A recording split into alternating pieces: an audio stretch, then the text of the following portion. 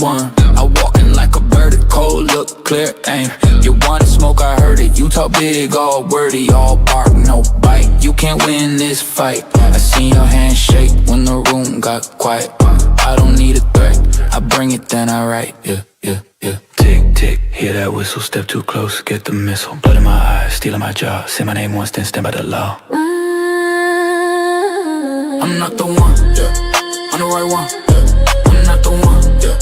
I'm the right one, yeah. You came for when you left with none. I'm the right one, yeah. I'm not the one, yeah. I'm the right one, yeah, yeah, yeah. I don't just a crowd, I let them come. I stare here hard like a loaded drum. You keep on talking, I keep on moving. Your chest gets loud, but your legs ain't proving. You want that title, you want that crown. I take one look and I shut it down. I crash when the flow gets mean. I came in clean, let the scene pristine. Tick, tick, hear that whistle, step too close, get the missile. Blood in my eyes, stealing my jaw. Say my name once, then stand by the law. I'm not the one, yeah. I'm the right one, yeah. I'm not the one, yeah. I'm the right one, yeah. You came for when you left with none. I'm the right one, yeah. I'm not the one, yeah. I'm the right one, yeah, yeah, yeah, yeah. I don't bend, I don't break, I don't flinch, I don't fake. Every shot you throw just feeds my pace. Every lie you spit, I put back in your face. I'm not the one, yeah. I'm the right one, yeah. I'm not the one, yeah. I'm the right one, yeah. I'm not the one, yeah. I'm the right one, yeah. You came for when you left with none. I'm the right one, yeah. I'm not the one, yeah. I'm the right one, yeah, yeah, yeah. That's what this case is about. It's about the truth. Not hiding it or concealing it, but exposing the truth. Don't let them get away with this. Do not endorse and sanction an investigation that is broken and corrupted top to bottom. That's why you stand as the guardian of justice and the protector of justice. And my question to you is, what will you do with this moment? Hey, you did that, look at you go. Drop that down and now the whole room know. Big heart energy still in the show. You walk in and the whole place grows. Old school smile with a fresh new grin. Same sweet spot, let the chaos in. Cards on the table, you win again. Everybody turn when you step in. Hands up, look alive. You made the whole night rise. They've been waiting on your name. Now it burns through the frame. Let's fucking go. Let's fucking go. You did that, and everybody knows. Turn up, toast to them, move. Let's fucking go. Big heart energy still in the show. Toast to them.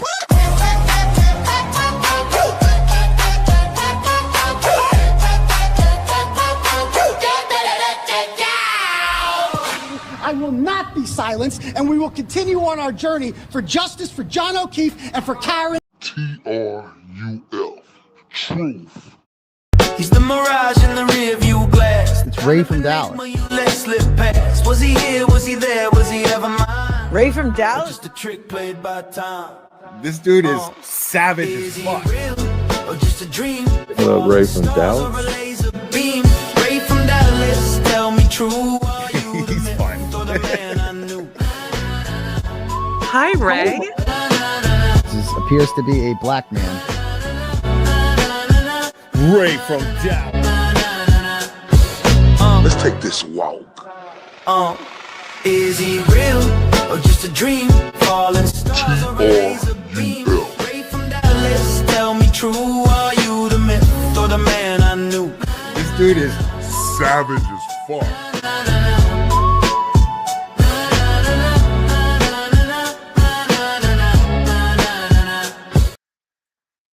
Shout out to everybody out here from that 214 where I'm at. To around the states, wherever you at.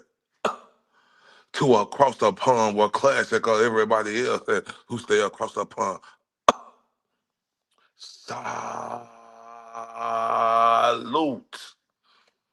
You are now rocking with your guy, OFD, aka Ray from Dallas. And I say, ladies and gentlemen, welcome back, right? Shout out to the beautiful Ashley is here. Shout out to Classic Overthinker. Shout out to the beautiful Classic Overthinker, the beautiful pretty Cookie, the beautiful Mar 310. What's poppin', ladies? And I want to say thank y'all for showing up for me. I really appreciate that, right? And y'all know how we coming, right? Cause we on one. We in that mode and we don't give a fuck. So let me turn up for all y'all, right? Cause I appreciate it.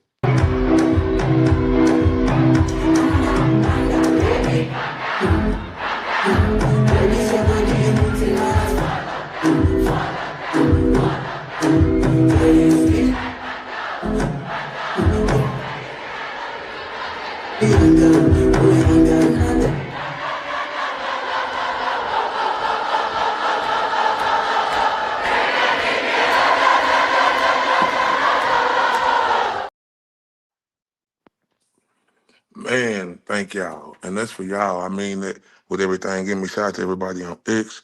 Shout out to the playback gang. Who gonna catch this later? Shout out to TC Keith. That's true crime, Keith, ain't it? He's in the building. What's popping? That's Keith. He in the building, Pugs and Keith. What's popping? Right?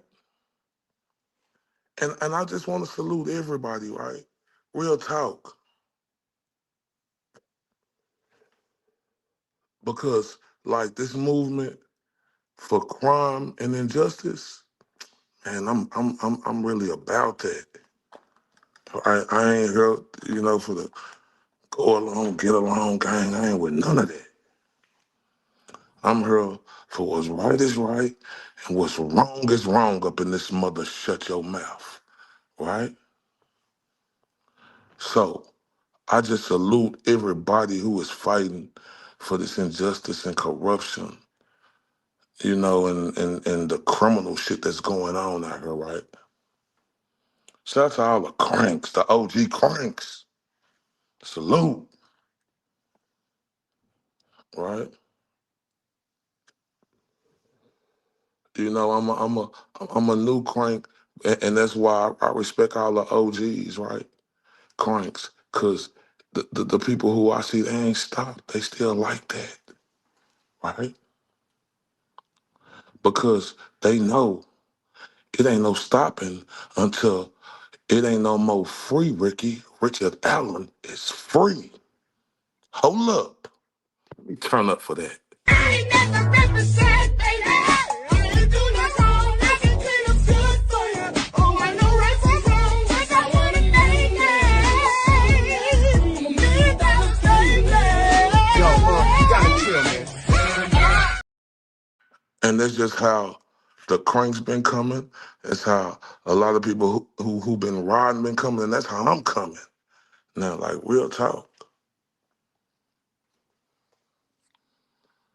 Because, you know, in my opinion, the evidence points at Kegan Kline and Monica Waller. So why is Richard Allen in prison? Ladies and gentlemen, let's take this walk.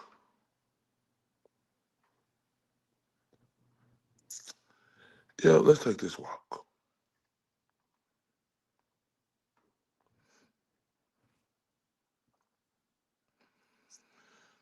For years,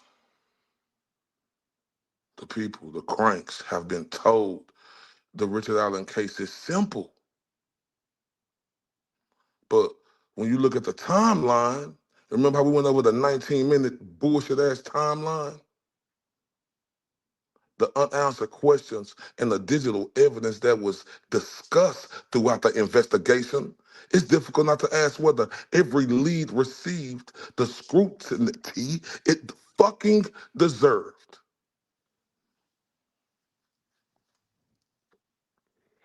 Shout out to the beautiful Tammy McCray in the building. Salute, beautiful. Glad to have you back. The Anthony _Shots account, right, wasn't just a random motherfucking online profile. These stupid ass Delphi investigators publicly fucking acknowledged that it was communicated with the beautiful Liberty German before the murders, and that account was linked to this Michelin man built Kegan Kline. That fact alone should raise a lot of motherfucking questions that everybody deserve full motherfucking answers. Then it's this fucking dumbass, redhead, hillbilly trash looking ass bitch in Dr. Waller, who's her the fucking scummy she is, the role that she had has become a source of motherfucking debate because of the testimony and disclosures surrounding her fucking bullshit treatment of Richard Allen while he was in custody. Look at this stringy hair, fat face, long nose, Count Dracula looking bitch, right? See, all the cranks, as I seen, argue that this stringy hair hillbilly involvement in the torture and derangement, right? It raises motherfucking questions about her fucking reliability of statements that the bitch said Allen made during the period when his mental condition, as this stringy hair hillbilly bitch would say, was deteriorating. I see all the cranks, they stand on conviction. And like the cranks do, me being in this case, they been seeing it and now I see it differently because I'm getting into it now. But the motherfucking bullshit still remains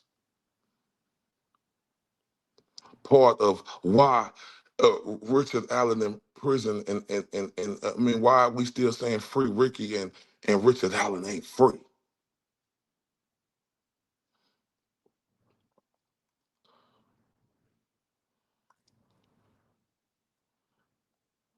Because this ain't really about declaring somebody's guilt, but it really is, if you're looking at it.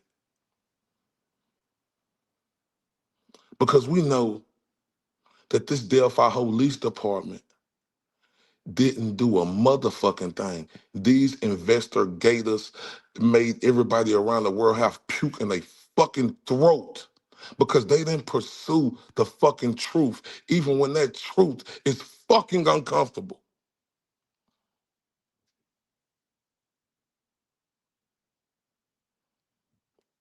The families deserve. Everybody around the world who know Richard Allen is innocent, they deserve. And most important, the two little precious girls, they deserve the real motherfucking story. And we know these punk ass investigators, right? They didn't chase every fucking credible fucking lead and fully investigate it like you take the oath to do.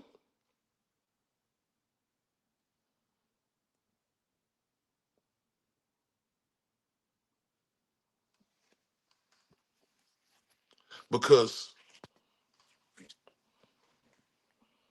when you take that oath, ladies and gentlemen, you sworn that justice should never stop until you get the right motherfucking answer.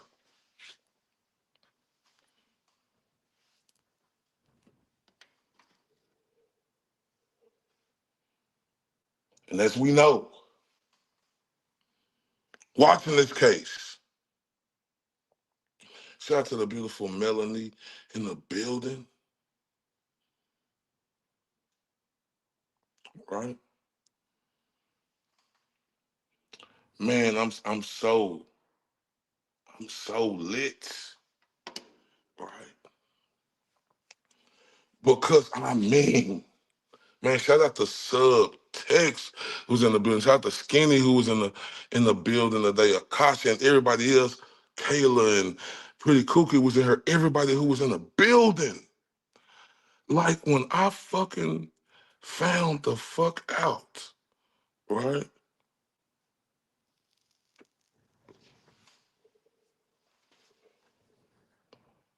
And I couldn't fucking believe it. Some new information, and I am fucking shocked and fucking stunned. Oh my God.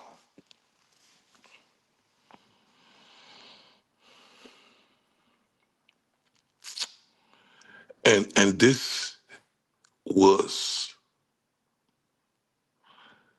so big to me because I didn't know, right? I don't know how I didn't, but I'm new to it. It's like it's so much information getting new to it. I don't know how I missed this.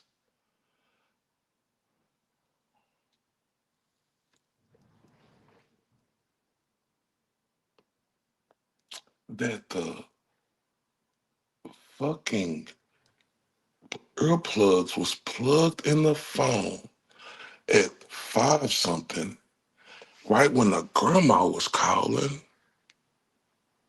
and then it was unplugged at 10 something. Man, I can't fucking believe this, y'all. I am fucking stunned. Oh, shout out to Subtext. Man, I appreciate it. Subtext was her. When I found out, I couldn't fucking believe it.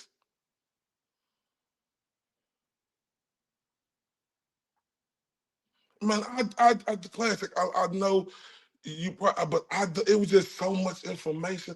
I cannot believe I missed that spot. Yeah, the Cecil fucking sir. Oh my gosh, shout out to Skinny Subtext and everybody who was on here today feeding me with this shit. I could not fucking believe it. And I'm not sure when they called it off, but this is the crazy thing. They said, this is what they said. The girl, I think it was Abby or one of them, excuse me, they body didn't move no more at like 2 something, and the phone was up under them and it didn't move either.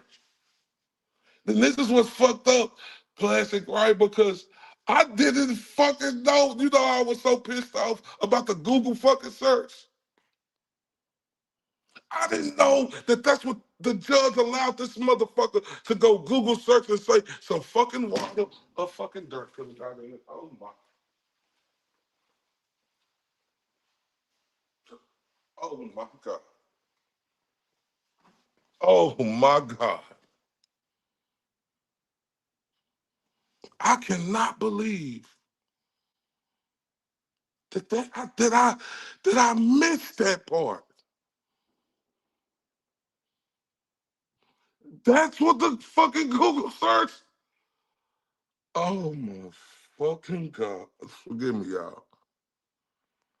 Oh, this. Oh, we.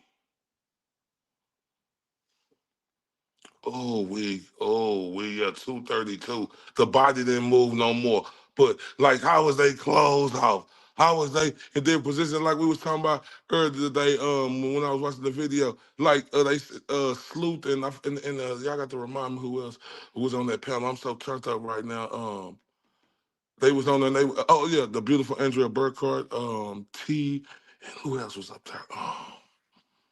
Uh, somebody else. I can't think. Forgive me, Cranks. Right.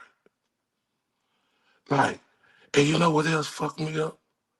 Uh, you know what else fucked me up? Classic. And everybody,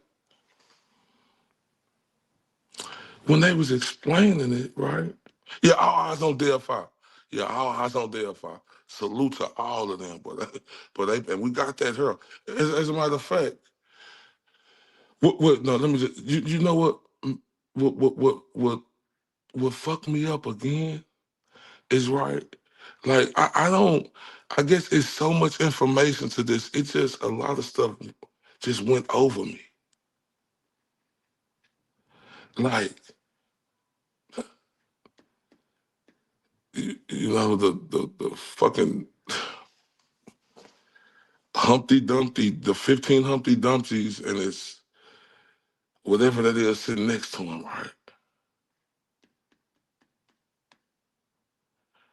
But that's another part. But it fucked me up that, like they tried to make it seem like he was looking at his daughter, but that wasn't even it because Classic put up a beautiful part, right, to show that he was having self-harm problems. And that's why the beautiful Kathy called, right?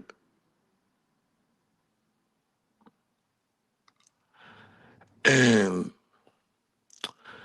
head and shoulders, you know, to go there with his daughter like that. Oh my God. Oh. And I didn't know. Hold on. Okay, it's she said Melanie right before midnight on the 13th, I think, at 11:54 p.m. She used to work for Internet Crimes Against Children. Okay. Eyes on Delphi, eyes on Delphi, it's amazing. Yeah. Seems the girls were always when they had headphones plugged in while everyone was distracted at the park. But see, I found that out. Then, I found out that he has a heart problem.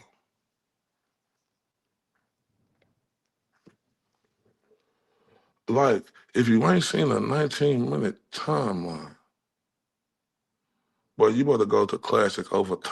But it was beautiful. I'm gonna show it again today, right? But we got some more stuff to get to first, right? Just to go on that angle of what we did today, about this hillbilly, uh, that stringy head hillbilly right there, Tinky Winky, right?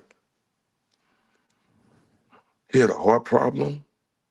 He had anxiety. You know, them girls was his size, and how he gonna do something to one and then the other one ain't gonna run off or ain't gonna scream or ain't gonna say nothing. It just makes no fucking sense. Yeah, okay, Classic say he had he had a heart attack and has had a stent in his heart. Yeah, I didn't know. I'm like, you just be so fucked up when you listening to this, when you new to this, you be fucked up by all the shit you heard. It's just like some shit just go over your head. Yeah, they was his size. And one was a swimmer. So they telling me one just gonna sit there while the other one doing this. The phone didn't move. It was up under the girl, but their clothes was off.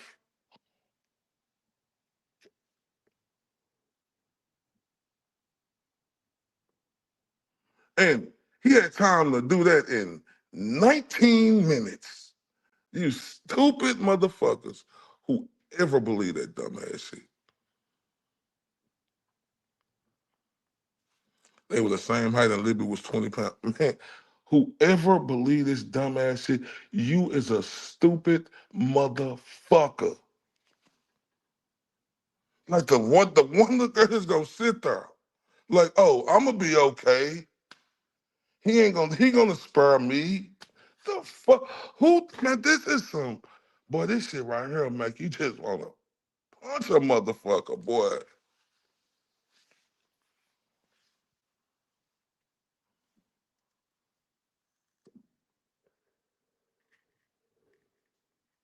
This shit right here make you wanna punch a motherfucker. You know why? Because in 19 minutes. Oh, that was such a beautiful video. Damn, we got it. We gonna play out. So, how the fuck can a man in this condition do that? And then you think one person gonna be able to do this? I said he had a gun, but then he had a knife. How he do that? Then put the ruins and have the little Odin of Odinism, Adonis, whatever you said, ritual with the F on the tree. Man, get the fuck out of here. That shit don't make no sense. And no DNA, right? Right? No DNA. But then they talk about a bitch ass bullet. Man, get the fuck out of here. Man, get the fuck out of here. Ain't that the worst shit ever, man? I cannot believe this shit. This fucked me up today. And you know what's crazy? It's probably a lot of more shit that done went over my head.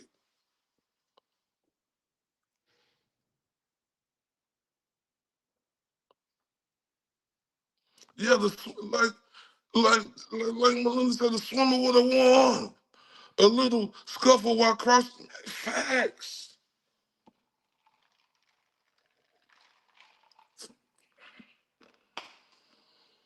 Oh, wait, man. This right here got me mad as a motherfucker. Because how is that possible? I'm sorry, y'all. I know I did this motherfucking been on here 20 damn minutes and didn't get the phone. And remember, didn't they say they came back 20 minutes? And then they found the bullet or something? Oh, my, how the fuck did you do that? 5 whole years later, huh? The fuck out. Was it 5 years later? The fuck out of here.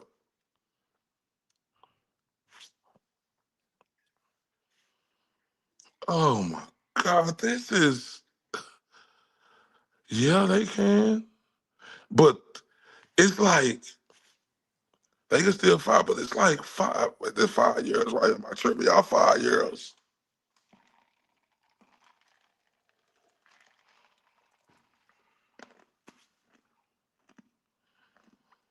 Hmm.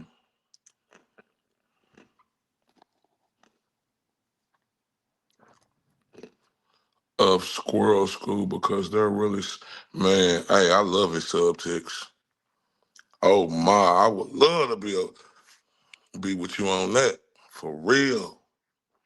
Because this shit is, like, I cannot believe that it went up. This dude had a heart condition with a stent, and he had anxiety, he smoked cigarettes and stuff. And these people said that he, these people said that he, hold up, y'all gotta stop playing with me. These people said that he was able to handle 2 girls like that. Man, get the fuck out of here. Man, when you thought you heard it all, you ain't really heard shit. That's why I say, I don't trust. Like, this case done changed me, y'all. I'm not bullshitting. This case done changed me, right? Because it show you how fucked up people really is out here. You can't, you can't, like, this is some fucked up shit. Like, with him having that stick, how the fuck is this man with these conditions? And then what's her name? It start with a W, the Dr. West something.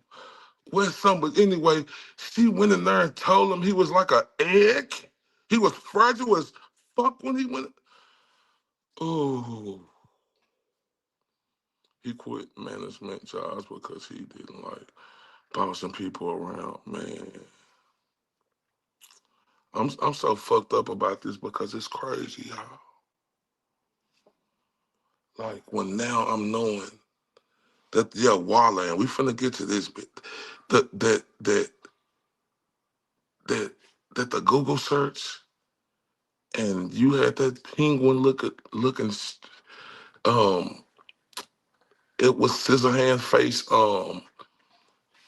got so many fucking veins in her neck, uh evil bitch and girl shit. Allow it? Man, get the fuck out of here.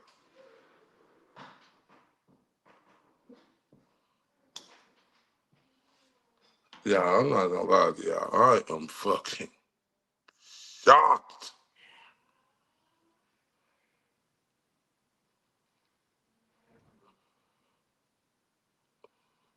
Man.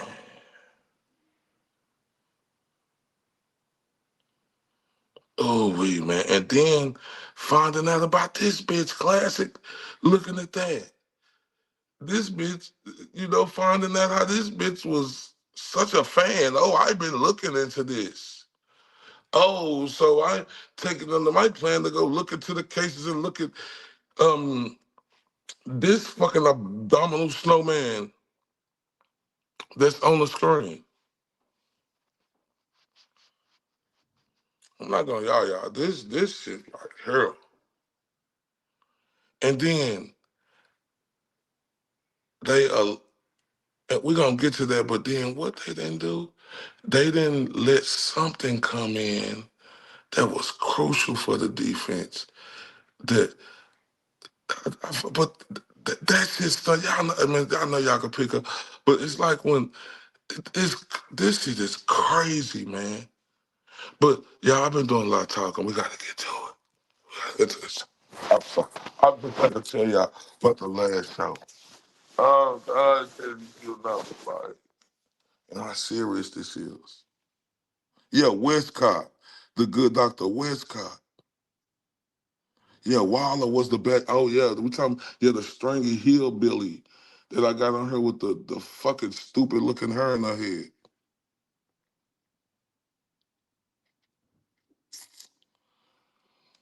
But, yeah. So, we're going to get to that, but I want to get to this right here real quick. Right, because, and shout out to the beautiful classic, I want to get to this. This is what you call a real psychology when you looking at someone. Oh, holy fuck.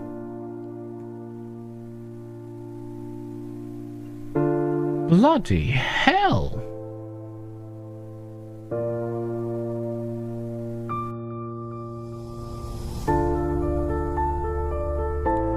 Now there's a deterioration. Like... That was after solitary confinement. Jesus. Jesus. Did you see his eyes? He looks... I want to say psychotic, which is actually probably accurate. Which is probably accurate, yeah, for sure. And I don't mean it in that flippant... No, you mean psychosis, I know. Jesus, that's so... This is somebody who's broken. He's also got the eyes of somebody who doesn't know where he is or what's going on. That's just resigned to everything. Broken. Somebody who's broken, basically. You see this kind of behavior in prisoners of war, political prisoners. You saw this look in concentration camps. You see it in hostages, so this kind of thing. He looks like, yes, a Belsen victim. Yeah. I'm almost in tears, Paul, that is... Pull yourself together, Helen. I know, I'm trying.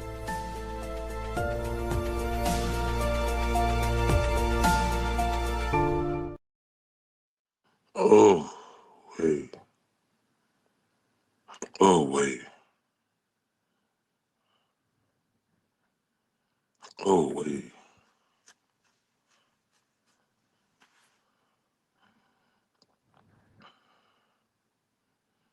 Mm-mm-mm.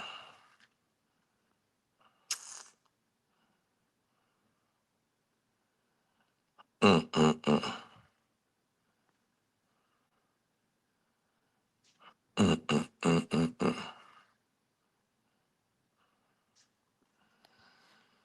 Ooh, that was tough.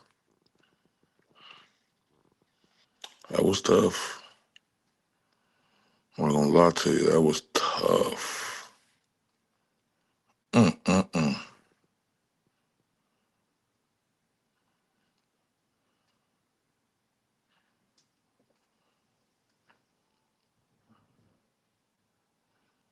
Mm-mm-mm-mm-mm. How cannot any like real person look at that and know that that is that?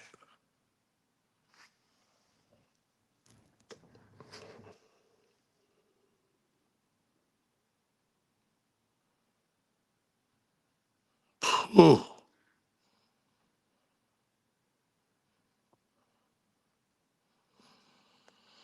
Ooh, yeah, that shit right there was tough. All right,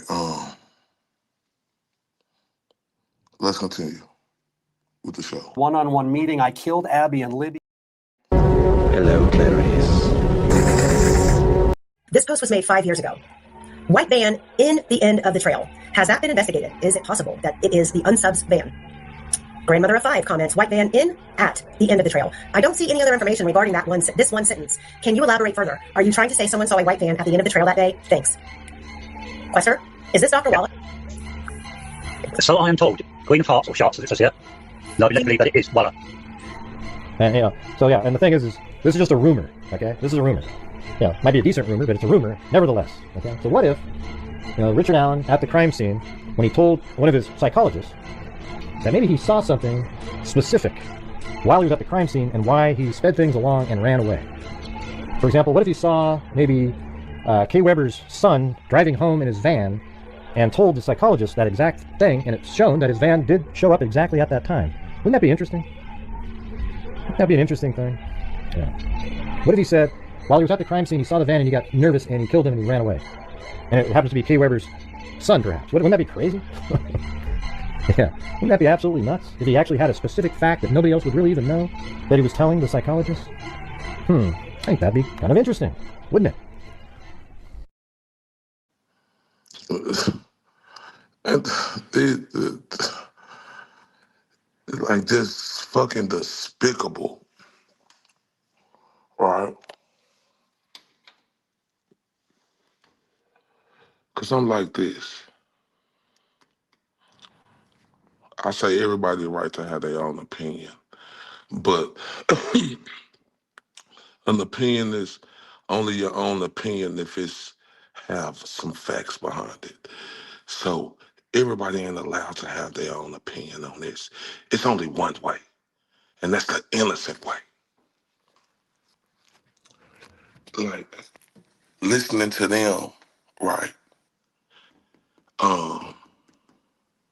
And other people who was analyzing this, like they illiteracy is at an all-time high, and they think they are smart, right? They illiteracy is at an all-time high, but they think they are fucking smart, and they're not.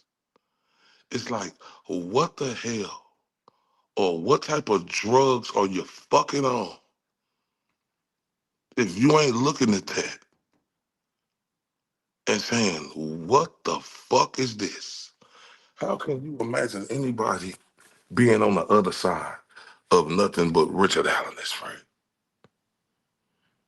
But okay, let's continue with this hillbilly, tinky-winky looking piece of shit of Walla. One-on-one meeting. I killed Abby and Libby. I'm sorry. But it was a month later, during another meeting, that Wallace says Allen not only confessed, but he gave details of the murders. Walla read from her clinical notes today, telling the jury what Allen told her. And she said, Allen went to his parents' house in the morning, bought a 6-pack of beer on the way home and drank 3 of those beers, and then bundled up and went out to the trails. that's where he saw Abby and Libby, and he followed them across the bridge. She said Alan told her that he did something with his gun at that point, which he thought might explain how a cartridge from the gun ended up at the crime scene. And she said Alan told her that he instructed Abby and Libby to go down the hill. The psychologist told the jury that Alan then said he planned on sexually assaulting Abby and Libby, but he saw a van and got scared, so he told the girls to cross the creek.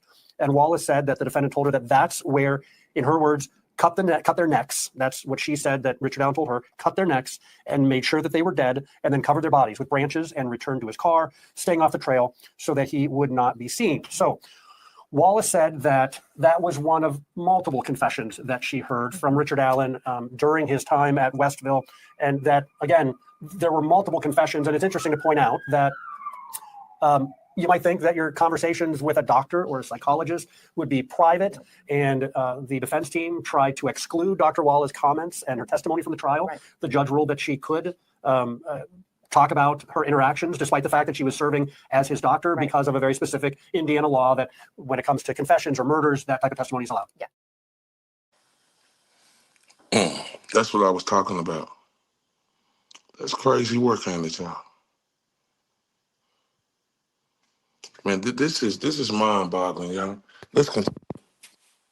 Because of a very specific Indiana law that when it comes to confessions or murders, that type of testimony is allowed. Yeah, and she talked about writing those down with a pen, taking notes, and then actually going back each day and entering them into a system, and then she would... Testimony is allowed. Yeah, and she talked about writing those down with a pen, taking notes, and then actually going back each day and entering them into a system, and then she would shred her notes. And the defense really attacked that, the fact that she shred her notes, and thought that that was not best practices. And she said that she did that, for security reasons and privacy reasons. And it was interesting that when Dr. Wallace was reading from her notes today, that evidence, that exhibit, was actually passed out to all the jurors so they could follow along in her notes as she was testifying. And one of those clinical notes that she read from actually was another confession involving a phone call that Richard Allen made to his wife while he was in prison. And Dr. Wallace said that Richard Allen requested that she actually stay with him so that she could hear him call his wife Kathy. And I want to just share with you what she recalled from that.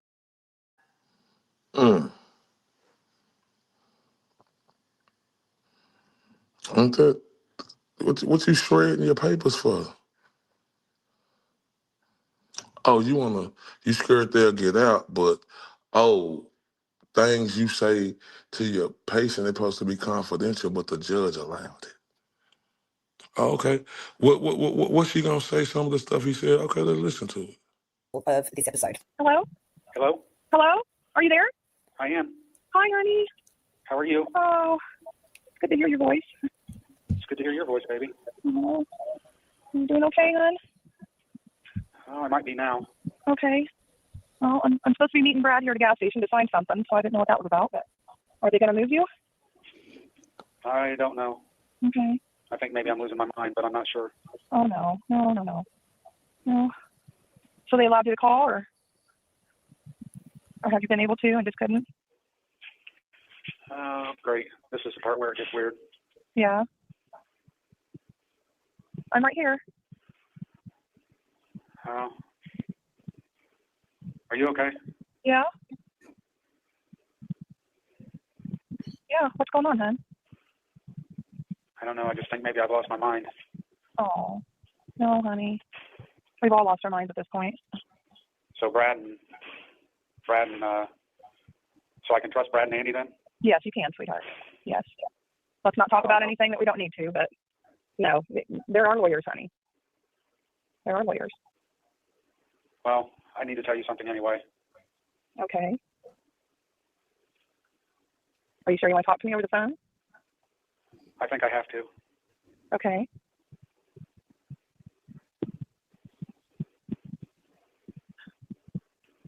I need you to know that I did this. What? No. No, you didn't, dear. There's no way. There's no way, dear. Love me. Dear, there's no way. Okay. I hope you still love me. I always going to love you, honey, but no, you have not done anything. And I think you are not well. So you don't need to be saying you did something you didn't do. Well, hon, this is the first time I've been able to talk to you, and I've been trying forever. Were you just not allowed to call me, or? I don't know what's going on, hon. Okay. I'm definitely going to lose my mind now, though. Don't. I'm supposed to be meeting Brad here for some reason, so. I don't know what's happening. I've been asking for personal visitation, and that's not going through. And I know. then it's taken me. Feels like it's taken me forever. You have 1 minute remaining. It's okay. Are you there? Yeah, I'm here. I'm just trying to be at peace with things. Honey.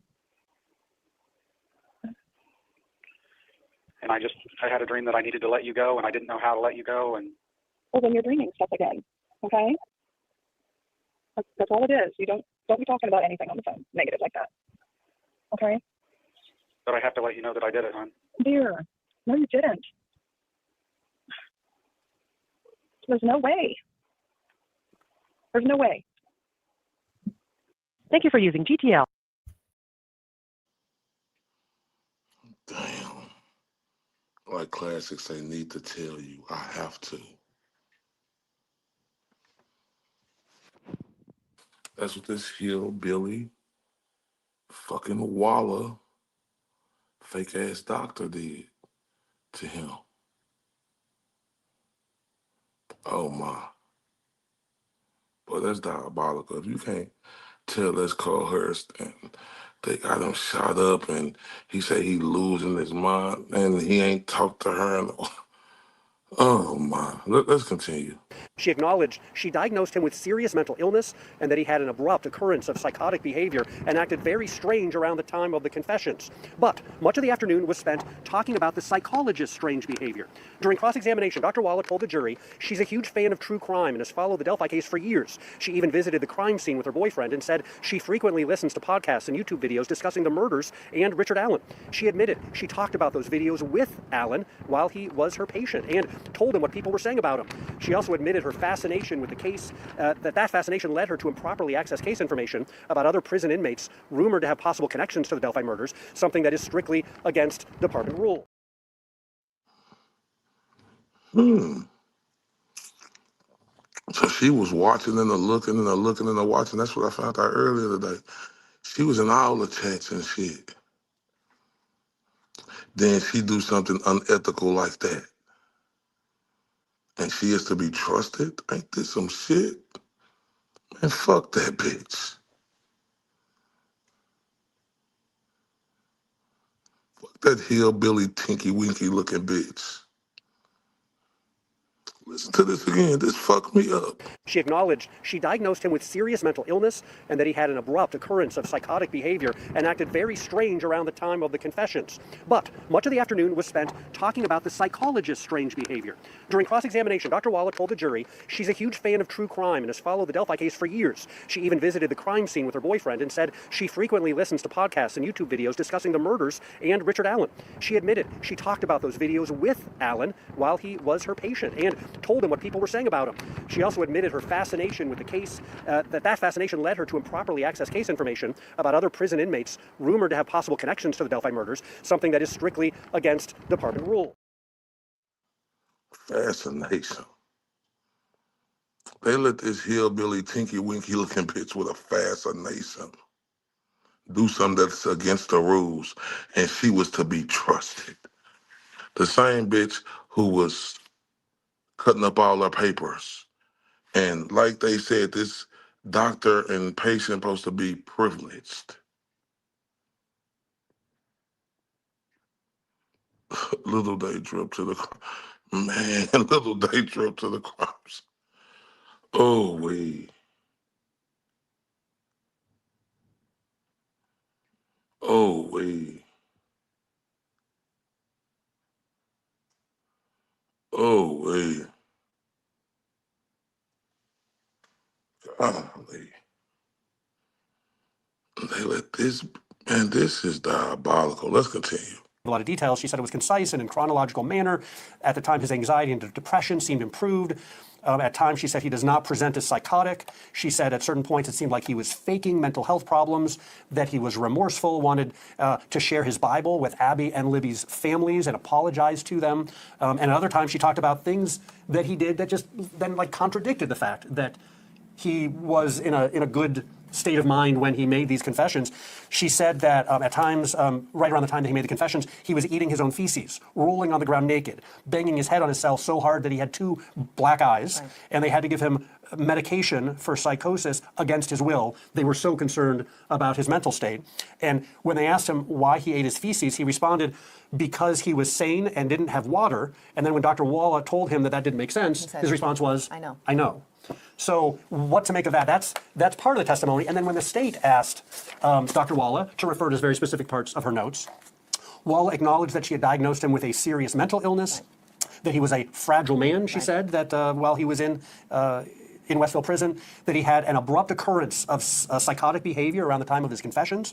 She testified that she has thought more about the idea. She said that it seemed perhaps he was faking his mental illness, but since then, she's thought more about that. And thought perhaps she was wrong on that, that he was not faking it. Yes. So was he sane? Was he mentally ill? Now it's for the jury to decide. And at least for me, sitting in the courtroom today, I'm not sure where I come down on that, and that might be confusing for the jury as well. I would imagine. And we learned about the conditions too. Yes. That he was living in. I mean, when the defense was asking her to read her, I think it was called the suicide notes, the notes that she took while he was on suicide watch, right? Yes. She noted, and the defense had her note about, that he was fighting ants and cockroaches for his food. Again, you talked about the 2 black eyes that he had been, banging his head. That other prisoners he had told her were calling him baby killer and telling him to kill himself. Therapy in a 3x3 area, kind of behind a cage. That's how the therapy was. And there was kind of a debate of whether he was shackled. So this stupid ass woman, did I just hear her say she thought he was faking and doing all this and that, and now she may think he wasn't? Did I just hear this? That being said, I know I'm not tripping. I got to be tripping because I know I ain't heard that.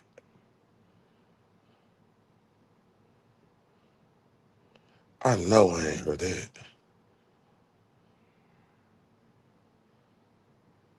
I know I didn't hear that.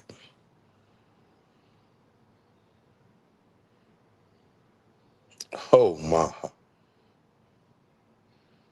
Banging his head. He eating his feces because he ain't had no water. Oh my.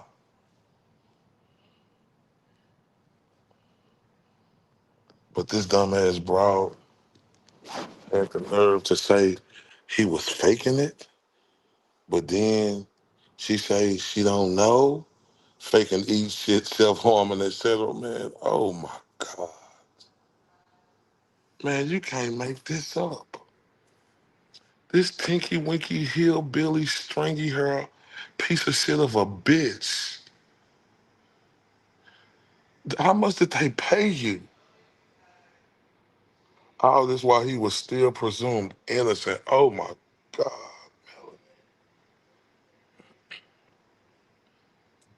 Oh my God.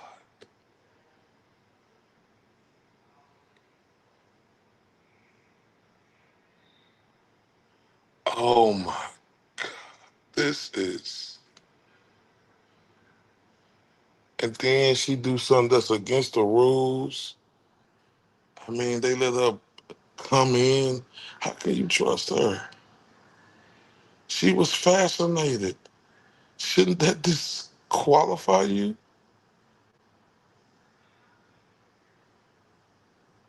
Oh, wait. Oh, wait. Let's continue, y'all. And he told her, the defense, talked about this, that he told her that he felt like he was being already treated like he was guilty. And at one point said that he didn't do this and would never be okay being in prison for something he didn't do. And they pointed out again, he was under video surveillance 24/7. The whole time he was there because he was under suicide watch. He was in a special cell where they could watch him, even when he was going to the bathroom. They talked about the fact that he couldn't fully turn the lights off in his cell at any point. They just talked about that. And the defense has been working the last couple of days and talking with the prison officials to try and establish for the jury that the conditions under which Richard Allen was living at Westville Correctional Facility would drive anybody crazy. Right. It seems to be the way that they're going and what they want the jury to believe. And they also talked about the physical changes. They had Dr. Walla talk about the physical changes that she noted in Richard Allen, that at one point his eyes seemed to be bugging out of his head. Bulging out of his head. That's right. Yes. Bulging out of his head was one of the things that I took note of. And of course, you said the 2 black eyes from self-harm, that he was self-harming. Yes. So, Scott, it was a fascinating day of testimony from Dr. Walla today. And again, I think it's going to leave a lot of questions for the jury, just as far as after hearing these really compelling confessions from a psychologist who testified that she heard these things and lots of details from Richard Allen. What's the jury going to actually make of whether or not he was mentally capable at the time? So that's really one of the big things that came out of the session today in court. All right. I agree with you. I think the bitch is a psychotic too and enjoy fucking with his mind. I agree 100% with that.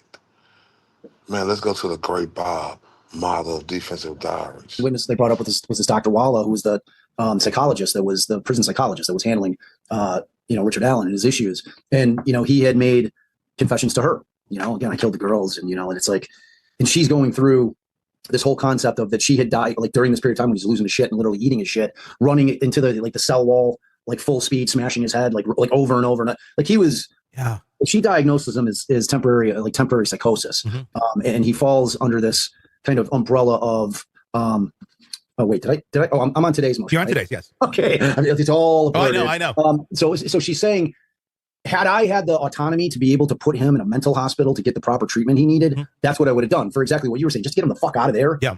Just get him into a place where it's more humanity around him. There's people that he's going to be able to speak to. He's going to have some kind of human contact, just to get him right again. But she's like, I couldn't because he's under this safekeeping order. Mm-hmm. Now, the problem is that in that unit that he's in, this like there's 255, they call it a prison within a prison. It's like super lockdown. It's for people that are hyper violent, that have fucked up some other place, or, for guys that are suicidal. Like he's got a camera on him 24/7, like all the time in his cell. So they're like, okay, well, she says, I definitely would have moved him to another facility. But the problem is he's got that safekeeping order. And despite the fact that the rules are like per the DOC that after 30 days is considered to be the threshold, that you cannot keep somebody safely, mentally in lockdown in solitary for 30 plus days, mm-hmm. unless there's extenuating circumstances, like the dude is like a raging Hannibal Lecter or something. Right, yeah, exactly. Yeah. So for like everybody else, you got to go out. But the problem is this order of safekeeping order is trumping that rule. Mm-hmm. So the end result is they wouldn't move him out. They just kept him in solitary for all this time.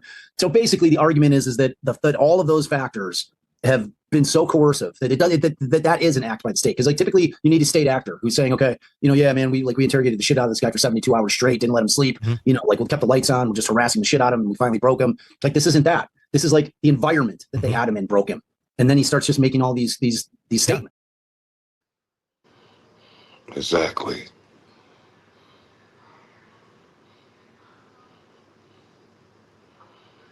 Holy man.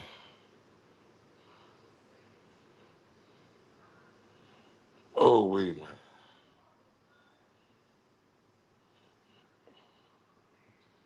Oh, wait, man.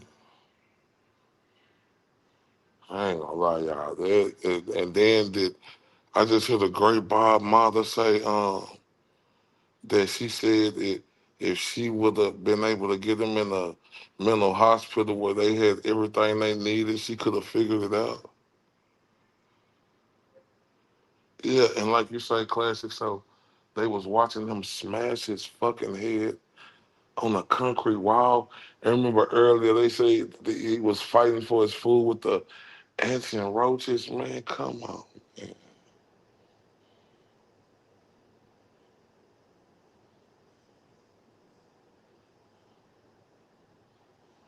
Oh, wait.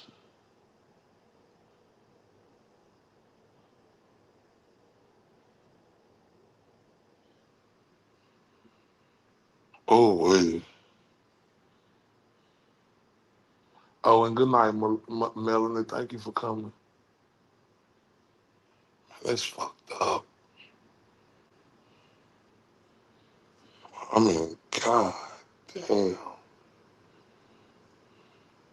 Let's continue, y'all. Like out of nowhere, but like leading up to it, he's professing his innocence. And once he gets right, because they started giving him tranquilizer.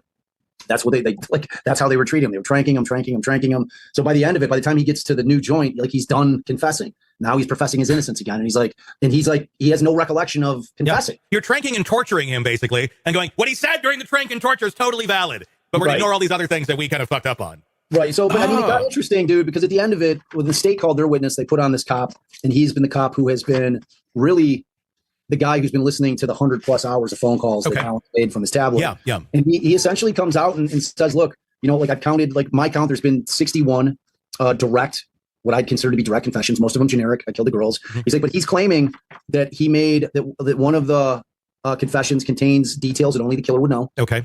Okay. And let's see, I want to get to them because there was like 4 different things. It was interesting. It's like, even if you are the killer, you still can't treat somebody like this. No, I know. And like, I mean, my counter argument to that, to him like having knowledge, is that he was dropped off the discovery case, meaning Alan was dropped the discovery in the case like on April 4th. So these things are after he has the discovery. So that kind of takes like the heat off of that. It's like you want, like once he has the discovery and you can see the details, what happened because he's got the police reports, that takes the effectiveness of that. Like where you're like, oh shit, this guy like is confessing and only the killer would know this. Well, no, you gave him, he has the discovery. So that's how he could know the details. So it doesn't have quite the same bite. No, it doesn't, not at all. So, but he said, like, yeah. Man, shout out to Bob Marley, man. Because see,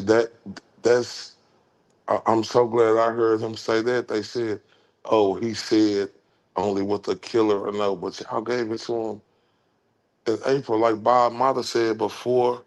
That's before, you know, the discovery. He had the discovery, right? He's smashing his head, eating his shit. You know, y'all torturing, fucking him, having the lights on, just doing the fucking unthinkable to him, right? Budging eyes from the medication, right? Oh my God.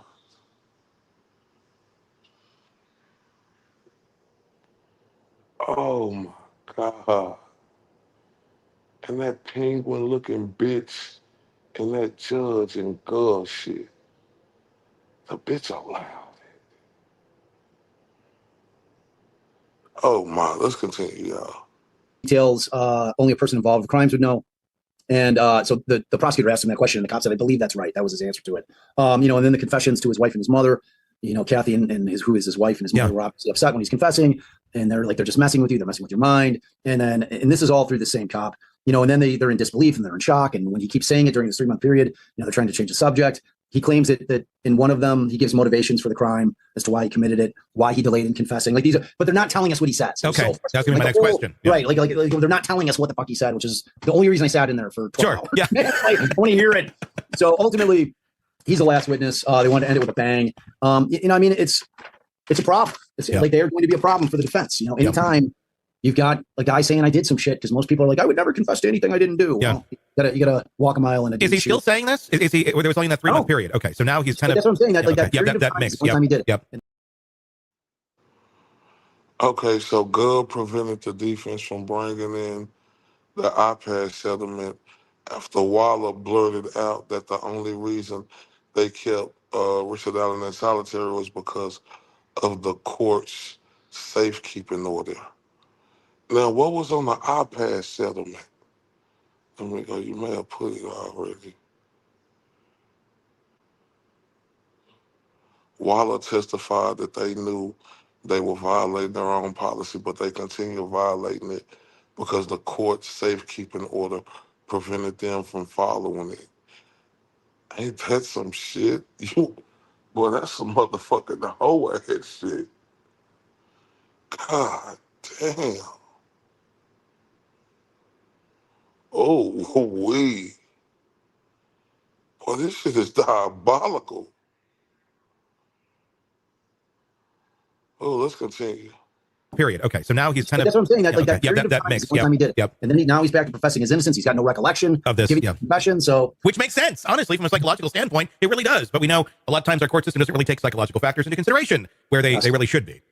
Exactly. And so that ended the day, and she's going to take that one under advisement as well. Again, it's such a novel argument. I don't see that getting granted. Yeah. You know, and a lot of that's going to be issues that are going to have to be brought up at trial. I mean, they're going to have to delve into this. They're going to have to show the conditions in which he was being held, and that he lost his shit, man. You know? So tomorrow is the last day. It's going to be a big one. This is where the state is filed what's called a motion to eliminate, trying to exclude the defense from being able to use the third-party culprit stuff. So that's your Brad Holder, Patrick Westfall, Elvis Fields.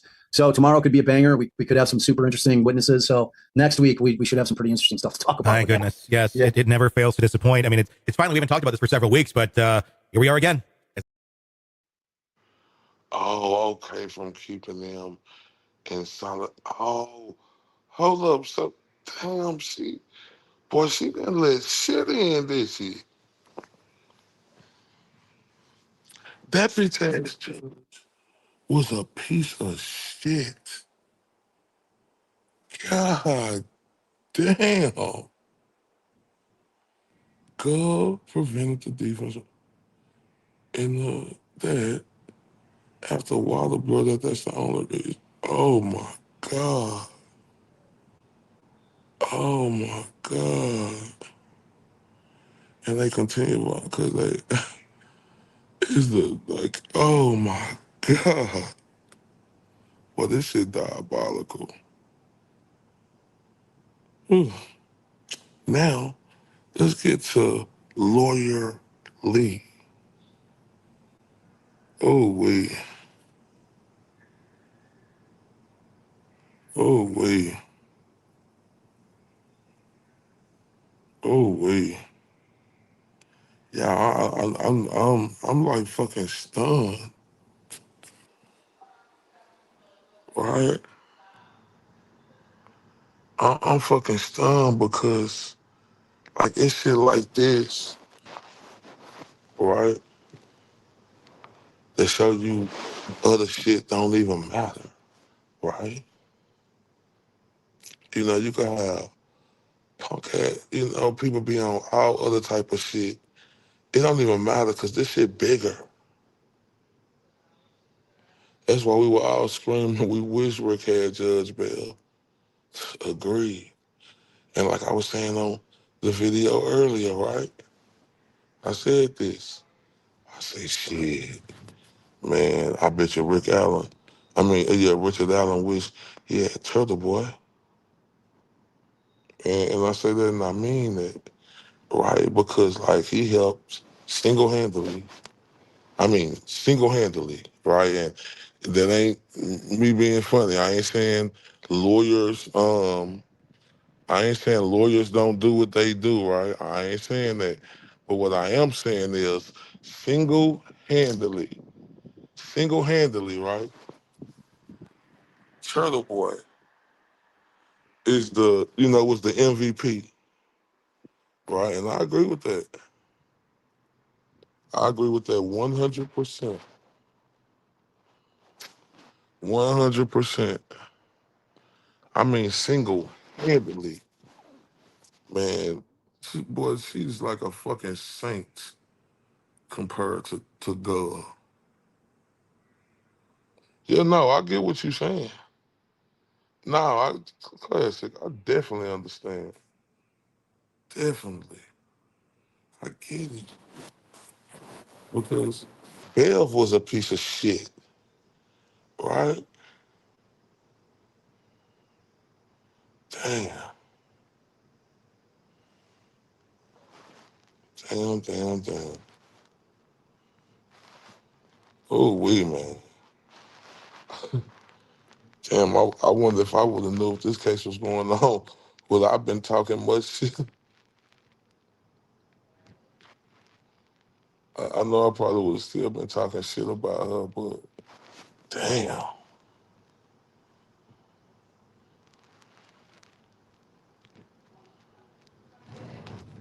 You know, that's why I say, man, like,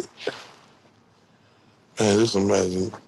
And I know Richard Allen had a lot of people behind him, and this ain't no disregard to nobody, but, like, just imagine if he had a Turtle Boy behind him, brother. Man.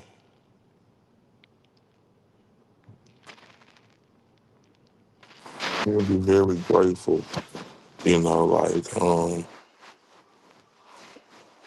because, like, I had a problem with, how the shit went on about the recording and Karen Reed, like, I had a problem with that, like, with her, like, for real. And, to act like that after a man saved your life, I had a real problem with that. I ain't no problems now, but, I wouldn't rock with her or nothing like that, but I'm glad she's free because she was innocent. But it's just shit like this I think about, like, damn, what if Rick Allen had a trailer boy?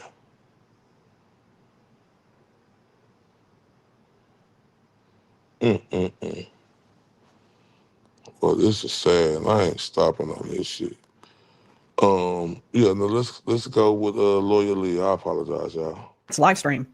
Kegan Kline is the guy you want to be guilty of the Delphi murders. I mean, obviously you don't want him to have committed the murders. It's just that he's been sentenced to 43 years for a list of crimes so appalling that it's really difficult to drum up any sympathy for him. On the day that Libby and Abby disappeared, Kegan Kline lived in Peru, Indiana, 40 miles from Delphi. He's now in jail for 43 years, as I said, having...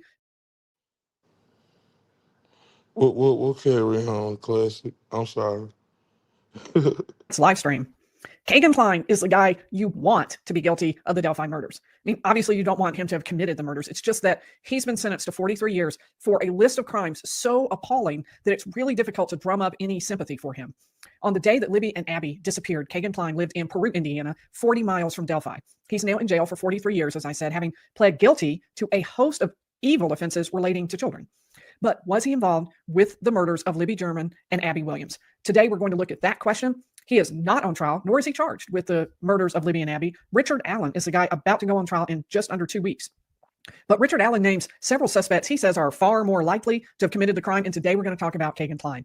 Kline admits to being in the area where the bodies were found on the day of the murders, nearby anyway. We'll look at what charges he's pled guilty to. I'm going to go very lightly on describing them because I just don't want to do any detail. I just don't want to get into it. There are a lot of sympathetic ears to the idea that he could be guilty because what he is accused of is so incredibly upsetting. Richard Allen wants to point the finger at him, but the judge has said no, has said that that's not going to come into trial, and he won't be allowed to point the finger, blame Kegan Kline. But so the question really is, did Kegan Kline have anything to do with the murders of Liberty German and Abby Williams on February 13th, 2017? That's what we're going to talk about tonight. We are focused on the documents and the legal science because that's what channel you've hit. Man, shout out to free_Ricky_Pay. Salute, beautiful. And you right, Classic. That link file was some bullshit. That's why I ain't respect it. You know, I'm glad person free, but like, I just care about, you know, what the GOAT get through his shit, because he's the one who put in all the work, and for that bullshit to happen, like, I'm just worried about him and make sure he get what he get. I think he deserves the most money. Like, she free, and I ain't even worried about that shit no more. I'm just worried about the GOAT. Man, this kid, and you said kids as young as 3-year-old, and they let him walk facts. Oh, my. Oh, yeah. And she finna get to it. How the fuck was, Kegan. Everybody, if y'all can't hit that like, share, please. If y'all can. But look, all that. And like, this is so crazy, y'all. So crazy. Hold on, I got something here. Where is it? Yeah, this is so crazy. So, oh yeah, I got something. It's crazy. Look at that. This abominable snowman looking son of a bitch. Look at that. All that against him. But let's continue. Says, and let me go ahead and set the stage for us. So what this is a trooper is filing this with the court and suggesting that there is probable cause to arrest Kegan Kline. And the date of this is February 25th, 2017. So this is less than 2 weeks after Libby and Abby had disappeared. And a law enforcement officer, Trooper David Vito, is saying, we got enough here to arrest Kegan Kline for this. The undersigned says on February 25th, 2017, the Indiana State ISP and the Federal Bureau of Investigations, FBI, executed a search warrant at, and it's blocked out, while working ISP case blocked out. The FBI sent information to the ISP Cybercrimes Unit that an adult male was soliciting female juveniles utilizing the social media platforms Snapchat and Instagram. The adult male was using the username Anthony Shots. Subpoenas were sent to Instagram and Snapchat for the Anthony Shots account information. The Instagram and Snapchat returns provided Comcast IP addresses. A subpoena was sent to Comcast for the IP addresses associated with the Anthony Shots account, and they returned to, redacted, in Peru, Indiana. The Instagram subpoena advised the Anthony Shots account was registered on 7/20/2016, a year before the girls were killed, a little less. And the Snapchat return advised the account was registered on 7/14/2016. Again, a little less than a year before the girls were found. On February 25th, 2017, at approximately 12:30 p.m. Eastern Standard Time, you have to sort of recognize that at this point, anybody and everybody is looking for whoever killed Libby and Abby. Their bodies were found the day after they disappeared on February 14th, Valentine's Day, 2017, and everybody is looking for them. So and on that day, a search warrant was executed on the residence by ISP, FBI, and the Peru Police Department. Redacted and his son, Kegan Anthony Kline, were located in the residence. So there were two people there. And the father figures throughout this. We're going to hear more about the father as we look into the allegations against Kegan Kline. At approximately 12:35 p.m. Eastern Standard Time, Redacted was interviewed by ISP Sergeant Kunstek and FBI Special Agent Willman. Blank was redacted, was read his rights and agreed to speak with investigators. Redacted confirmed they had Comcast as their internet provider and it was a secured network. Redacted told investigators that Kegan did use Instagram and Snapchat. So almost surely what's happened is they've gone in and they've talked to the father and they've asked him various questions like, does your son use Instagram and Snapchat, which was something they were looking at, and who is your secure network provider? Oh, really? Oh, wow. Oh, wow. Oh, wow. Man, shout out to my guy, Pats_R, back in the building. Oh, wow. So to say, I don't know if it took them longer to find Kegan or Adam Bridge, even though both of them should have been looked at closely in the earlier stages of the investigation. Both took too long. Man, they just fucked up this whole investigation. This is just a mockery. This is a fucking mockery, bro. It's just so much stuff, and man, let's continue. This is bad. And they're looking for the IP address, things like that. At approximately 1:25 p.m. Eastern Standard Time, Kegan Kline was interviewed by ISP Sergeant Kunstek and FBI Special Agent Willman. Kegan was read his rights and agreed to speak with investigators. During Kegan's interview, he initially denied creating fake social media accounts and talking to underage girls. So he's saying, no, that never wasn't me. Don't look at me.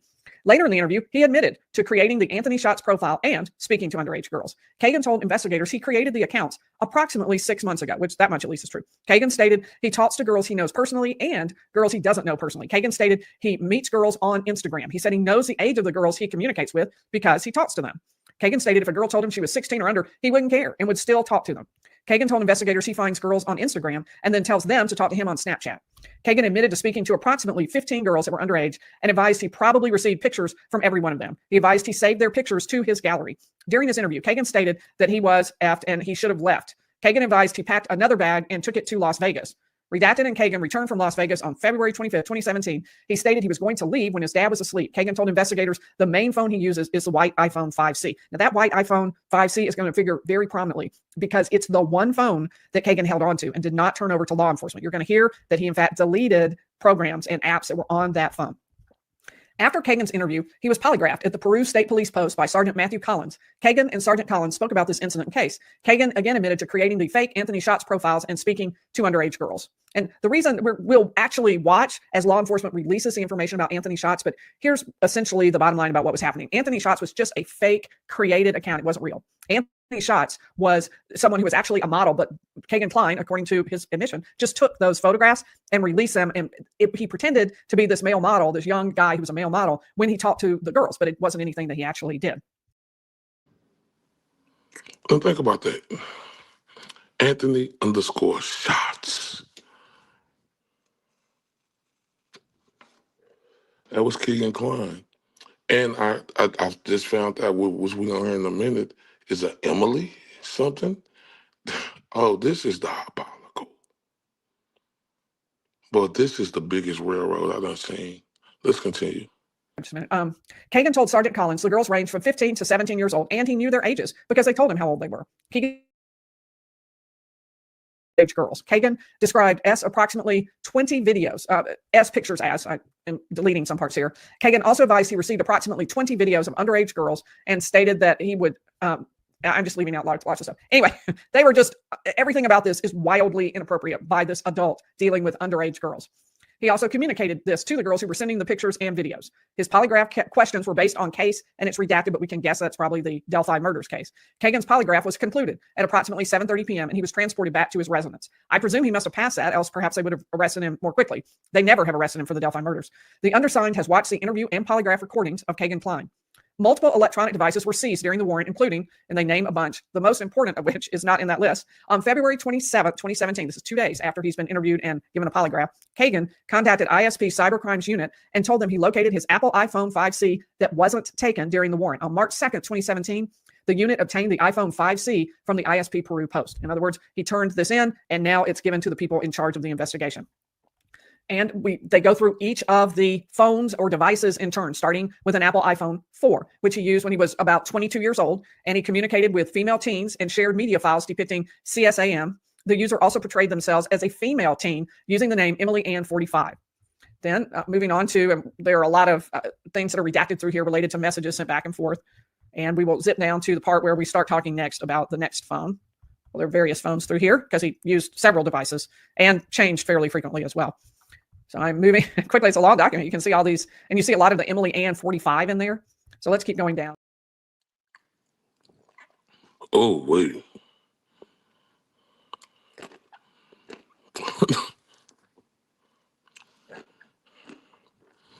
When they talk about polygraph, right?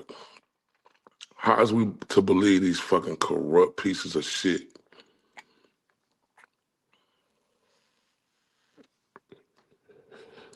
How is we to believe them?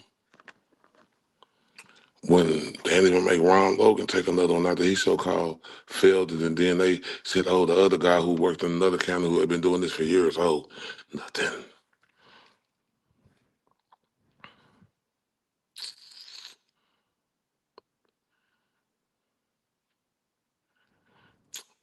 Like you said, what they actually do. I'm with you. What they actually do. The other failures of LE screams of culpability, if not simply collusion. If I lived in Indiana, I'd be mad as a motherfucker. Boy, I'm with you. Oh, wait.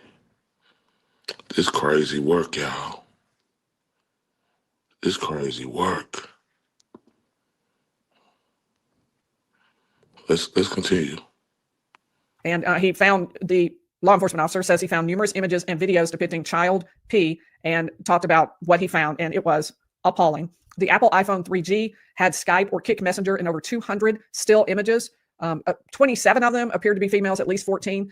My math says that means the vast majority did not even appear to be females at least 14 years of age out of the 200. Samsung Galaxy S4. This phone was named, and he names it, was last utilized on approximately June 25th, 2015. So one of the reasons law enforcement is saying this is what he was doing right around the times of the Delphi murders. It wasn't isolated. Similar things have been going on for years. The forensic analysis showed the device was powered on multiple days after this date, but not utilized on those days. Kegan would have been 21 years old at this time. There were many chat conversations recovered from this device. Several conversations appeared to be with a female teen, approximately 12 or 13 years old. The user also used two profiles, Kegan Kline and Emily Ann, who is Kegan's stepsister, to communicate with female teens. Conversations were found on this device where Emily discussed having sex with Kegan and his father at the same time. Multiple CSAM files found on there. We're just going to skip through this. Apple iPod Touch. They found more images. They couldn't tell how old the women were. But one of the important things, the images were from the local area. So they were from people who weren't so far away that it was basically out of reach or out of possibility for him to go meet these people. And now we get to the Apple iPhone 5C. This phone was named Kegan's phone and was the phone he turned in to the Indiana State Police. The phone was last utilized on approximately February 27, 2017. Kegan would have been 22 years old at this time. The user of this device used Facebook, Instagram, MeetMe, Snapchat, and Twitter to communicate or chat. Much of this data from these applications was deleted from the device. The examination found multiple still images saved to the device that depicted females posing without clothing. The ages were indeterminate. On approximately 2:27 at 9:48 hours, the user cleared or deleted the Safari web browser history and website data from this device. During the examination, some information was recovered. And while looking over the digital forensic exam, we're almost finished, by the way, on this document. The digital forensics examination report, I noticed the user deleted multiple items off the phone before turning it in to law enforcement. On February 25th, they served a search warrant.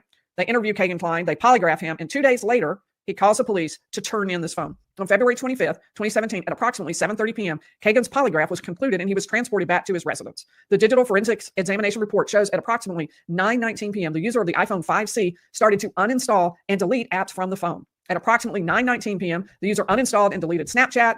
Then at 10:14, the user uninstalled and deleted Instagram. Then the next day, the user uninstalled and deleted MeetMe, and then put Snapchat back on the device. And then at 1:28, again, uninstalled Snapchat and deleted it from the phone. Kegan admitted to using these applications to chat with underage girls. The evidence contained in these applications were destroyed when the user deleted them from the device before turning it into law enforcement.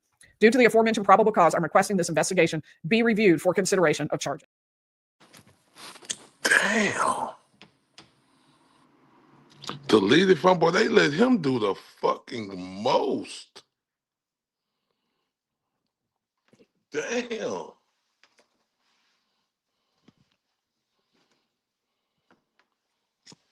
But it's blaming on Richard Allen? Is that what we doing? I mean, God damn. This is just not fucking believable that this could happen. Oh, all this shit. Deleted, give him the phone, think he's smart, log in, uninstall back. Like, what is this? What is we doing? Oh, let's continue. Enforcement officer saying, let's go ahead and let me remove that. Let's go ahead and look into charging him because this guy is just plain sketchy. He's just really sketchy. And so I want to take you through what happened then with Kegan Kline and then turn to where it fits in with this particular case against Richard Allen. How do the two combine? So let's take a look next. And there was a probable cause search and an arrest of Kegan Kline 3 years after the murders, but it was not for the murders of Abby and Libby. Let's go ahead and take a look at what he was accused of. Wait, none of those are what I wanted to show you. It's shoot. Okay, well, I don't have it. I don't have it here, so I could get that really quick. Like, let's see. Or can I? I just wanted to show you the list of charges against him to which he pled guilty. Let me be very clear on that. So he actually stated that he himself was guilty. He pled guilty on that. I'm going to go into the file for this case, open up this, and hopefully be able to share the actual document with you. Here we go. Okay. Now I can add that to the stage. Okay, here is this massive list of charges against him. And you can see count. Solicitation, exploitation, P, synthetic identity, deception, obstruction of justice, multiple counts, all related to children, to underage people. And this chronicle of crimes were ones he actually entered. This is actually the order entering his guilty plea. He had pled not guilty. He withdrew that in favor of pleading guilty. He later regretted that deeply. He regretted that deeply because what happened next was he was sentenced to 43 years in prison. And he was extremely upset about that. He felt that his cooperation should have bought him more. So let's go ahead and add this back to the stage. And let me show you what he argued on appeal. Because he believed that he should have been given a much shorter sentence and that the court was too harsh on him, had calculated it wrong, and shouldn't have been allowed to do that. Okay. And that's the state court brief. Let me go ahead and start with Kegan's. Scoot over one. Okay, so this is Kegan's brief where he appealed to the Indiana Court of Appeals and said, 43 years, you're crazy. That's way too much. Absolutely outrageous. And here is what he argued. In August 2020, Kegan Kline was charged with 25 separate charges for child exploitation, solicitation, P, obstruction of justice, and identity deception. After several continuances, he pled guilty to all of the charges, which saved the state of Indiana the time and expense of a trial, and it saved the victims from having to testify. Very highly generous of him, may I add. After considering aggravating and mitigating factors, the court sentenced Kline to 43 years in the Department of Correction, with 40 years executed and 3 years on S-offender probation. His sentence is manifestly unreasonable based on his character and the nature of the offense. I can't believe they argued that. Kline has no other criminal history, and he saved the state the time and expense of a trial. The court improperly determined the episodes of criminal conduct. And here's what they argued. They say, look, some of these were actually just one event, but he got charged and added time for multiple of these, and that really wasn't fair. Oh, thank you, Cutley. I'm sorry. I'm just now noticing your super chat. I appreciate that. Okay, the Supreme Court's held that criminal actions that were not precisely simultaneous or contemporaneous, but took place only seconds or minutes apart were a single episode of criminal conduct. So in other words, if you're in the midst of one act, they can't break it apart and charge you for one act and then add another act and then another act. Whatever the penalty is for that one act, if it's all one thing, they only get to assess one penalty against you. That's what he's arguing. Kline believes the court erred by sentencing him for 5 separate episodes of criminal conduct when it sentenced him for counts 10 through 20. All of those counts were alleged to have occurred on or about February 25th, 2017. The crimes in this case were all committed remotely from Kline's home, and there was no evidence that he attempted to meet anyone. So that's sort of the work from home defense, which is if he worked from home, then does it really count? That's sort of the argument being made. Okay, let's take a Carol, are you joking? I'm with you, right? So listen to this, y'all. like Freeze _ said, oh, it's Delphi. Of course, there was no forensic exam of PW's phone. Now you got this silly Michelin man built abominable snowman looking motherfucker want to argue that shouldn't have happened to him. This years later, right?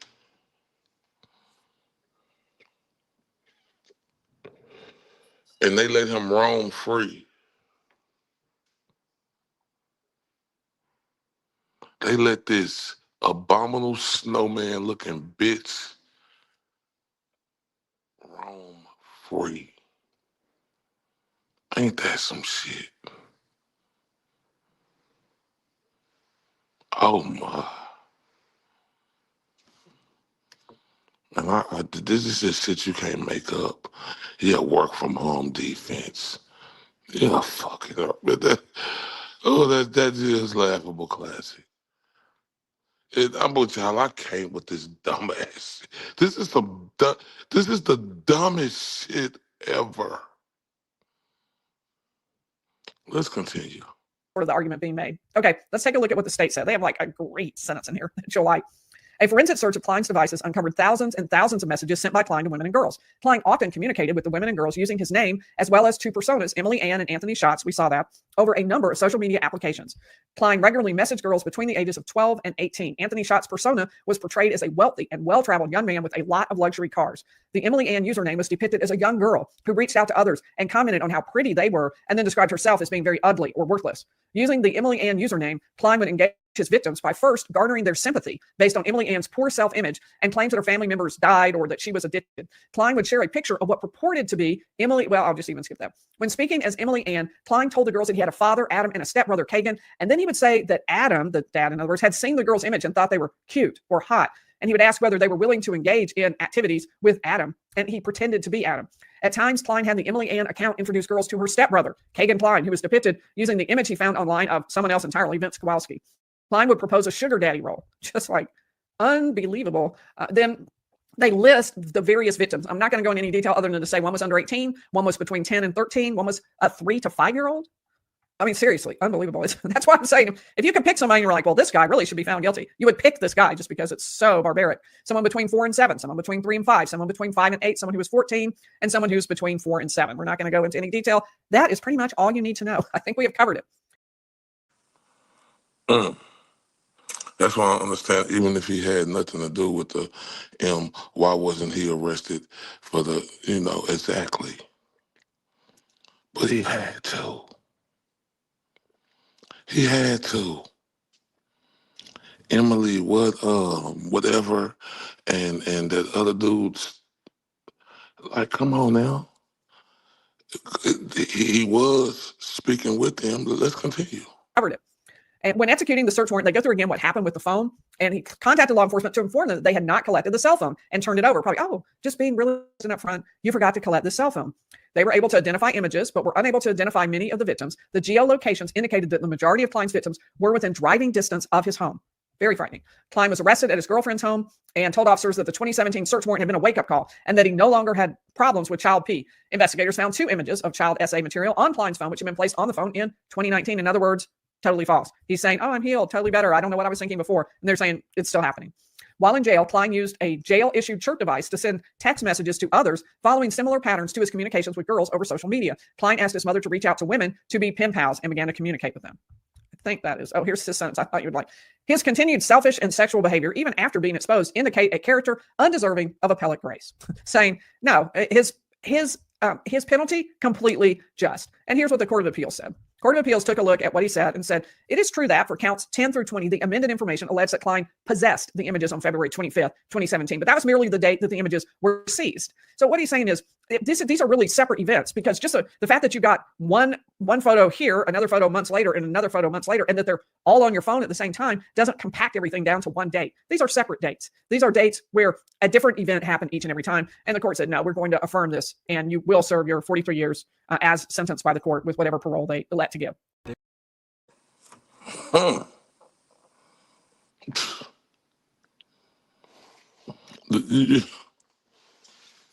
Man, a fucking dude who make the New York Times bestseller couldn't write a fucking script like this.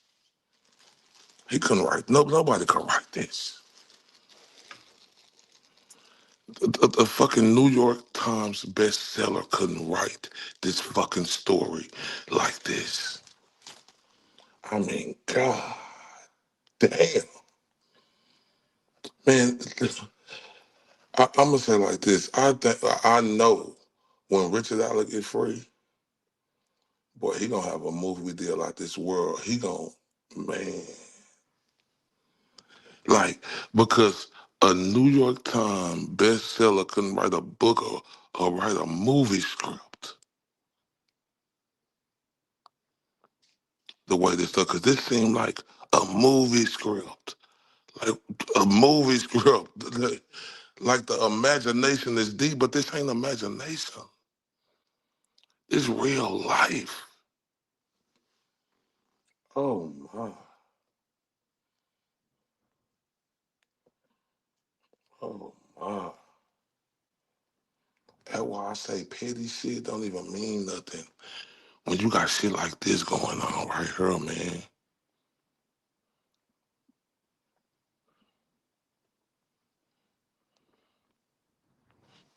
Man, you can't make this shit up, y'all.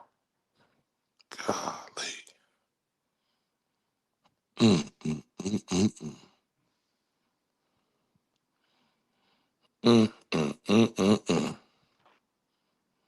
Did I play this one? Let me see. Pull out just a minute so we can talk a little bit more. So this entire discussion about Kegan Kline was critically important and yet had nothing to do with the Richard Allen case. At the same time, we know that law enforcement was very suspicious of Kegan Kline and believed he might have had something to do. And now I want to turn to what it is that law enforcement believed, why they believed it, and why Richard Allen wants to use Kegan Kline as a potential third-party culprit. Richard Allen wants to be able to say, I believe that this person might have been the one to kill Libby and Abby. I'm not the one. This guy, Kegan Kline, is far more suspicious.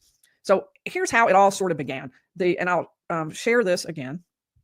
The state filed a motion in limine saying, we want to keep out anything related to third-party motive. It's not relevant. It's prejudicial. It's will confuse the jury. None of this is relevant. And very specifically, they included Kegan Kline on the list. Last night, actually Monday night, we talked about another potential Ron Logan, number K or letter K down there. And we'll also definitely cover Brad Holder, because I think he's probably the one that Richard Allen thinks is most likely, or at least would like to talk about the most. So here is Richard Allen's response. Richard Allen said, here's what I want to talk about with Kegan Kline. Kegan Kline is the son of Jerry Anthony Kline. He was 22 years old in February 2017, and he and his dad, Jerry Anthony Kline, resided in Peru, Indiana in February 2017. Detective David Vito testified that Kegan Kline was communicating with Liberty German using a fake Snapchat account under the name of Anthony Schatz in the days leading up to and on February 13, 2017. The content of these messages is unknown. He further testified that Kegan Kline admitted to driving to Delphi, Indiana with his father, Jerry Anthony Kline, on February 13, 2017, and that Kegan Kline waited in the vehicle while Jerry Anthony Kline, the dad, went to the woods in the area where the Abigail Williams and Liberty German's bodies were ultimately found. This is unbelievable. Detective David Vito testified that Kegan Kline stated that when Jerry Anthony Kline returned to the vehicle, he had blood on him. Roland Purdy further testified that Kegan Kline admitted that they discarded a knife in a river when they were driving home. All of this evidence creates an inference that Kegan Kline and Jerry Anthony Kline murdered Abigail Williams and Liberty German. And you have to say, that's crazy looking. I mean, that is crazy when you put all those things together, that he was communicating with Libby German on the day she disappeared, on that day, and deleted those messages from his phone. In fact, the entire app. He drove to Delphi, where her body was found. He says he stayed in the car while his dad, he admits, went to the woods in the area where the bodies were found. And his dad returns with bloody clothing. They discard a knife in a river when they're driving home. You can certainly understand why Richard Allen wants to use this. That is unbelievably direct, specific testimony. The court has said he cannot use any of that he is not permitted to use that. He'll be allowed to make a proffer to show the court what he believes, but he won't be allowed to do anything more than that. Man, shout out to the beautiful Melinda in the building. Salute, beautiful lady. Oh, thank you for popping in. Great to see you. Now, this is what's mind-boggling, all right? This is what's mind-boggling. Why wasn't they able to do a third-party culprit? Why wasn't they able to? Like, look what the fuck they said, right? And then trying to take it back. Him and his daddy. What is we doing? Oh,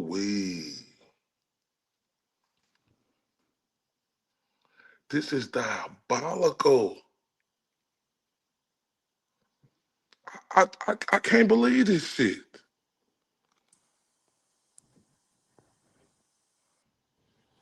Damn. Why wouldn't, see, this is how you know this is fucked up. Because this is just so clear cut, should be able to be used. And the penguin looking strong neck Judge Gull shit said no.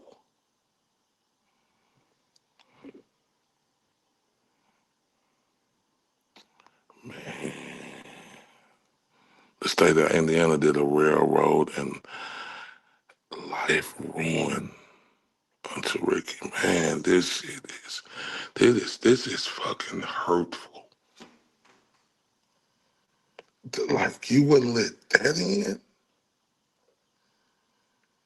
Oh, wait. Oh, wait. Oh, wait.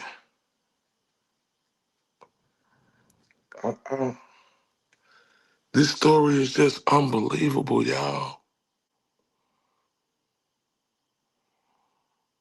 Plus, Ellie brought Rick would lead them to the Klines because his parents lived in Peru. Oh my God. Oh, I understand what you meant. Oh my God.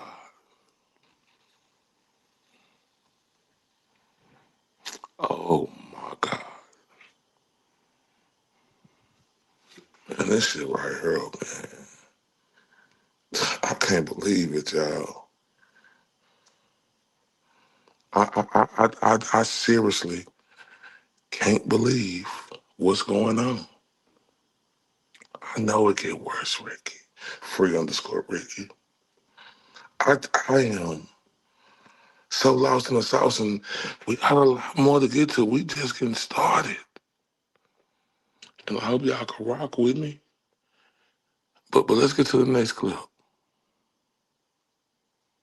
This is Kegan Kline in the bottom there. There was an interview done by, I believe it was a Murder Sheet podcast with Kegan Kline in prison. And with a friend of his, not together separately, the friend of his says that he was slimmer at the time. So I think you have to put aside whatever his weight is if you think it doesn't match. But the question is, does he look like Bridge Guy? That's the sketch that we have. And does he look like the person who is walking towards us, Bridge Guy? And so I put that in there so you can kind of make your own decisions. Now, I thought this was super interesting. There's a blog that I've really enjoyed reading that's called DelphiMurders.com. And one of the things they talked about was the hearing that happened and the defense argued that it ought to be allowed to produce this evidence and use this evidence. And here is what this blog says. Kegan Kline, and this is based on their summary of what happened at the hearing. Kegan Kline remains under scrutiny. Indiana State Police Trooper David Vito testified about intense investigations into Kline and his father, highlighting Kline's history of violence, apt deletions, and discrepancies in his alibi. Sorry, I'm losing my voice. Vito noted physical similarities between Kline and the Bridge Guy in the video. Kline initially denied knowing Libby, but later claimed to be at the cemetery with his father that day, admitting to disposing of a phone and knife into the Wabash River. Kline has also admitted to having communicated with Libby via social media and planning a meetup on the day of the murders. The thing that I thought was most important in this is that they're saying that the state troopers have not stopped investigating. They don't necessarily believe he's off the hook. They think he still might be involved. They're still interested in whether or not he's the guy, Bridge Guy. Now, that doesn't mean they think Richard Allen is innocent. But they have made the statement at least twice that they are willing to look at other people as if they believe it could be a group as opposed to a single person. So I thought this was really an important summary coming straight from that hearing, and suggests that law enforcement still believes that they might be, that Kegan Kline might be guilty. And shout out to the beautiful Melinda that's in the building. So we back on Free Ricky, and we going over the bullshit psychiatrist. We going over Kegan Kline, like how it's just clear cut, no debating. In my opinion, like he was the one. You could put it at him. It ain't Richard Allen because there's zero evidence. And how the psychiatrist, you know, it completely screwed Richard Allen, and she was the one right there. And other people was too, coercing him, Melinda, to say, oh, he did it. Oh, I need to tell you something. Like, oh my God, just going through this timeline of knowing who the doctor, and then she was unethical, Melinda, because she broke the rules by looking into the other people that was in the case, like this abominable snowman that I got on the screen. Yes, I see, classic. Oh, wait.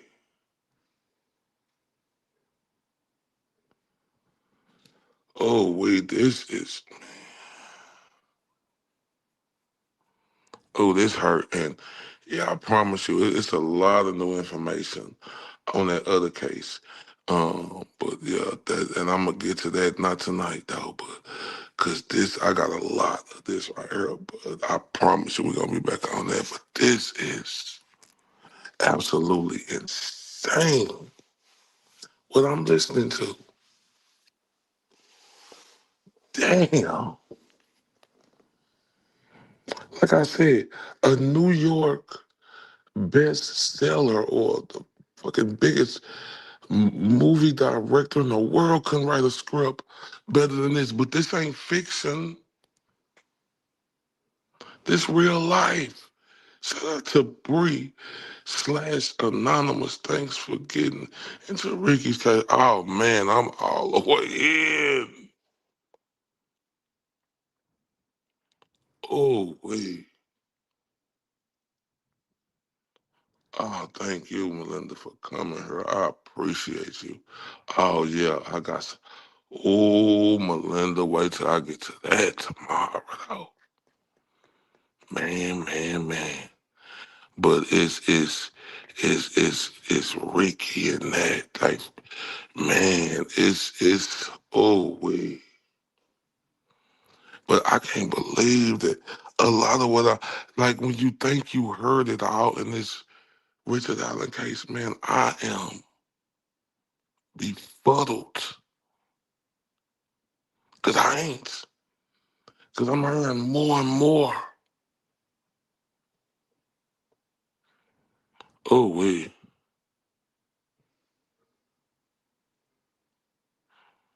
Oh wait. Oh wait. Man, we got a lot to get to. I ain't gonna lie to you. Let me play this clip right here for her. Let me play this clip.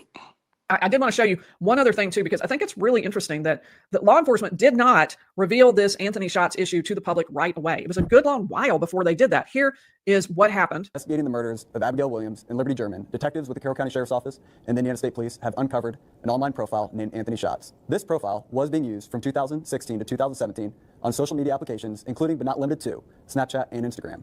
The fictitious Anthony Shots profile used images of a known male model and portrayed himself as being extremely wealthy and owning numerous sports cars.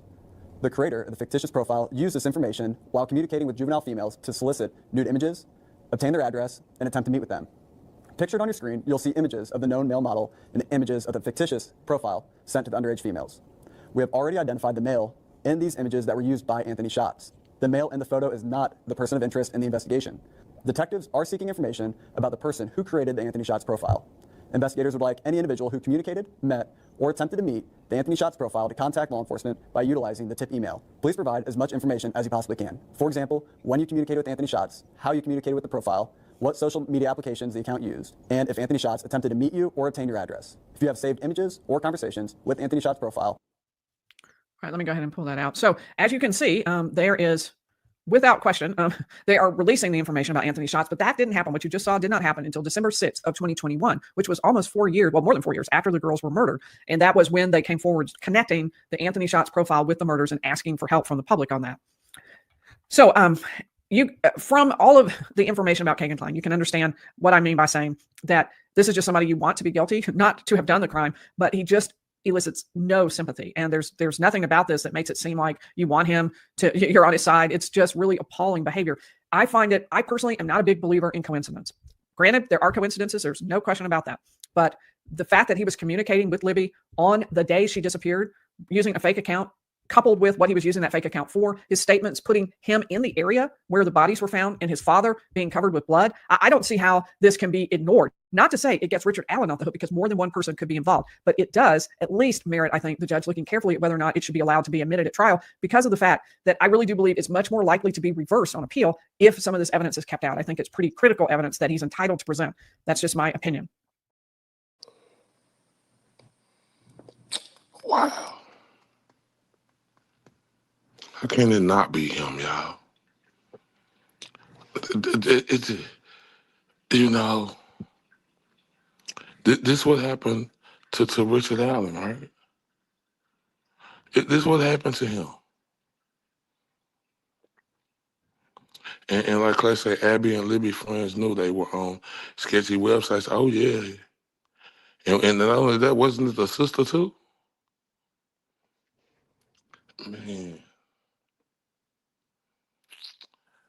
Man, I got to take a little break, man. I hope y'all stay with me, right? Take a little break, y'all, because we got a lot more to get to. I promise y'all that. If y'all want to support the show, y'all see the Venmo, Cash App, Super Chat. If y'all could just do like, share, and subscribe, that'll mean everything, too. I'm finna play Pretty Kooky Blue Curtains, and I'll be back in a short second. I appreciate y'all to death.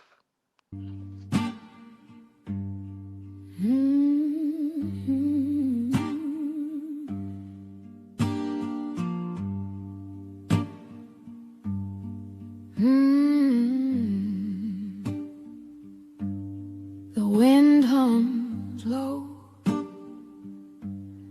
a hollow refrain through cracked window panes.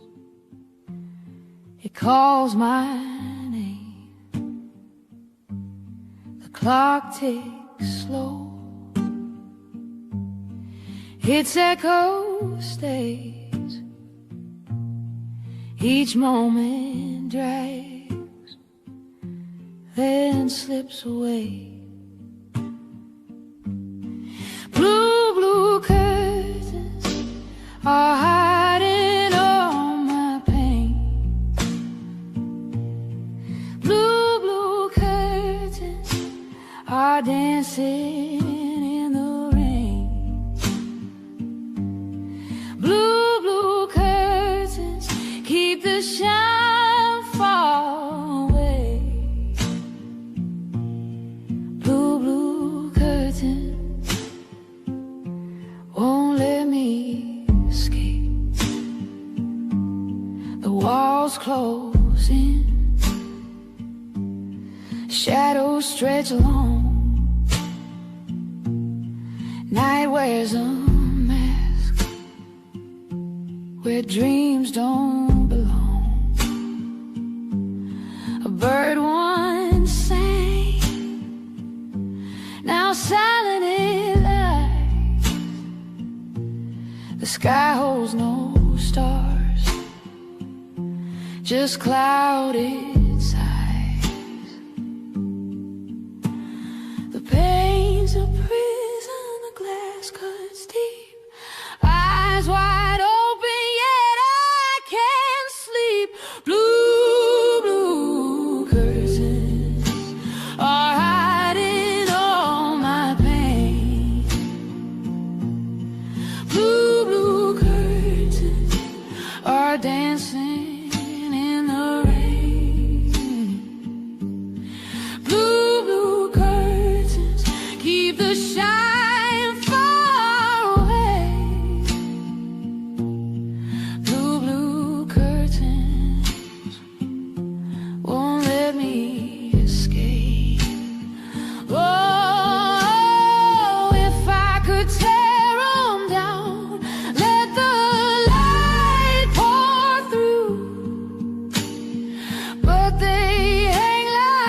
veins, stitched with sorrows hue. Every fold whispers secrets I can't erase. Every thread pulls tighter, leaving no space.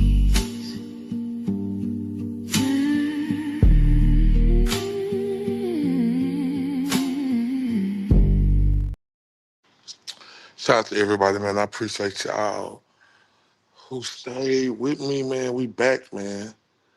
And oh man, that's our college. But you know, shout out to Classic because if you're a real psychologist, this is how you're supposed to look at it and really document it, right? And see how they treated this guy. You could look at him and just tell. Check this out. Oh, holy fuck.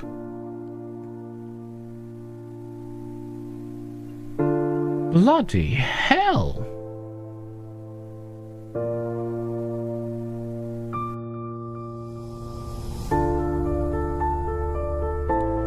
Now there's a deterioration. Like... That was holy after crap. solitary confinement. Jesus. Jesus. Did you see his eyes? He looks, I want to say psychotic, which is actually probably accurate. Which is probably accurate, yeah, for sure. And I don't mean it in that flippant... No, you mean psychosis, I know. Jesus, that's so... This is somebody who's broken. He's also got the eyes of somebody who doesn't know where he is or what's going on.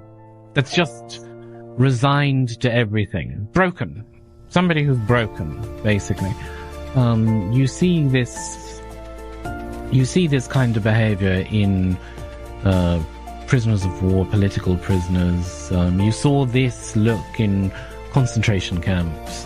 You see it in hostages. So this kind of thing. He looks like, yes, a Belson victim. Yeah.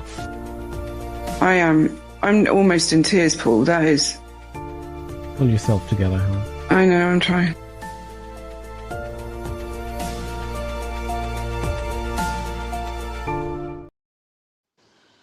Man, that's horrible, man. And that break my heart, but I'm motivated, right? You know, fuck all the other shit, the outside noise, man. It's about staying focused at the goal at hand. Like Classic said, they fucking broken. But they ain't gonna break us because we gonna stay on it. And shout out to Melinda, yeah, pretty kooky blue curtains, man. Ain't she the truth? That's the best song of the year, man. Real talk. They broken.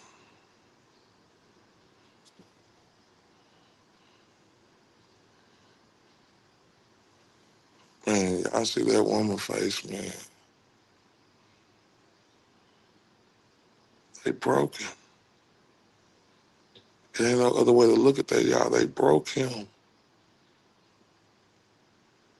And shout out to cause Classic, boy, she puts it together. Damn, what's her name? Boy, she say what she tell them, y'all better get that right. What did she say? What's that word she used? She said, what's her name? Miss Peso, Miss Paso. That video you put together, I'm trying to think of her name. And like subtext say, I don't understand how this wasn't everyone's reaction to it. It seems so obvious. How doesn't it break everyone's heart? Even just a little, I know, right? This fucks with me. Like real talk. Yeah, Miss Andy Copsa. Miss Copsa, salute to her. Man, she was the truth. And I'm with you, subtext. Like, I don't understand how this wasn't everyone's reaction to it. It seems so obvious. How doesn't it break everyone's heart even just a little? Man,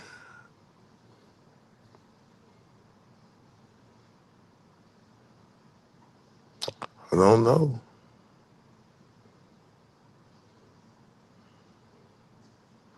I don't know.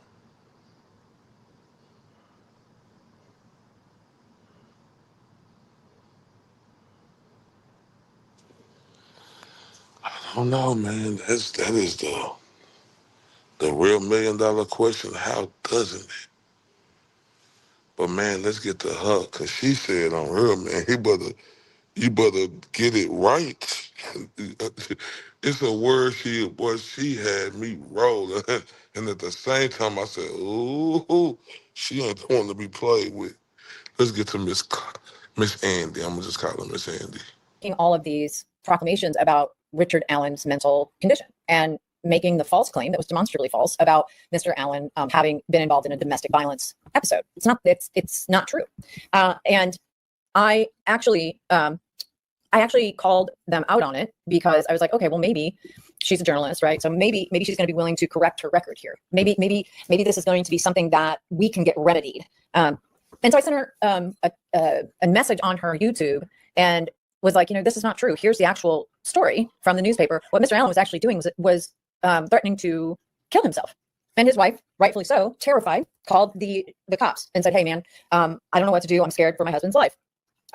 So this is, I think that I was staying out of the current controversy over the stalking claim in the 9-hour live, and I was making fun of it because it's fucking ridiculous. And it's shown itself to be a goddamn lie and a ploy.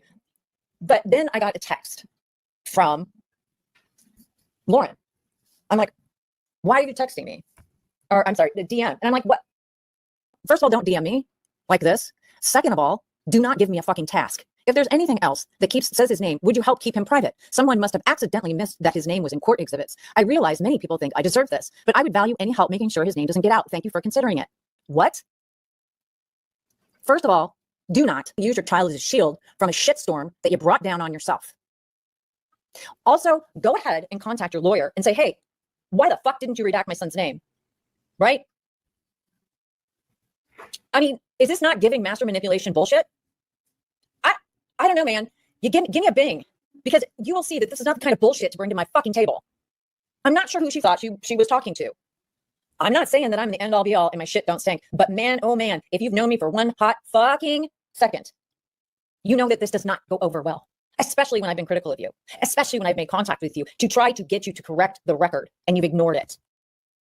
But sure, why not say, help me protect my minor son? I didn't do anything. No, nobody did. You did.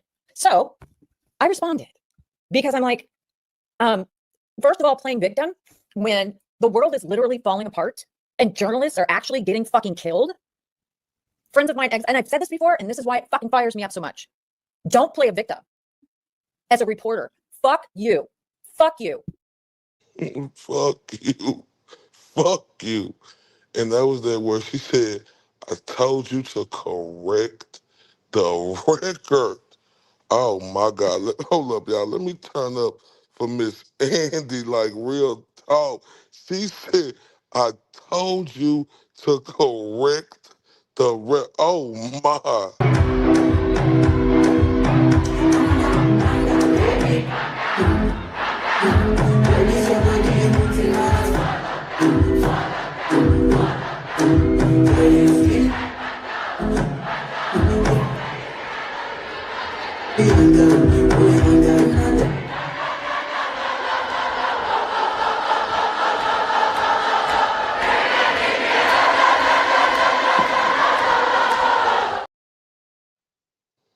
Man, I love that woman. Man. She said, correct the records. I told you to correct the record. Man, hold up. What I say, that's how you let them know how you coming, right? Ooh, man, let's continue with Miss. And is this the same one? Oh yeah, it's probably the same one. I think I put this. All of these proclamations about Richard Allen's mental condition. Oh yeah, that was it. That was it. And like correct the record on his mental, right? Because you're gonna see what they say. It's just so disgusting. I replied, because I'm can't.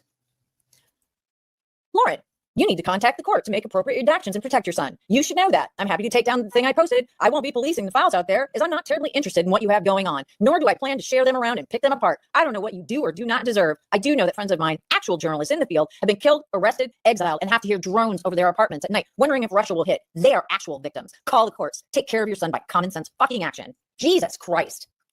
All right. I understand. Thank you, Andy, for your response and consideration. This part sat wrong with me. And maybe I should have been more clear in my response, but I thought I laid it on pretty thick. They are actual victims, right? You think that somebody would understand what the hell I am trying to talk about here? I understand. This is from her. DB, yes. Oh, DB. I understand. Thank you, Andy. Also, don't use my name. That's the other thing. You don't know me. It's Ms. Kopsa, or to whom it may concern. I understand. Thank you, Andy, for your response and consideration. I'm sincerely heartbroken to hear what your journalist friends whose lives are at risk are dealing with. Are you? Fucking are you? With the fear and the pain they must face every day, they are victims. I hope we can get to a better place in this world. I will take common sense action. Lauren. What? Well, we're going to deepen this a lot, by the way. I'm still at the surface of our analysis here, but it's not hard to imagine a guy like Richard Allen having, for whatever reasons, having sexual fantasies about young teenagers, young female teenagers. And one scenario I could develop, and this is speculation, but it's consistent with sexual motivations, is that Allen, let's just say hypothetically, that Richard Allen's daughter was entering puberty and adolescence, and perhaps yeah, go ahead. Perhaps he was already, maybe he already had some attractions to young female adolescents, and as his daughter was in that age range, it may have heightened or amplified those fantasies. And obviously his daughter would be taboo. I think most people would know that, including Richard Allen, but the fantasies continued.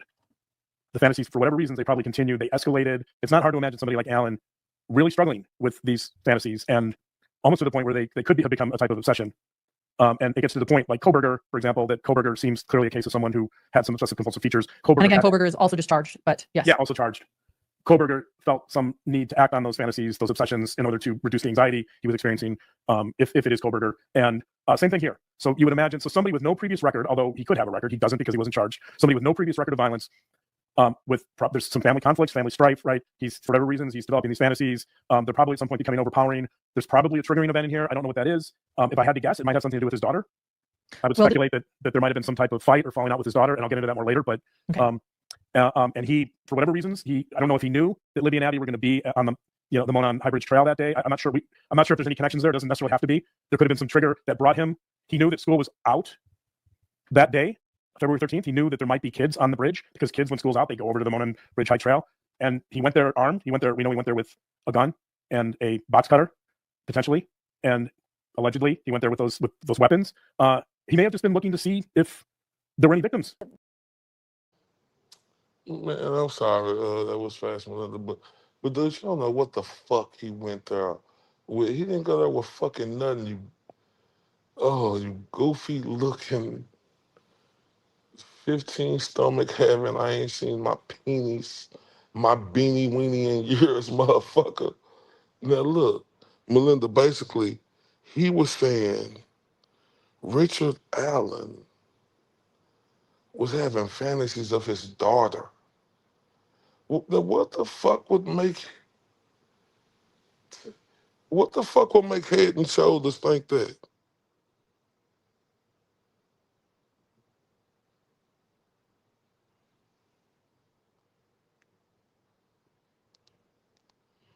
What the fuck would make Head and Shoulders think that?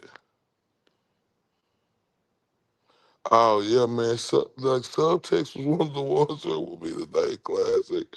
Boy, Subtext had me lit.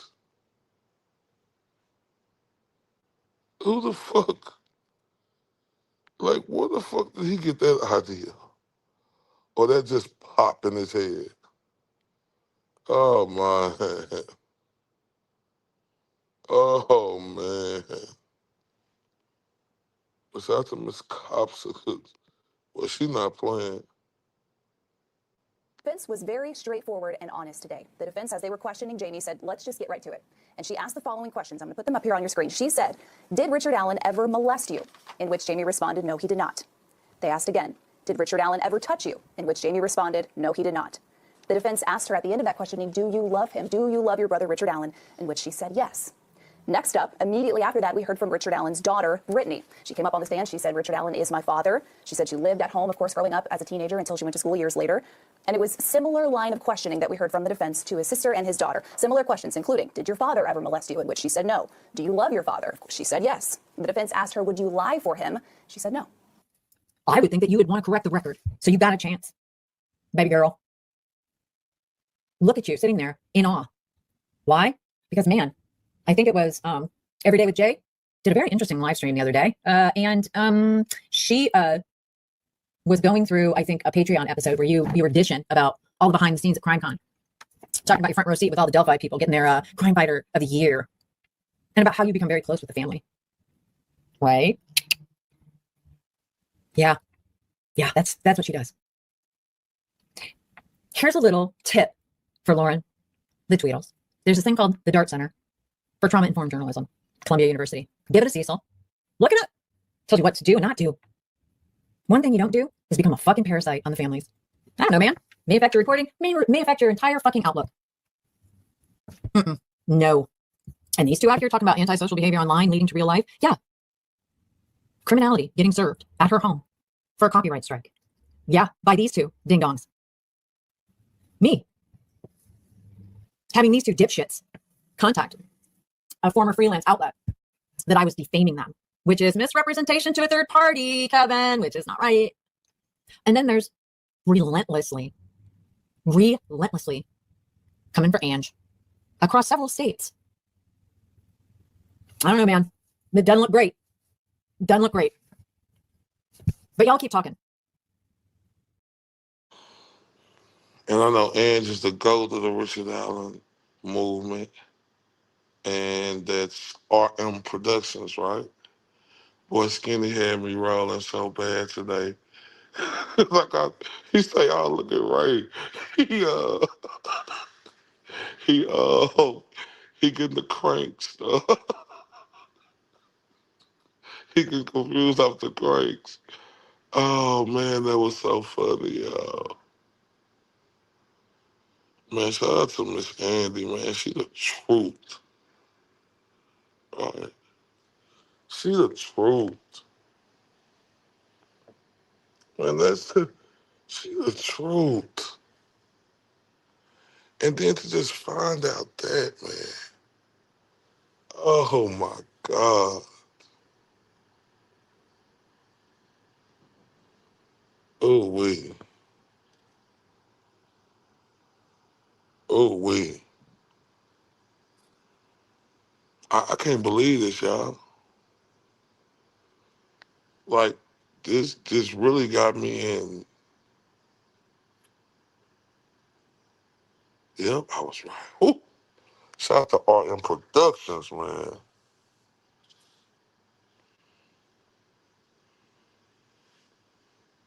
Damn, man. They sent across states to fuck with her. Oh, we, man.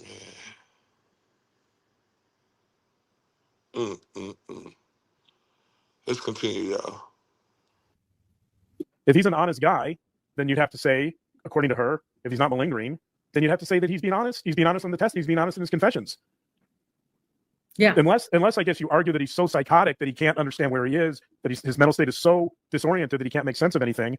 But when he's talking to Kathy, for example, during some of the confessions, he clearly knows where he is, and he clearly knows who he's talking to, right? So in that sense, he's oriented. He's not, at least in that moment, it doesn't appear that he's psychotic. You may wrap around some psychotic symptoms around that moment, but again, like, the question of malingering gets to whether behavior is purposeful, whether he can plan that, are there moments during those videos when it's very clear that he knows what he's doing and why he's doing it.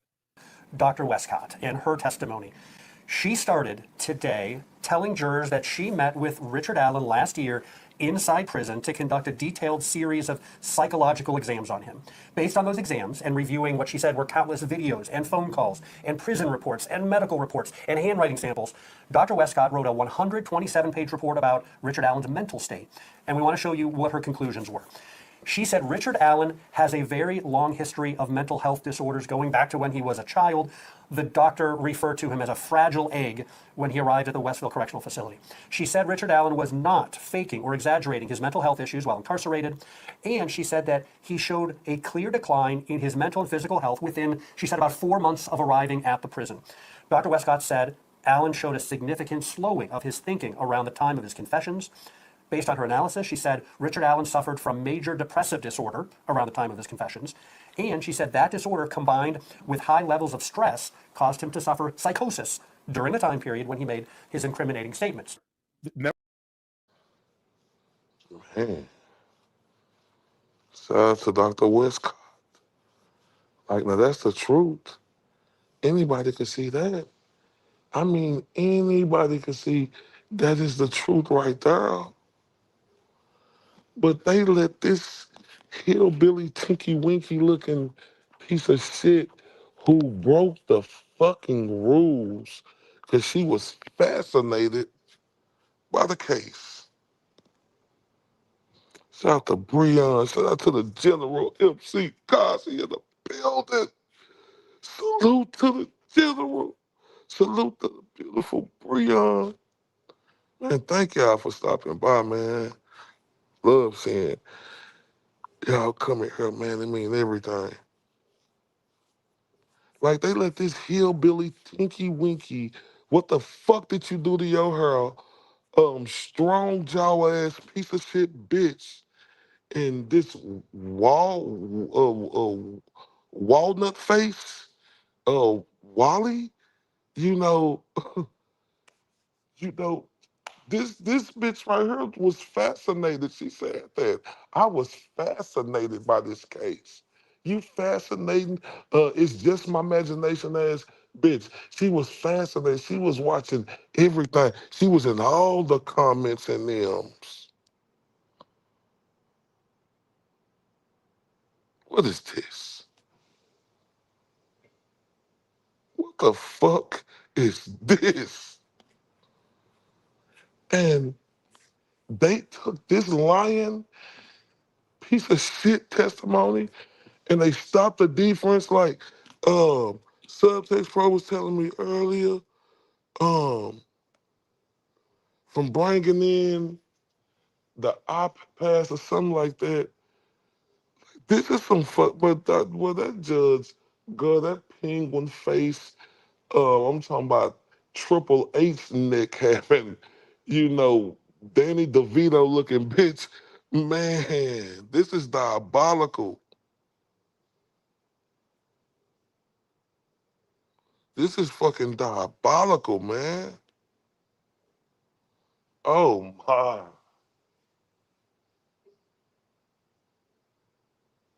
And Dr. Westcott say he was a fucking egg, a shell. He was done, and the time that he was going there, he was deteriorated even more. And that meant fucking nothing, man. The iPad settlement, yeah. Thank you, Subtext. Shout out to Subtext. Man. And can you say what that mean again, Subtext?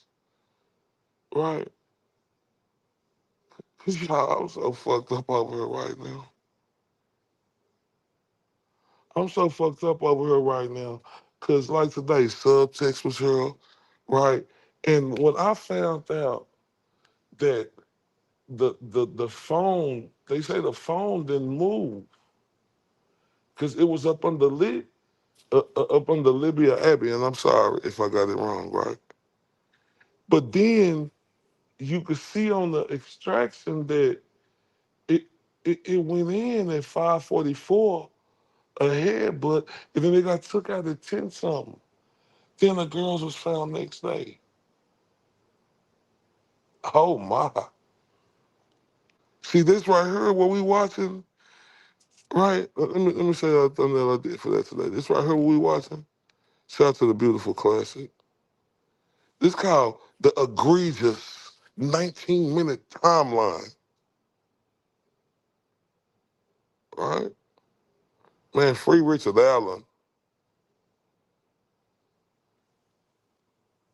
Cause this is super fucking egregious, bruh. Oh wee, man. Well, this make you wanna snap him. Oh wee. Man, free Richard Allen, man. Everybody can, please, sir, hit that like button. Mean everything. If you ain't subscribed, please subscribe, man. Man, free Richard Allen, man. And you know what I can't believe? Because the Google thing was such a big thing. I was so fucked up that they let somebody go Google something and, you know, the penguin face Danny DeVito looking bitch and girl shit allowed it.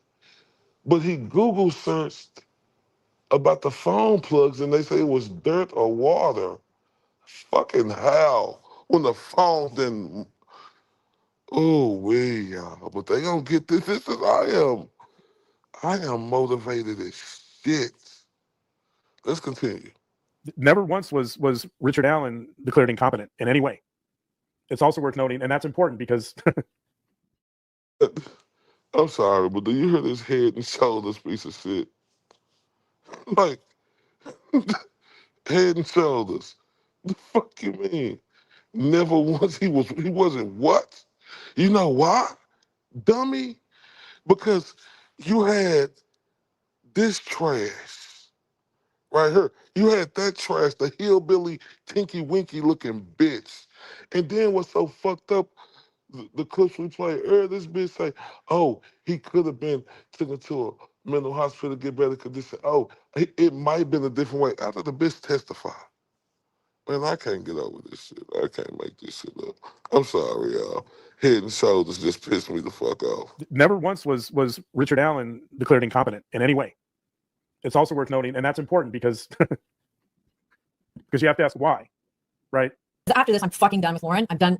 I mean, this is terrible journalism. This is what happens, and it impacts people's lives.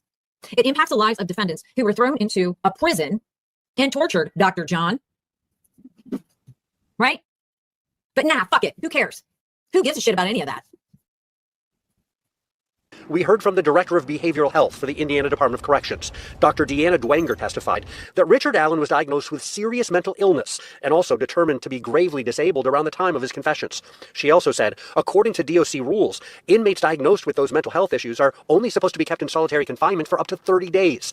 Allen was kept in solitary confinement for much longer than that, including the time period leading up to and after his diagnosis. Dr. Dwenger acknowledged that is toxic for someone with mental health conditions. Oh, what's up?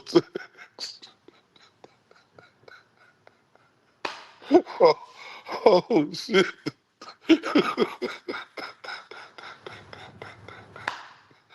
Oh shit. Oh, somebody help me. Help me, please. Oh shit.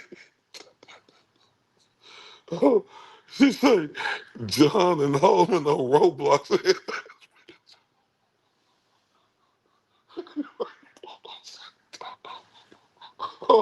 Oh shit. Oh shit. God damn. Oh my God. Oh. I'm sorry. Oh, yo. Let's continue. I hope this book is a warning flare to people everywhere. Are you serious? Oh my God. I don't think I can come back from this. Woo! This is a manure spreader. They're out here. It's like driving down a country road behind a fucking manure spreader. Jesus Christ. It's a warning flare. Is it? You know what's a warning flare? Is when people misuse the goddamn legal system. Lauren and Kevin, an attorney, and Anya, a so-called journalist. Fuck off. Fuck all the way off. Y'all, it's Friday. It's Halloween. And I've had it. These people controlling the narrative, right? When we're living in a society now that has no real legacy media. We have to rely on people like Andrea and Bob and Lawyer Lee to tell us what the fuck is going on in a trial that should be public and should be transparent. And then you have these two dumbasses who are sneaking around in people's backyards, approaching Mr. Allen's fucking father or something, stepdad on their porch, making up shit in the early days. Give me a fucking break. This book serves as a warning flare? Yes, it does. And it's going to hopefully be Exhibit B at a contempt hearing in, I don't know, somebody's future. Because y'all are telling on yourselves. There's already good faith belief that Nick McClellan should be forced by the courts and Holman, because I think it's going to be very important soon. There's already a good faith belief that can be filed against Nick and Holman for contempt of court. There just is.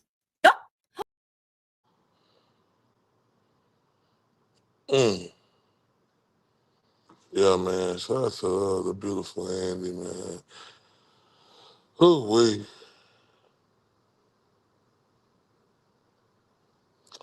And like Elisa, I'm so glad you're showing this look at the misinformation we get from small creators on YouTube, let alone mainstream, right?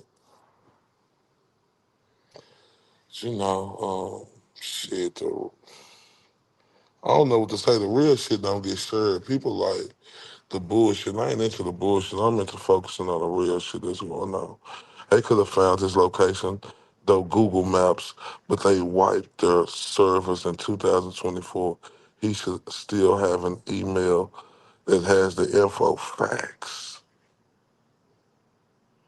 That's a great point. Man.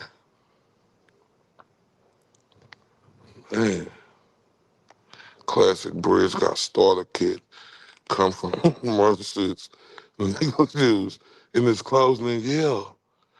And like they was telling me earlier, like, you know, they like the fake ass, off-brand ass Matthew McConaughey looking piece of what dickhead McClellan, somebody was calling him that. You know, he was against the Odin method, but then tried to take credit at the end for it. Like they was telling me that. I was like, what? Oh wee. Oh wee.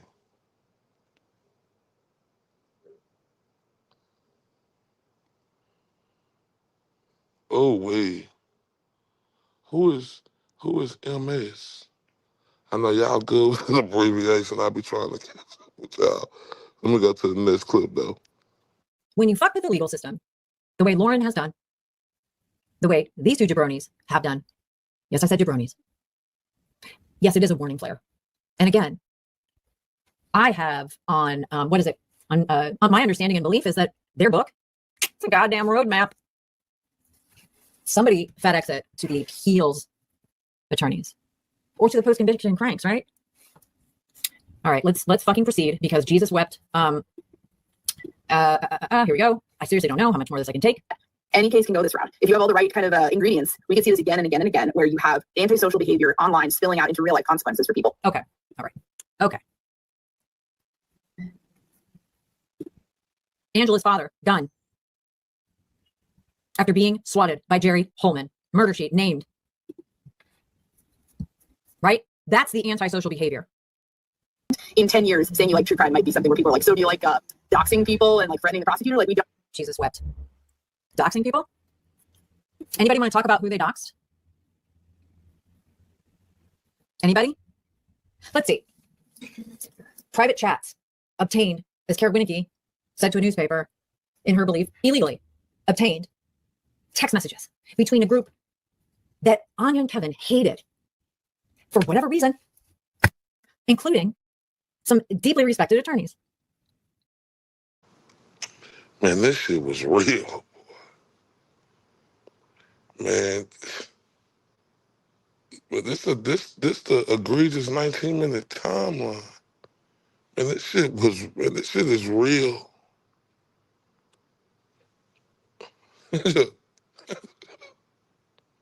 Oh wee, man. Oh wee. But they can't call nobody shit. Like I cannot get over this shit.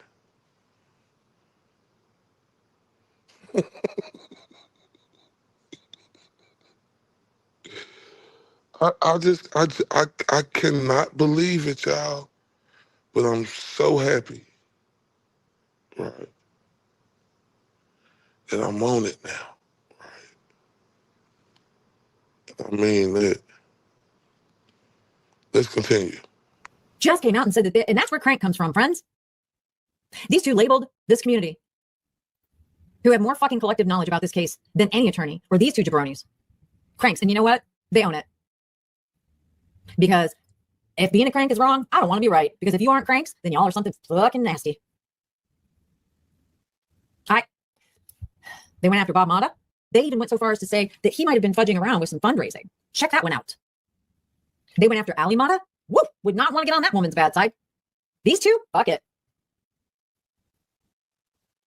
Kara Winnicke, goddamn saint. Michael Osbrook, habeas corpus, who wins, I don't know if it's plurality, but it's very close to the fucking habeas, right? And these two, plus private citizens out there living their lives. These two, liars. They're sitting here lying to Lauren's face, and she's like, yeah, you bet. 100% y'all. I'm in it for the clicks. Lickety clickety click. Let's see what else these idiots have to say. So embarrassing. And yes, you are. There's a big impact. They make a big real life impact. Oh boy. Oh, what a humdinger. Oh, this is one for the ages. Yeah. Woof. Yeah, I mean, look at the families of the girls. They've been dragged through the mud. They've been stalked. They've been harassed. Excuse me? They've been stalked. They've been harassed. These two motherfuckers contacted a man who was a represented party asking him about his plea, a legally innocent man, before the trial. These two idiots concocted some fucking story about Richard Allen's wife wanting to divorce him. Then, hey, called him up right before trial. Hey, do you want to comment on your wife wanting to divorce you? Well, that was a fucking setup. None of that actually happened.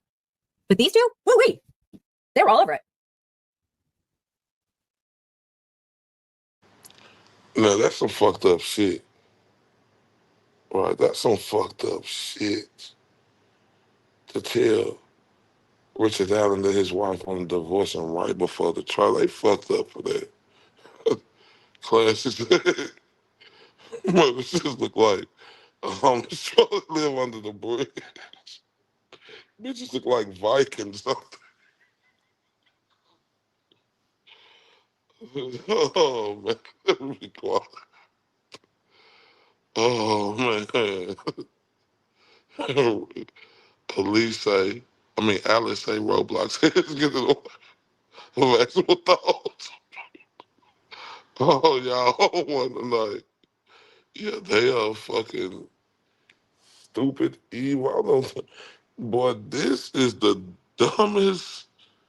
I am in shock, right?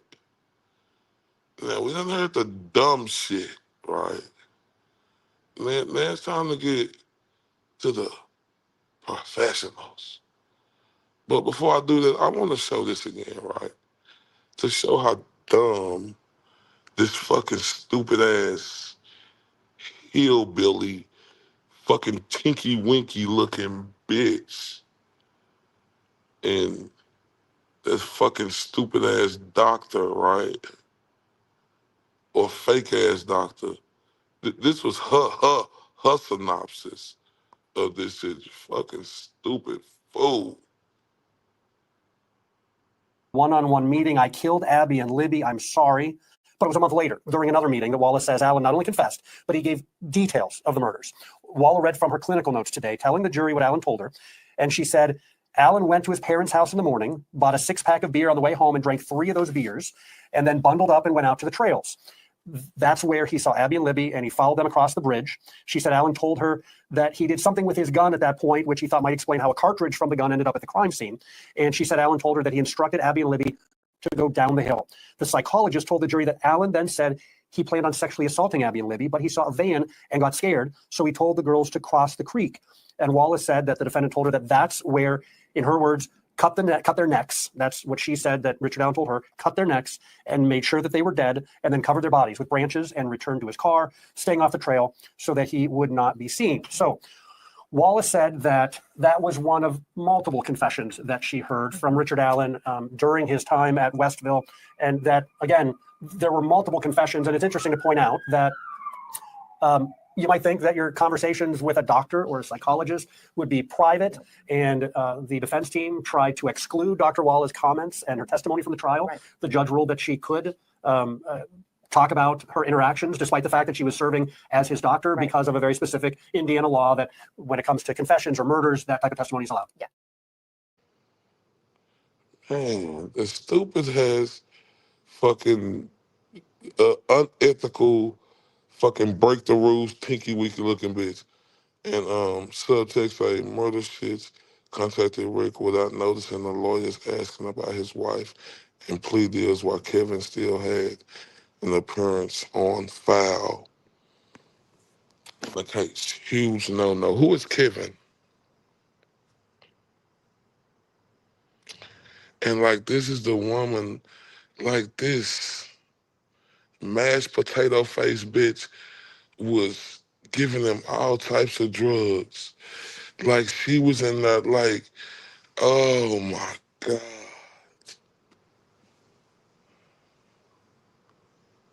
Oh my. Yeah, all of the confessions made no sense, right? And that go to this right here. Let me go to this. You could tell she right by him. Before we continue, check it out. Of this episode. Hello? Hello? Hello? Are you there? I am. Hi, honey. How are you? Oh, it's good to hear your voice. It's good to hear your voice, baby. Oh, you doing okay, hon? Oh, I might be now. Okay. Well, I'm supposed to be meeting Brad here at a gas station to sign something, so I didn't know what that was about. But are they going to move you? I don't know. Okay. I think maybe I'm losing my mind, but I'm not sure. Oh, no. No. So they allowed you to call, or have you been able to and just couldn't? Oh, great. This is the part where it gets weird. Yeah. I'm right here. Oh. Are you okay? Yeah? Yeah, what's going on, hon? I don't know. I just think maybe I've lost my mind. Oh, no, honey. We've all lost our minds at this point. So Brad and so I can trust Brad and Andy then? Yes, you can, sweetheart. Yes. Let's not talk about anything that we don't need to, but no, there are lawyers, honey. There are lawyers. Well, I need to tell you something anyway. Okay.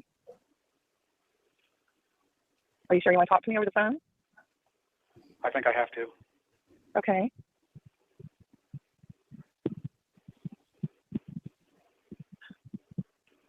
I need you to know that I did this. What? No. No, you didn't, dear. There's no way. There's no way, dear. Love me. Dear, there's no way. Okay. I hope you still love me. I always will love you, honey, but no, you have not done anything. And I think you are not well. So you don't need to be saying you did something you didn't do. Well, hon, this is the first time I've been able to talk to you, and I've been trying forever. Were you just not allowed to call me, or? I don't know what's going on, hon. Okay. I'm definitely going to lose my mind now, though. Don't. I'm supposed to be meeting Brad here for some reason, so. I don't know what's happening. I've been asking for personal visitation, and that's not going through, and I know. then it's taken me, feels like it's taken me forever. You have 1 minute remaining. It's okay. Are you there? Yeah, I'm here. I'm just trying to be at peace with things. Honey. And I had a dream that I needed to let you go, and I didn't know how to let you go, and Well, then you're dreaming stuff again, okay? That's all it is. You don't be talking about anything on the phone negative like that, okay? but I have to let you know that I did it, hon. Dear, no, you didn't. There's no way. There's no way. I had a dream to let you go, and I just like let you know, but I have to let you know that what the fuck, man, this is some bullshit. Anybody with their right mind could tell that is some bullshit, right? How can any motherfucker like with a clear conscience even just even think that that's real? You know, listening to this again, his wife knows he's already struggling and realizing he's falling deeper and deeper. Yeah, man. Y'all, look, I'm sorry, but like, this is gonna be huge. Like, because it's no way that they, man, let's listen to this one more. I apologize, y'all, but just listen to this. Is sucks. Of this episode. Hello? Hello? Hello? Are you there? I am. Hi, honey. How are you? Oh, it's good to hear your voice. It's good to hear your voice, baby. Oh, you doing okay, hon? Oh, I might be now. Okay. Well, I'm supposed to be meeting Brad here at a gas station to sign something, so I didn't know what that was about, but are they going to move you? I don't know. Okay. I think maybe I'm losing my mind, but I'm not sure. Oh, no. No. So they allowed you to call, or have you been able to and just couldn't? Oh, great. This is the part where it gets weird. Yeah. I'm right here. Oh. Are you okay? Yeah? Yeah, what's going on, hon? I don't know. I just think maybe I've lost my mind. Oh, no, honey. We've all lost our minds at this point. So Brad and so I can trust Brad and Andy then? Yes, you can, sweetheart. Yes. Let's not talk about anything that we don't need to, but no, there are lawyers, honey. There are lawyers. Well, I need to tell you something anyway. Okay. Are you sure you want to talk to me over the phone? I think I have to. Okay.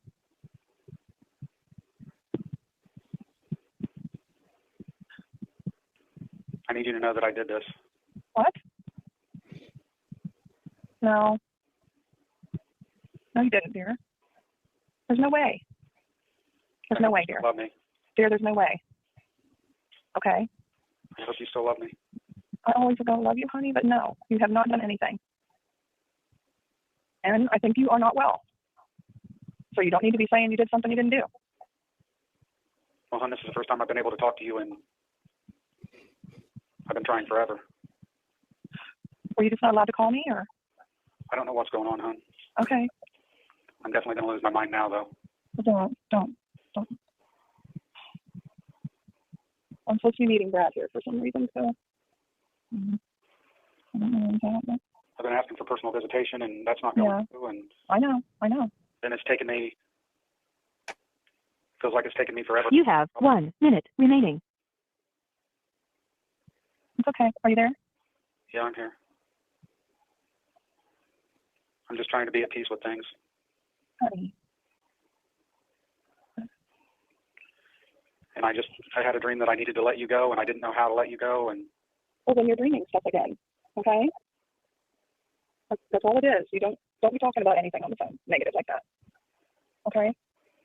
but I have to let you know that I did it, hon. Dear, no, you didn't. There's no way. There's no way. Thank you for using GTL. Oh, you okay? He's always worried about Kathy, and like Alice say, she is his rock. He knows she's his rock, man. Oh, we.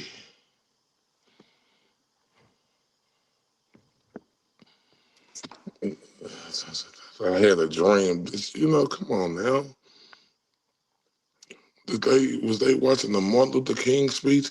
Oh, I had a dream. They wanted to start out saying that. What is this?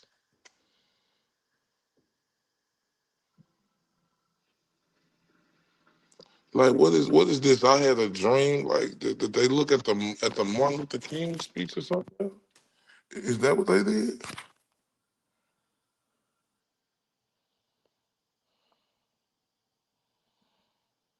Oh, this shit hurt. Now look, when I say how the bitch ass, tinky, ugly, tinky, winky, mashed potato looking bitch did him, this how real therapists look at a person like that in that state.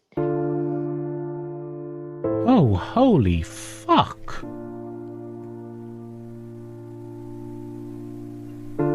Bloody hell.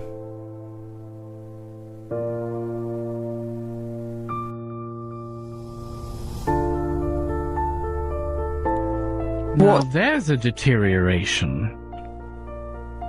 Like... That was oh, after crap. solitary confinement. Jesus. Jesus. Did you see his eyes? He looks...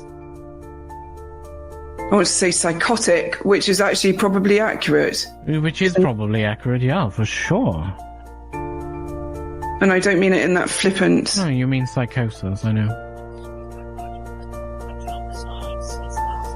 Jesus, that's so... This is somebody who's broken.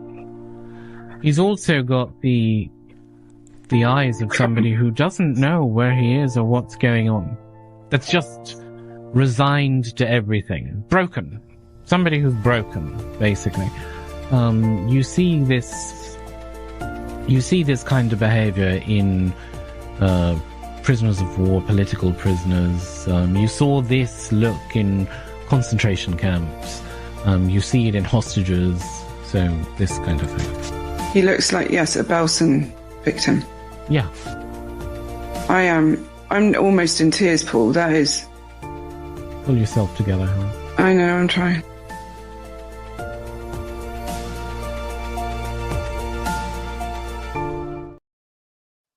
Man, how can you not be in tears seeing that? And that hurt to watch. And that's so sad to watch, but got me motivated, y'all. I'm not stopping with this. I'm not stopping. And I can't wait to collab with Keith and the Beautiful Bugs, you know, when we do it again coming up next week, I think. Yeah, next week. You know, like, it's just, I just can't get over this, man. And I'm not going to get over it. Oh, you say, Beautiful Breon, you say, in England, it's illegal for LE to lie to suspects. The law changed because of wrongful convictions they got. Oh. Speaking of that, man, Classic put up a video the other day, man. This prison, boy, I should see this luxury ass prison that they got in there. I looked at that shit, Classic. Man, I was like, God damn, that's how they coming across the pond? Man. I'm gonna probably play that tomorrow though, but let's get to the real deal, right? We got to get to the real people, you know, who just really shitted on that bullshit ass 19-minute time frame. Like, that shit got me pissed, man. That shit got me pissed. That bullshit ass 19-minute fucking this ain't the one. Get this ugly ass, this fat Michelin man motherfucker off my screen. The egregious 19-minute timeline. I mean, a man who got a bad heart, anxiety, you know, he got self-harm problems, right? Smoke a lot of cigarettes. They believe he did all of this in 19 fucking minutes. Oh, wait. Yeah, it was the one you put on the one you put on X the other day. I got them too. Like I got the clips ready. I'm gonna play that sometime tomorrow. Oh yeah, it's gonna be sometime. Well, today, tomorrow, whatever time it is, with everybody there. Yeah, now it's time for them to attack the timeline. But watch how they work. Look at them go. The state's theory that the girls were dead by 2:32 p.m. Yep. The answer is yes. We had what I like to call anchors in time. We knew the video was taken at 2:13. That's an anchor. We know the phone stopped moving at 2:32. Now we have anchors or bumpers within which the crime occurred. The phone stops moving at 2:32. It's underneath the body of Abby Williams, and basically said she did it deliberately to catch her killer. That means all of this had to happen in 19 minutes. Yep. Abduction, going down the hill, crossing a creek, taking off clothes, putting on clothes, keeping one girl quiet while cutting the other's throat, which still baffles me. I don't know what if they weren't, if neither of them was bound in any way. I don't know anyone who would sit there and watch one be brutally murdered in the open and not run away. So that right there. Yeah, it was green. No, they have no reason to be quiet. You can't, when you see that, you can't think, oh, if I just comply, then they're not gonna hurt me, because now you're seeing you've complied and they're hurting her. So there's no incentive not to scream. There's no incentive not to try to run. Even aside from that, though, he was outnumbered. Libby was both of the girls were the same. Yeah, they both of them were the same height as this man, and they were in better shape than he was. Libby was an actual swimmer, and the man had a heart condition. Right. And you can't even pay him to order people around. When the day West got testified, she even spoke about that when she's interviewing Kathy. He continued, like, there were several instances where he took demotions because the anxiety of having to order people around was too great for him. Like it was like an anxiety thing. Like he really couldn't even do it for money. And so the notion that he's got a heart condition, debilitating anxiety when it comes to ordering people around, he would have had to wake up and develop an entirely new personality. Authorities. That's what I said earlier today, Classic. Man, he got to be. It ain't Richard Allen, boy. He turned into Super Ricky to do all of that. Bad heart. Turned down money because of anxiety, because he couldn't do it. Think about that. The other girl just gonna sit there. They his same size, and like I heard, one girl was 20 pounds bigger. Come on now, y'all. Man, this was so diabolical when I heard. I got to hear this again. I'm sorry. The state's theory that the girls were dead by 2:32 p.m. Yep. The answer is yes. We had what I like to call anchors in time. We knew the video was taken at 2:13. That's an anchor. We know the phone stopped moving at 2:32. Now we have anchors or bumpers within which the crime occurred. The phone stops moving at 2:32. It's underneath the body of Abby Williams, and basically said she did it deliberately to catch her killer. That means all of this had to happen in 19 minutes. Yep. Abduction, going down the hill, crossing a creek, taking off clothes, putting on clothes, keeping one girl quiet while cutting the other's throat, which still baffles me. I don't know what if they weren't, if neither of them was bound in any way. I don't know anyone who would sit there and watch one be brutally murdered in the open and not run away. So that right there. Yeah, it was green. No, they have no reason to be quiet. You can't, when you see that, you can't think, oh, if I just comply, then they're not gonna hurt me, because now you're seeing you've complied and they're hurting her. So there's no incentive not to scream. There's no incentive not to try to run. Even aside from that, though, he was outnumbered. Libby was both of the girls were the same. Yeah, both of them were the same height as this man, and they were in better shape than he was. Libby was an actual swimmer, and the man had a heart condition. Right. And you can't even pay him to order people around. When the day West got testified, she even spoke about that when she's interviewing Kathy. He continued, like, there were several instances where he took demotions because the anxiety of having to order people around was too great for him. Like it was like an anxiety thing. Like he really couldn't even do it for money. And so the notion that he's got a heart condition, debilitating anxiety when it comes to ordering people around, he would have had to wake up and develop an entirely new personality. Authorities. And think about this. Boy, they broke that down so good. And like Classic say, all eyes on Delphi, boy. She broke down there, broke her eyes. And Subtext say, I should be used to it by now, but it's never not word hearing my voice. Your voice.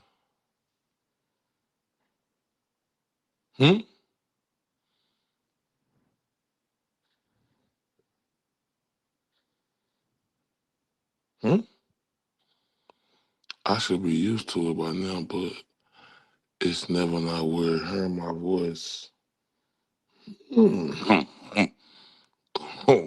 Shraggy? Shraggy? Hold up. I said Shraggy. Hold up. Hold up. Shrek. Now y'all know I'm a new.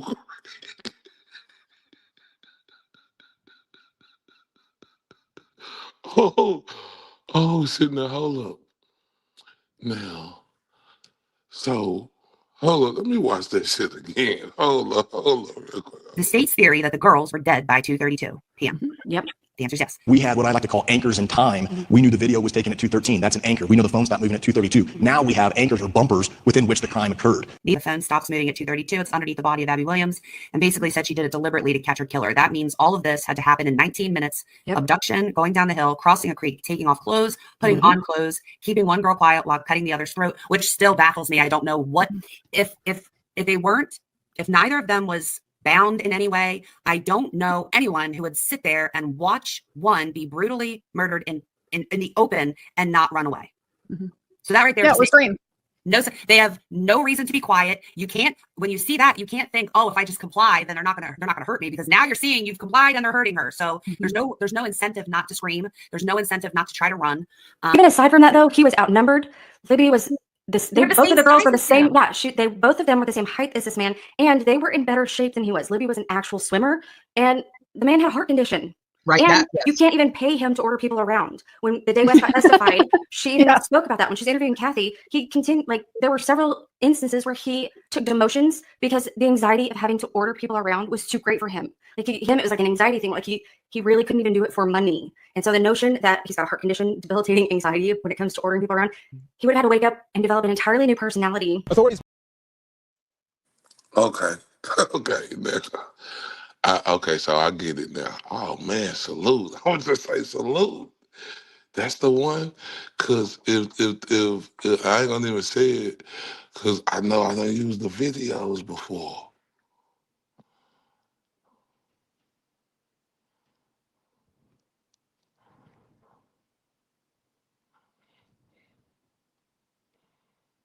I don't.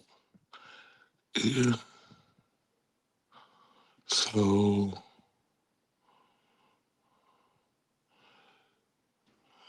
that's me on the panel. Okay. Yeah, so also I done used your videos before, right?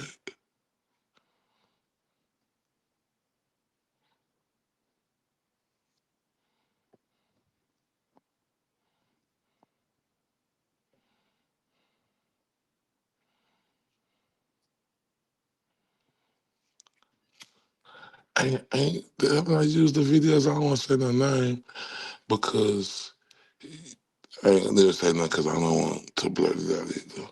But okay, I just think that's the case though. But man, ain't that fucked up? Like now hold up, they act like, I mean, you know, he got this heart condition, had a heart attack, self-harm, anxiety, turned down money. Oh, okay. He could hold both girls down, and one just gonna sit there, and he ain't gonna have the cheetah speed to catch him. Man, good morning to the beautiful Kayla. She's in the building. Yes. Oh man, why did not boy say? Oh my God, it makes sense now. Let me turn up for Kayla and subtext. Let me turn up for y'all. Let me just turn up for everybody real quick. Let's just do that gangster lead real quick.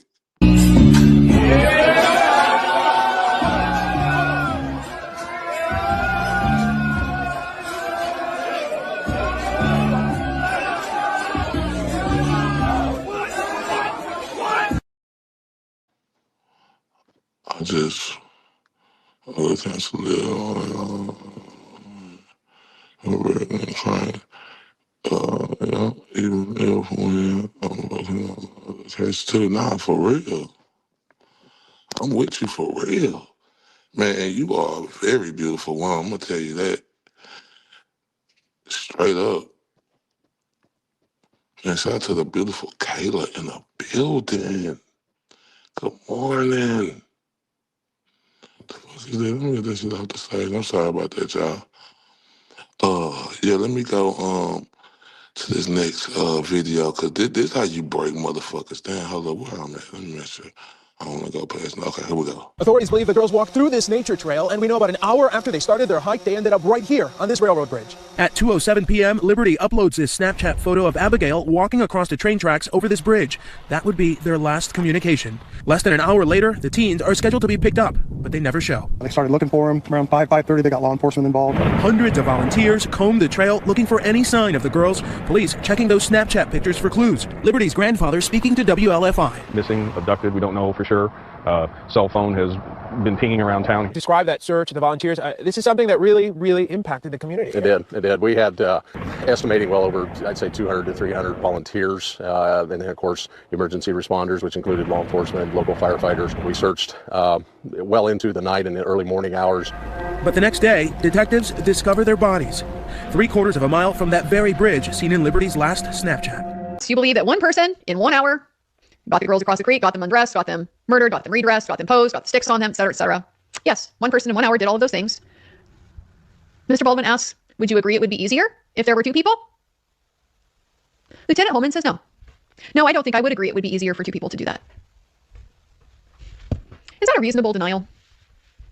That it would be an easier thing for two people to accomplish all of these tasks than for one person? Are we not to use our brains here? The jury will be instructed that they are not to leave their common sense at the courthouse door.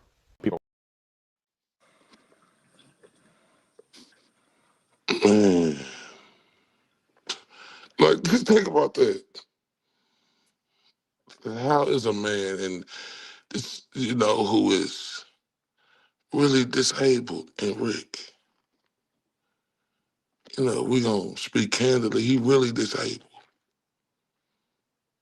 How is he able to do that, child? Somebody make that make sense. I'm so pissed off about this shit. I'm so motivated about this shit. Real talk.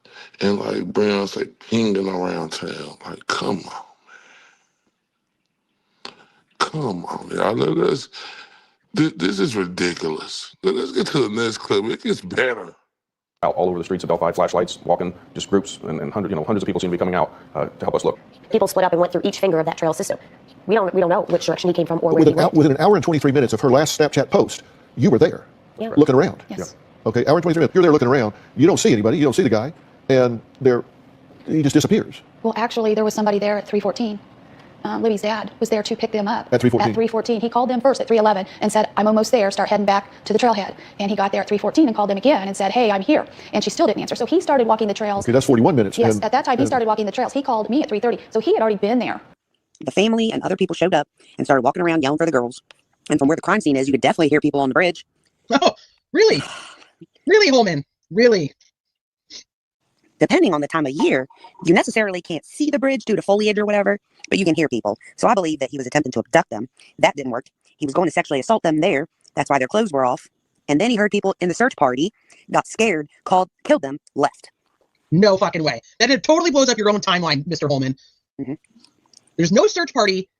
There's no search party from 2:30 to 3:30. Nobody's fucking looking for them. That is a bullshit lie. Per usual. Yeah, PDF with all the evidence of crimes and actually had a connection to the girls' reveal line about who he was to talk. Man, crazy, hit the nail right on the coffin. Right now. That pissed me off right there.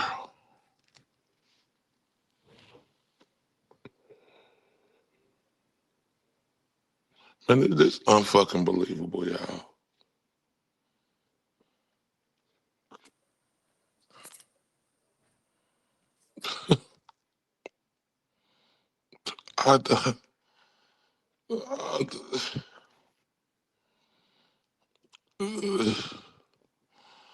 I'm lost.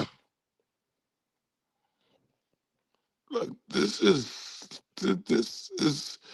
like I said earlier, and I just don't give, like, man, I don't give a fuck about nothing else but going at injustice and corruption and getting this shit pushed. Because man, I am the best movie director and script writer couldn't write nothing like this. Oh wait. And they knew what KK was doing and just let him keep on doing his shit for years. Yeah, man. Yeah. They let this abdominal fucking snowman, and they let that piece of shit. Oh wait. Oh wait. And then like, man, he do look kind of like that picture, y'all. The skinny him, like that's. But this is. I am just lost. Oh wait. Oh wait. I don't know how to make this shit make sense. I'm with you, Cutler, man. I am disgusted with law enforcement and disgusted with corruption. If you are a police officer and you, for whoever reason, feel the need to lie, your investigation is biased in any way. For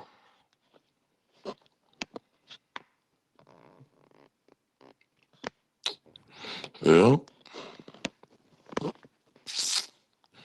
it man. That's why I say, man, any reason you are corrupt, you took an oath to serve and protect. All corruption should end up behind bars. Yeah, and this is just so criminal. Like it ain't you can't even hide from it. I don't give a fuck how big the wall is or how thick it is. You still gonna be able to see this is how criminal this is. This is how big time criminal this is. Oh wait, next clip. There was hundreds and hundreds of people that showed up, volunteering to come put him into a search party and let him go.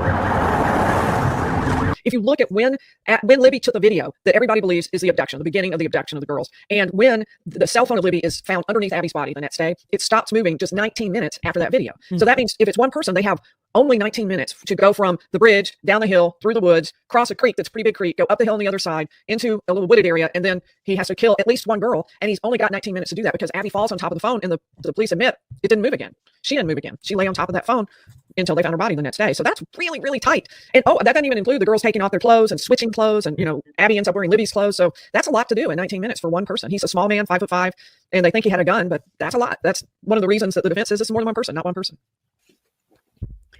Following the timeline, we know that it's Bridge Guy who kidnapped them, and that after that, they're dead. The girls are dead. So if we can ID Bridge Guy, we can ID the killer, and he is guilty of felony murder. Fast forward to 2022. It's a lot of skipping over, but we fast forward to 2022 when Kathy Shank finds a tip form, an old lead sheet from Dan Doolin, and it strikes her because she doesn't remember having seen it before. The lead sheet contained a report about a man being on the trail between 1:30 and 3:30, and that he had run into girls on the trail, and that those girls were Bree Wilbur and Rayleigh Voorhees. It became apparent and clear what the state was trying to do, establish that this is what happened, this is how the girls felt on the bridge that day. Richard Allen's Bridge Guy, if you think about that interview, what he said he was wearing, he put himself at the bridge at that time. The time's changed a bit, though, I do want to point out. Initially, Dan Doolin, bringing in the tip, a couple days after the murders of Abby and Libby, he said he was there noon to 1:30. Well, on this day, he changed that. He said 1:30 to 3:30. But this is 5 years later. Yeah, hot freezing quick, and Natasha said that earlier, right, about it being so cold. But this is 5 years later. And they was putting words in his mouth, trying to tell him what he was wearing. They was leading him. And goddamn it, I just still can't get over it. He the only motherfucker who fully cooperated. The other criminal sons of a bitches who done some of the worst shit, didn't cooperate, and them bitches just get a, go past, just go. You just go. Let's go.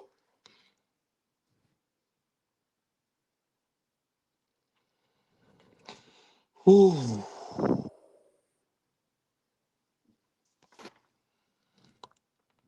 Oh, wait.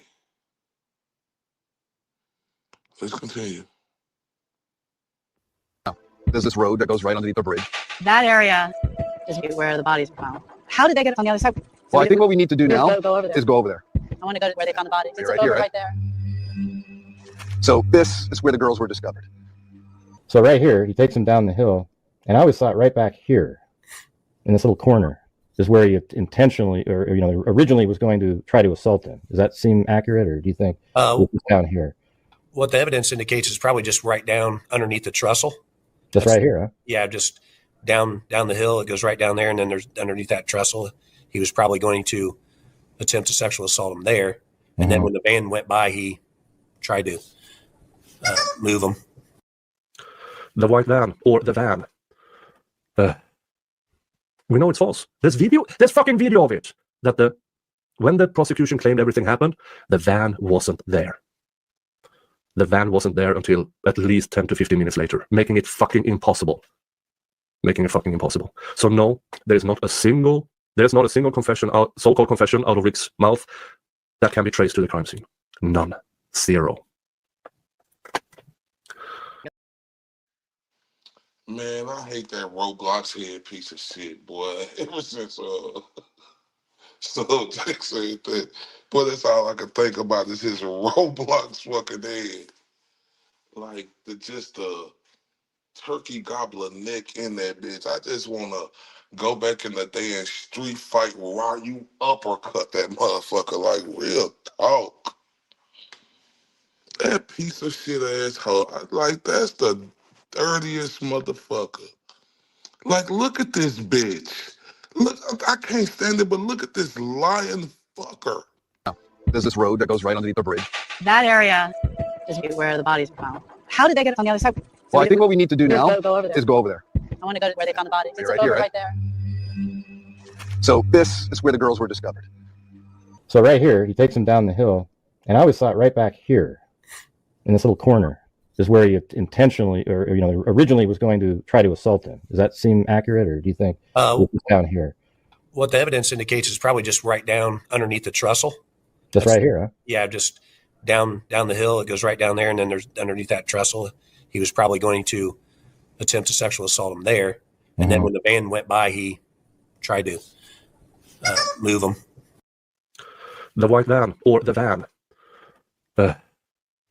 We know it's false. There's fucking video of it. That when the prosecution claimed everything happened, the van wasn't there. The van wasn't there until at least 10 to 15 minutes later, making it fucking impossible.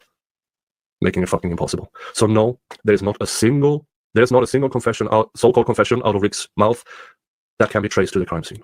None. Zero. Man, shout out to Nick Starro, man. He is the truth. He is the truth.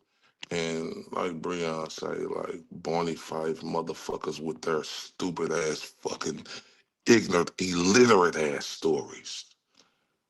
All right. See how open it is, yet 100s of searchers miss the bodies. That's so fucking crazy to me. Rick wasn't there. He wasn't. He wasn't there. This was a dude who was a stand-up fucking citizen, right? A fucking veteran who was a hardworking man. Like Class A Dickolas is lying. And they plotted and planned to pin this on him. It's just clear cut. They look for the person who was the weakest link, and I'm sorry to say that, but with the problems and stuff Rick had, like they picked him out personally like some bitches. Man, they some hoes, bro. They some bitch ass motherfucking hoes. Oh, man. Yeah, just living a basic life. Basic life, doing his thing at CVS or Walgreens, wherever he was at. But they're doing this thing, turn down more money, you know. And I just can't. What would you say, Kayla? Kayla say they chose someone everyone would forget about. Yep. Oh my God. Damn. And I don't know if y'all ever seen that movie, The Point of No Return, but that's where these bitch ass, hoe ass, dick sucking ass investigators was at. The point of no return, because when that motherfucking piece of shit Doug came out and said, oh, if you don't like how the investigation going, leave the country. No, fuck you. Fuck you. Piece of shit. Go suck a gorilla's nutsack, you fucking bitch.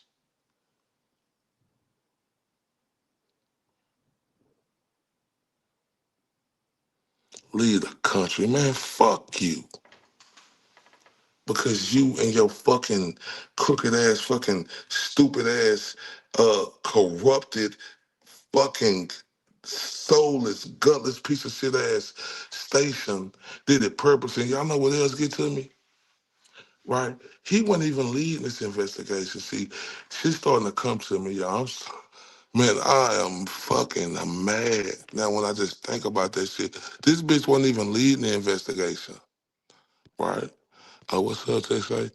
All of the state's evidence points to Rick leaving before the girls were even dropped off, but they treated the absence of evidence placing him there as evidence that he was some stilt ninja. Yeah, like he was on his wall. Oh yeah. Oh, what is it good for? Absolutely nothing. A wall. Oh yeah. Oh, what is it good for? Absolutely nothing. That's what they thought he was on. But he fucking got him, shit, Ricky Spider-Man up in this motherfucker.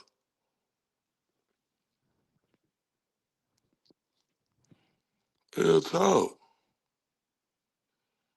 How about if y'all can investigate for our country properly? How about you lead the fucking country? Yeah, right. Talk that shit. Get your bitch ass out. Right? And this is why I can't stand this motherfucker. And I can't stand that bitch ass Holzman, Roblox head piece of shit. What you call that motherfucker, son? Boy, that shit was funny as fuck. Look, that bitch ass motherfucker wasn't even investigating. Right? He wasn't even nothing. But you got, the fucking Roblox head fucking assholes man say, oh, we put him out there because he's very passionate and he know how to speak. But this was the same motherfucker came in front of the news and say he could be in her. You irresponsible talking stupid son of a bitch.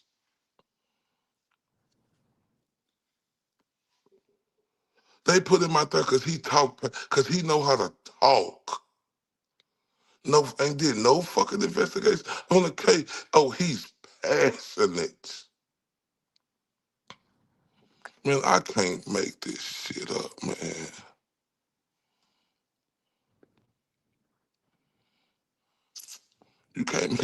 This is just something you can't, I'm sorry, y'all know, but I can't make this up. That ignorant ass fucking assholesman in his fucking deposition where that bitch should be criminally fucking investigated. And man, shout out to my dog Skinny, man, who down there in that fucking jungle with that piece of shit. He said that motherfucker, this so fucked up, this bitch did such a terrible job, this bitch got promoted. You need to say that son of a bitch is running half the fucking state. Man, this is fucking unbelievable. Like serious, I'm not. This shit is unbelievable. I'm not bullshit.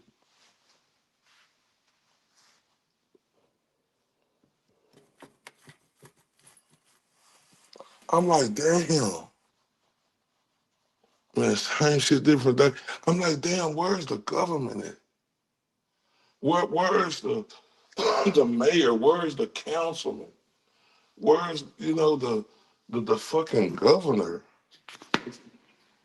Like, where are y'all at? Is y'all gonna fucking do something? Because you bitches ain't done nothing. So you telling me all you motherfuckers up there is Tweedle fucking dumb? Is that what you're telling? The fucking governor, the all the city councilmen, what the fuck, the congressman, and the other motherfuckers, y'all that fucking dumb? Y'all can't tell if it's apple or oranges, you stupid fucks. Oh wait, man. Oh wait, man. I'm sorry. I'm just thinking about. Oh wait, man. This shit is crazy. They put that piece of shit ass fucking Doug out there because he could talk and he's passionate, but he don't know nothing about the case. And he gonna say, "Oh, the person could be in here right now." Shut your bitch ass up. Shut your mark ass up, you bitch ass dude. Shut your mark ass up. Mark ass motherfucker. Say that hoe ass shit. The major. Oh man. I'm sorry, y'all. Let me go to this next clip. And the very first witness out of the bat, they wanted to contradict that guy who claimed he had the van driving down the road with this report where he had spoken to an FBI agent and another agent and said, yeah, I in fact, didn't come home right away. So I wouldn't have been home until 5 o'clock, not 3 o'clock, which would have been the time that it would have to have been, something after 3. But the guy got on the stand, very first witness, and he won't agree to that. He's like, they even show him the piece of paper where it says inside the piece of paper, this is what he said. He was at the interview and he's like, yep, I fully remember that. That's refreshed my recollection. I have no idea, except I think he came straight home. It's like, whoa. So they're trying to get the FBI agent. But the problem is the FBI agent is in Texas and he's in charge of election coverage for the FBI in Texas. So he's not available. They asked for him to be able to come by videotape and the judge said, no, that's not a good enough reason. That plus the fact that he has medical conditions, even those put together, she said, nope, you can't present him by video. So I don't know if they're going to be able to offer him at all. They may not be able to get that fact in. Speaking of illogical, it's like we can do everything today with technology, but for whatever reason that anybody would ever say no to legitimate evidence being presented to somebody accused whose life is literally on the line, but because you didn't, make a good enough argument for somebody to present by video, which like most courts, that's completely normal. And, you have to have a reason to not let them appear by video if they're not going to be able to appear. I mean, that just is so illogical to me. But it's a grand total of 19 minutes from the time Libby films the abduction to the time that Abby is, according to the state's theory, lying on top of Libby's phone, which never moves again. And that is crazy. I mean, that's really fast. The steps also didn't work. He talked about the steps being enough to get down to the road right below, but I think it needed to go a step further. That might be true for the defense theory, but it's also true that the steps don't match, that there are only 2 flights of stairs. And it was, if you take the change in altitude, it's 65 feet down to the creek, across the creek, and then another at least couple of floors going up. So it should have been 8 floors. The defense introduces new evidence from Libby's cell phone that was contained in the original extraction report, but the state overlooked. Wired headphones had been plugged into the phone at 5:44 p.m. on February 13th and unplugged at 10:32 p.m. on the 13th. It was right there in their data.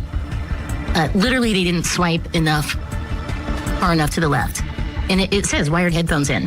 When she got to that moment, the person who sat next to me said, holy and so we both were dumbfounded by that there was a brand new timeline that they were suggesting. The defense expert said one of the reasons why somebody might plug headphones into the phone is to silence it.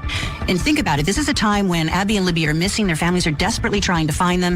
At 5:44 p.m., right as those headphones are plugged in, a call was coming in from Libby's grandmother. And even the state concedes by that time, Richard Allen is long gone. According to the state, Libby's phone was under her shoe, under Abby's body from 2:32 p.m. on February 13th until the bodies were found a little afternoon on the 14th. Hold up. Hold the fuck up. Now that's what really fucked me up, y'all. That's what really fucked me up today. That's what fucked me up today.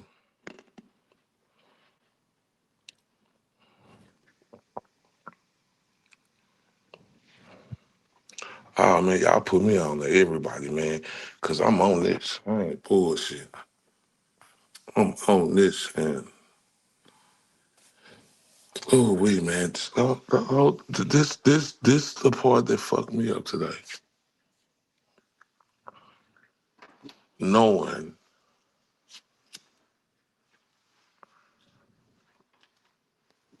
that this motherfucker for they for they did that. They forgot to show that. But let's continue real quick. Hold up. Headphones plugged into the phone at 5:45 p.m. and then unplugged at 10:32 p.m. Not at all consistent with the state's theory of Richard Allen's involvement. But the state was able to muddy that up a little bit with this idea of, well, maybe it was dirt, maybe it was water. That's where I think they had an opportunity, like you're saying, to tie that back into the timeline and just remind people that for the state's theory to work, that phone would have had to have, been exposed to the water or the dirt no later than 2:32 in the afternoon. And so what really is the explanation for why that phone would be functioning apparently pretty well up until the 5:45? What would have happened at that point to suddenly cause something to register? Richard Allen, Rick as I call him, was accused of in the middle of the day on February 13th, 2017, walking across a bridge, walking on the other side of the bridge down a sloped hill, a pretty significant slope, then down 70 feet or so to the bottom of the ravine under the bridge, across a river that was cold and moving. There was a lot of water there. The state was saying that Richard accomplished all of this by himself. He took 2 girls, kidnapped them. Their claim was he did it by holding a weapon on them, a gun. He got across the river, or the creek. It's called Deer Creek, but it's bigger than a regular creek. He looked across the creek from where he had just come, and on that little access road, he saw a van, and that caused him to freak out, is what they claim. And then he went up and killed the girls. And that's what they're alleging. That's what they're alleging. That he freaked out, killed the girls by himself, then walked up a hill on that side, which right where a cemetery was, and then got on the road. And then after killing these girls, he walked on this a road that's driven by a lot of people, and he was in the middle of the road walking, or close to the middle of the road, with blood on him and so forth. Just things that just didn't happen and don't make sense if what the state's theory is correct. Across the girls at 2:13, go down a hill, go across the river, kill one girl, then kill the other girl, all in about 17 or 18 minutes, all by himself. Damn. Super Ricky. Superman Ricky. All these problems. You guys.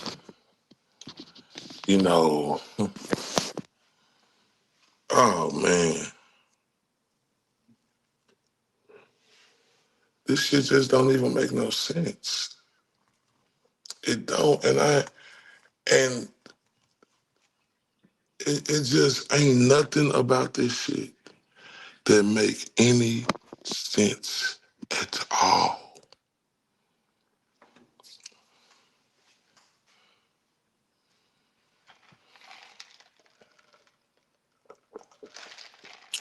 Man, it's devastating. This devastating.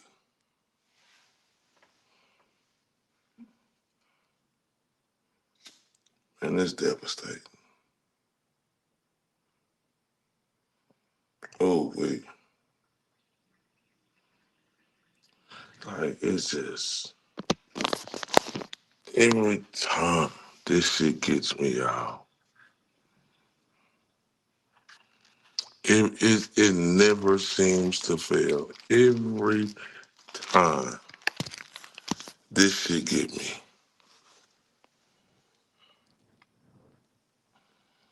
And this is fucking devastating.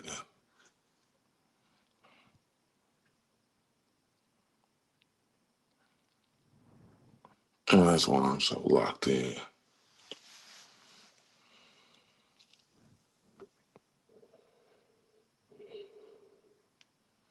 Man, shout out to the OG Cranks, man. Shout out to the movement.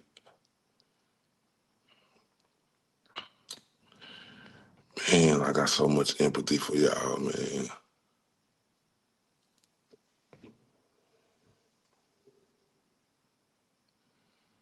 I truly do, because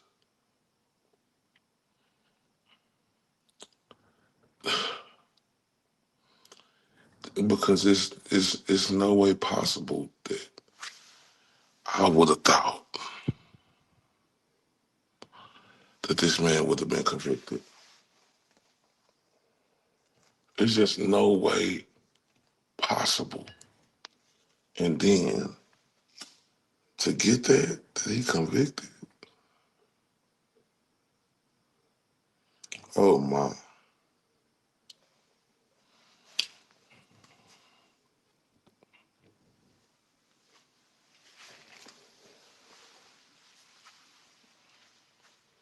Man, there's so much empathy for y'all. I just imagine a moment.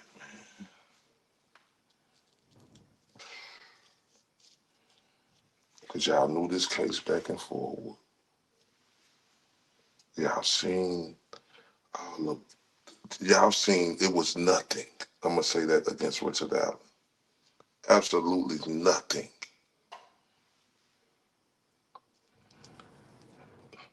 What we seen was some coerced, what we seen was some coerced, oh, I did it. You know, like, come on, man. Stevie Wonder could see that shit.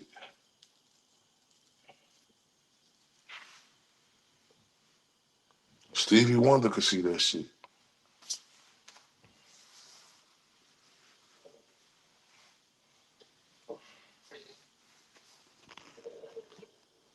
Oh, wait. And this is one of them ones. No cap. This is one of them ones. This is one of them ones that make you think. Like, this is one of them ones. Mm. I mean, I am absolutely shocked. And that's an understatement. How shocked I am. You know, I ain't supposed to be shocked, but nobody's supposed to be shocked when you see something that's clear cut. No debating. You ain't supposed to be shocked off nothing like that. Shocked? You're supposed to be shocked.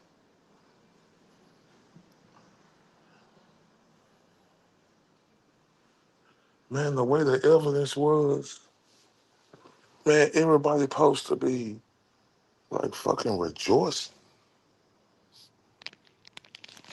And that's real shit. Everybody's supposed to be fucking rejoicing.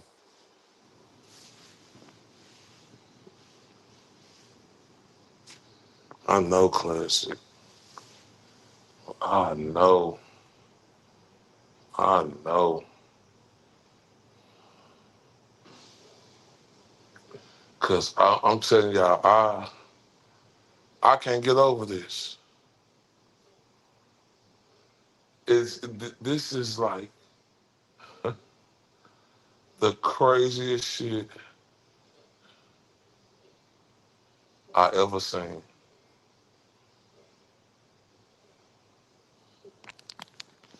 I mean, damn. Can we name something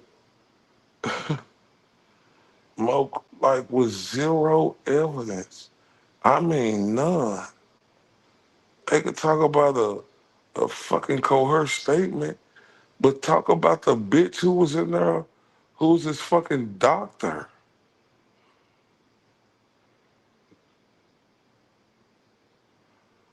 Oh, wait.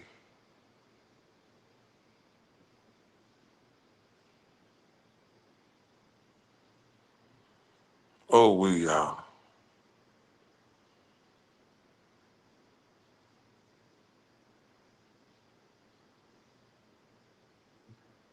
Yeah, it is a lot of Richard Allens out there. We can't save them all, but maybe we could save them. And maybe we could try to and fight and do the best we can, man. That's why, like, this type of shit right here give you a reality, man. it give you a true reality of just life and just every second.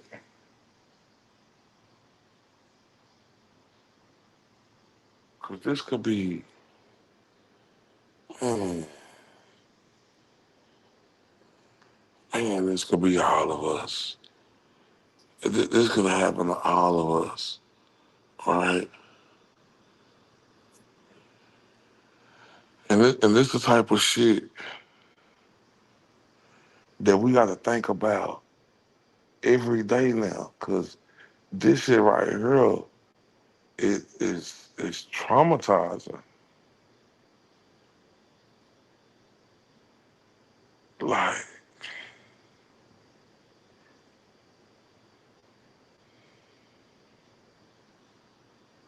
I haven't been any recent pictures of Rick, you know, and I'm just thinking about that man now, y'all. And how Dr. Westcott broke it down and how they just shipped that man over there, man.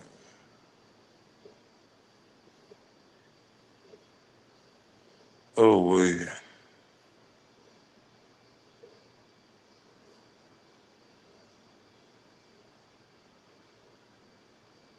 Mm-mm-mm.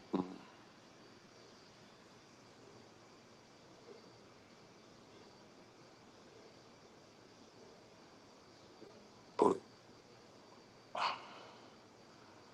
like I said, man, this is reality. And like, sometimes you be thinking like other shit, but other shit don't even matter. This shit right here is bigger. Like, it comes to the fact, like, I don't give a fuck who like me. Um, like, that shit is small potatoes compared to the larger shit what we got going on out here.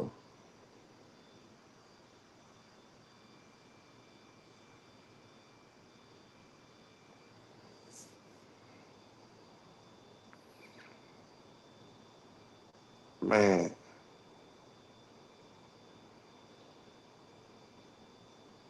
I say this is what it's about, man. This right here is huge. And I know we could make a difference.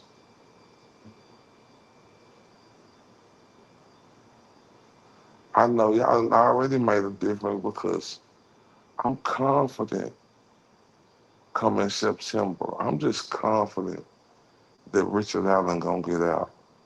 I'm calm. Let me just say that. I'm confident he gonna get out.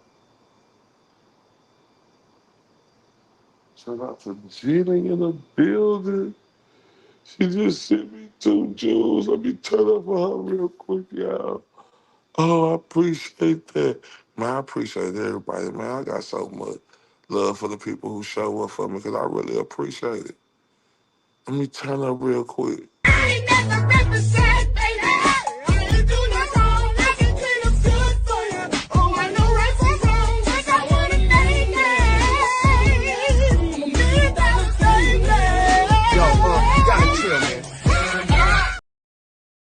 Melinda, she say, I'm back. Hello, right in chat. What's up, baby?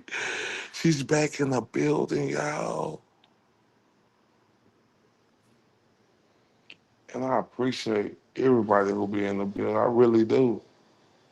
Like, because, like, you know, like, just being in this shit now, this shit doesn't, it changed you. Like, it give you a different perspective. Like, all the little shit, people don't like you. I don't give a fuck about none of that, right? Because, you know, people out here, you know, people will get mad what you say, but then other people said, you know, who bigger than you, and they ain't saying a fucking thing. So, like, it just gives you a better perspective on life, not to give a fuck about that shit. Like real talk.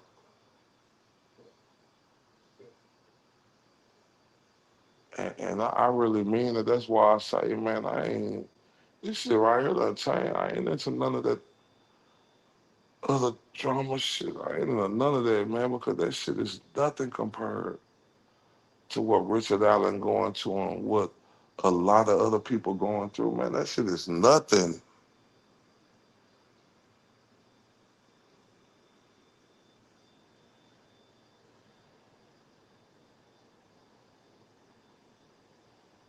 Oh, man. And this thing, every second fucking counts, dog. It truly do.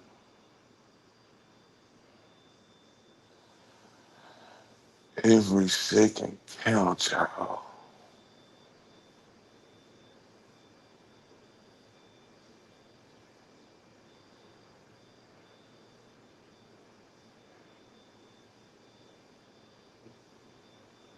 Like, right is right and wrong is wrong. That's a fact.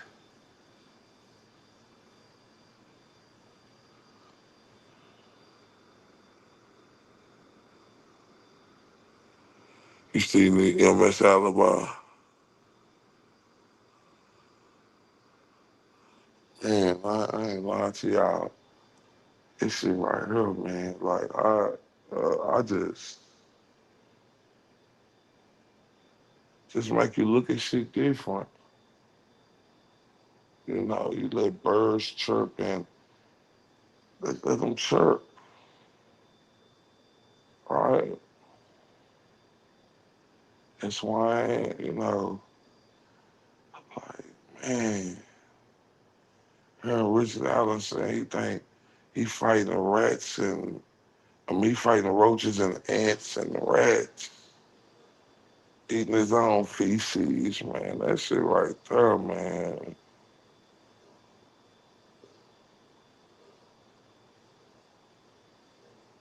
Oh, wait.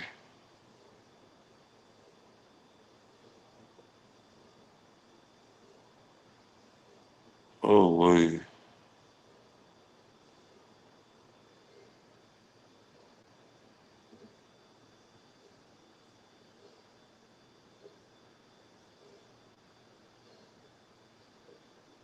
Oh, wait, man.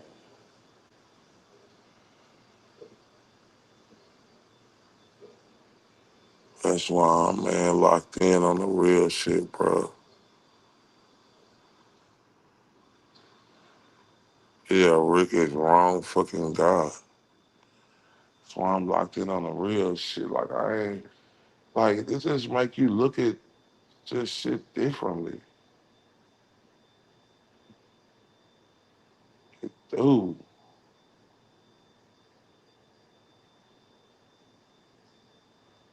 Damn.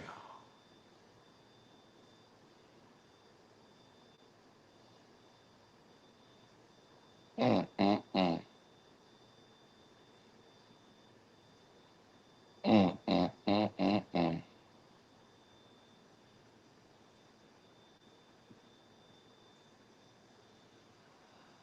Oh, wait, man.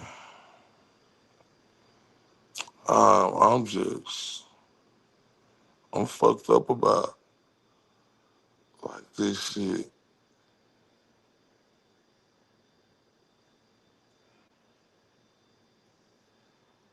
You know, we sit out here and let small shit and a little bit of me before everybody guilty of it turn into something that could be big with it. It really don't mean nothing compared to something like this. It ain't shit. And man,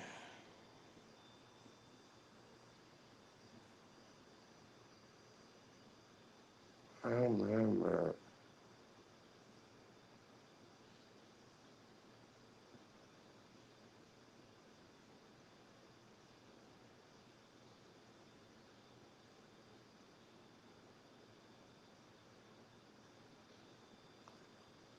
Yeah. Oh, yeah. Oh, yeah. See, this is the thing right here, though. I gotta get that ready because I know I've been on this all day. Like, I've been fucked up since I did this video today. When I found out the Google search was about the headphones getting stuck in. Like, I ain't even been able to do nothing else. Oh my God. Like, I cannot, when I heard that, oh man. The beautiful classic was Sleep, but oh man, I had Subtext and Kayla, and a lot of other people was done, Jordan and Pretty Cool. It was a lot of people that I ain't trying to miss nobody. Who else? Y'all know who y'all was. Like, I was fucking, I was gone. I couldn't believe it. Oh man, hold up. Oh, and thank you for crying, Breon. Oh, I really appreciate you turning me up, y'all. Everybody put them hearts up for the beautiful Breon.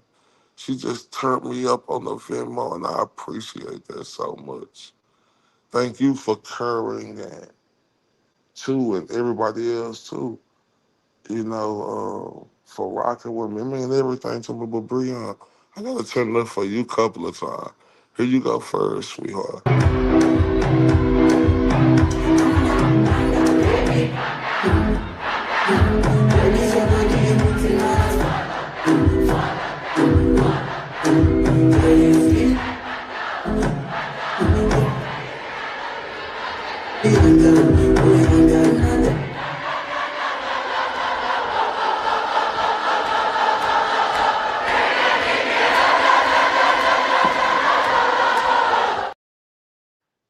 Man, I love that. Cause it's oh.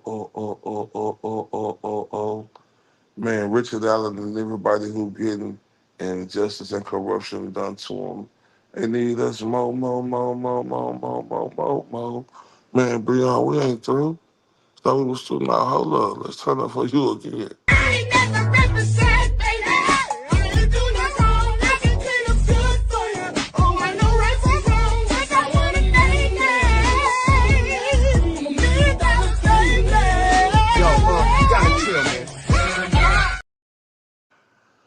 Oh yeah.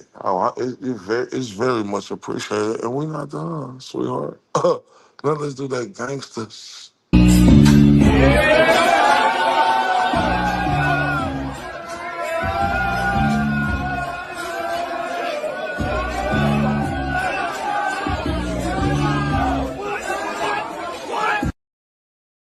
Man, y'all know how we coming around here. Thank you so much. I just thank everybody.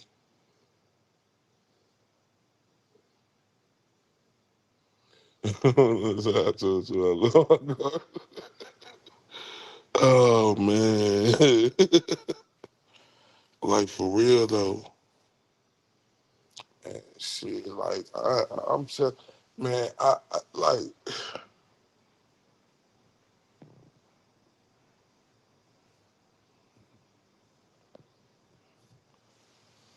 what type of time I'm on.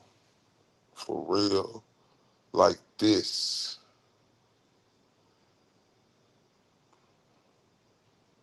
If it ain't about holding it down for people like Richard Allen, the code, and other people who going through injustice, man, it ain't about shit. That's I ain't giving a fuck about nothing else but staying focused at the goal at hand, tunnel vision type shit. tunnel vision type shit. It's in the description. Miss Beautiful Melinda.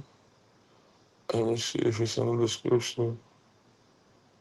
I think I put it in there. Yeah, it's right in the description. I think.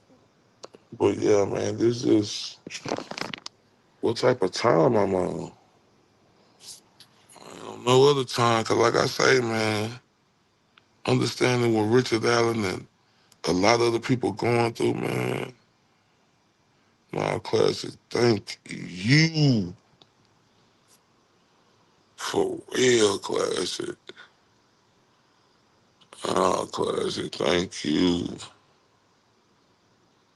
Thank you, classic. Thank you. Man, thank you so much.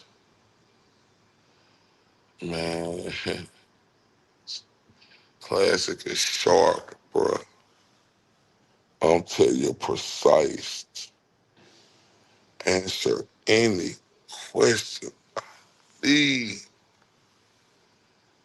the life.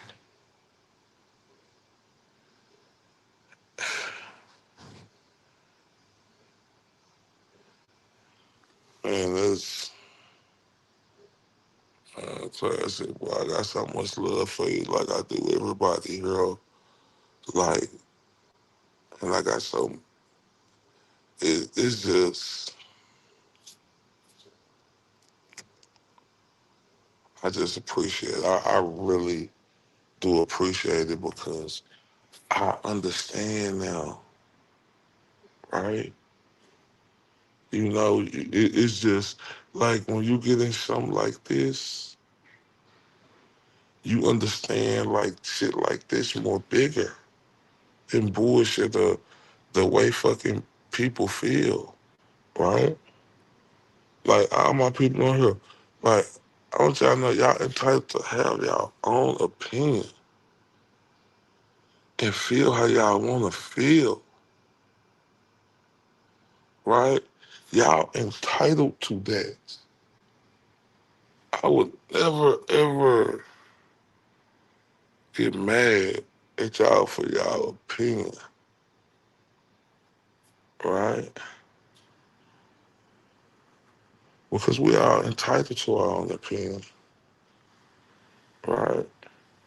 And it should never get to where folks think, you know, the, opinion is more than the other. It's not. Because, like I said, man, I, who is perfect in this world? Nobody. Who is perfect? Who is right about everything in this world we in? I'm talking about us humans. Nobody. We ain't. We ain't. So what, so people, this is good, like that's small shit, right?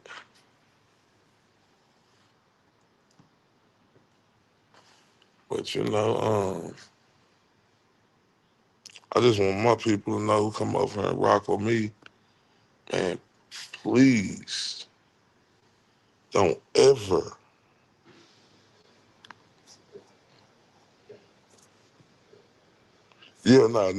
that's true, yeah. Yeah, that's the only thing. Yeah, we ain't going for that. Just like if you think Karen Reed or Turtle Boy guilty, even though I'm too much, care for Karen Reed, I know she ain't guilty.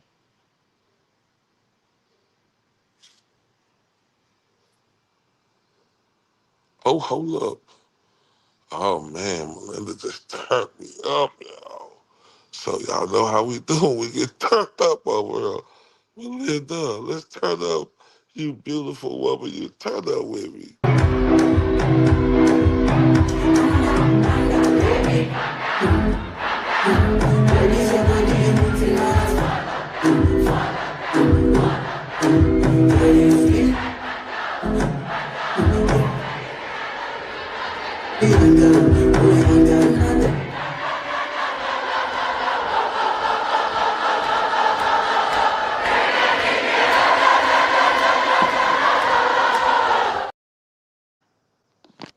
Man, I love you so much, Melinda. You think we through?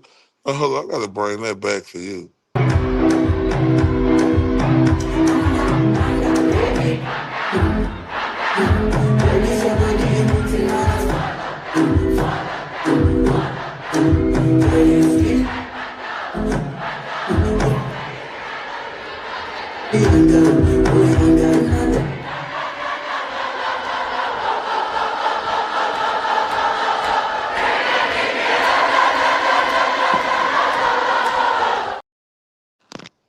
Hold on.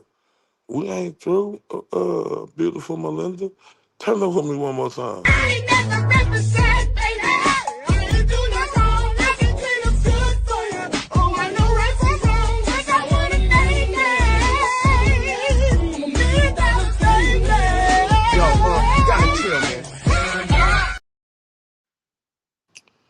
Man, love you to death, and like I love everybody to death. Hey, yeah, man. Love is true. And like Kayla say, what's first? Cause I mean, I said right there, people, and Kayla said people can have their own opinions, but they better be prepared to disagree respectfully. I'm going to be blocking that motherfucker. Yeah, real talk. Like, we ain't doing no, like, disrespect, but you could have a strong disagreement without being disrespectful. That's what's wrong. We live in, just didn't experience that, like I told you, you like, you could say something, right? And it's just real shit, you could say something. And people disagree with it and look at you like, oh, but somebody who hard than you could say that that energy ain't there like it was with you. So you just, you know, shit bigger than that. Like, this is why I say focused on tunnel vision, man. Like, this shit bigger than fucking giving a fuck how people feel about your own fucking opinion. Like, real talk.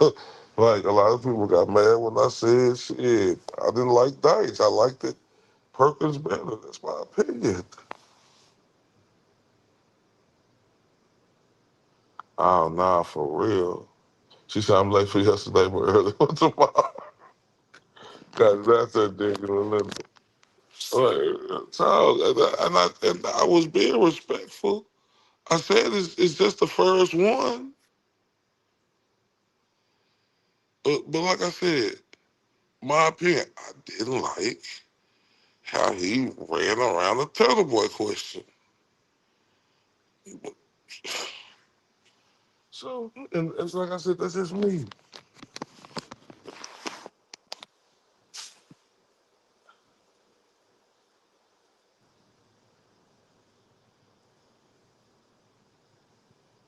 And I still don't. I don't like that. Like, I feel like this the cases like I tell you, don't let people derail you, blow past them like it didn't matter, you know. Keep being you humble and genuine. Yeah, and that's all we gonna do, man. That's all we gonna do. Cause like it's stuff out here bigger, it's bigger stuff out here going on to small shit. Right? Like it just is. That's shit we need to be attacking. Y'all see, like, with the case I did, on the Nolan Wells, I did like 5 videos in one day on that, hours. And then we did a whole day of Rick Allen. And we're going to do more Rick Allen tomorrow. We're going to do Nolan Wells tomorrow, too, because it's a lot more information. Shout out to Amy_Boston in the building. Hello, beautiful. Oh, yeah, you can email me now, because I'm telling you, that case is lit, like, and it's a dead, and we can't let people get away with that. Just like in Delphi, we're not going to let people get away with that. You know, we're not going to let motherfuckers get away with what they doing to the goal. We not. Right?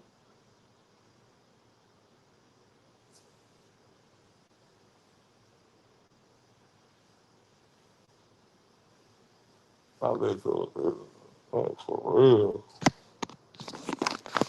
I ain't lying to y'all. I'm so motivated with this shit. Yeah, you ain't lying, man. This sad all over the place. Right? She said, me, yeah. She said, yep, it's all up. Yeah, it is. I mean, that case, yeah, it's all over the place. Yep.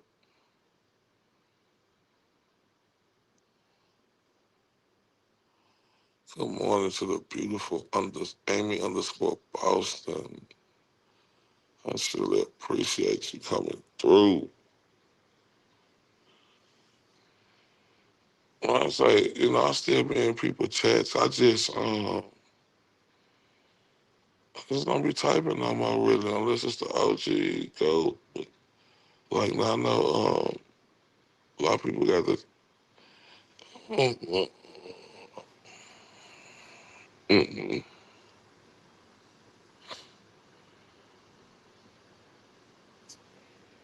Mm-mm. Mm-mm. Yeah, it's on. Oh, I can't wait. Oh, you gonna have me up getting that shit ready. But I ain't even tired right now because this is what we on. You see this Michelin man built abdominal snowman, like fucking extra fucking jaw, like he got 600 packs of tobacco in it. Piece of shit inclined.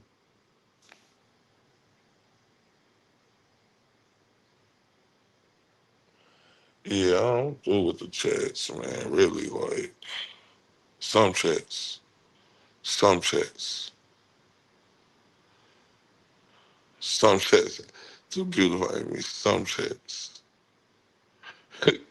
Not all, but there's some. But yeah.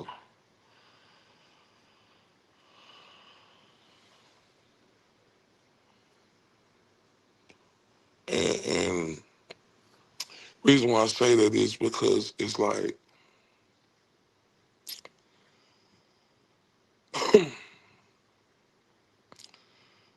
like, it seems like if people don't like your opinion or something, then take this fucking picture off of the fuckers.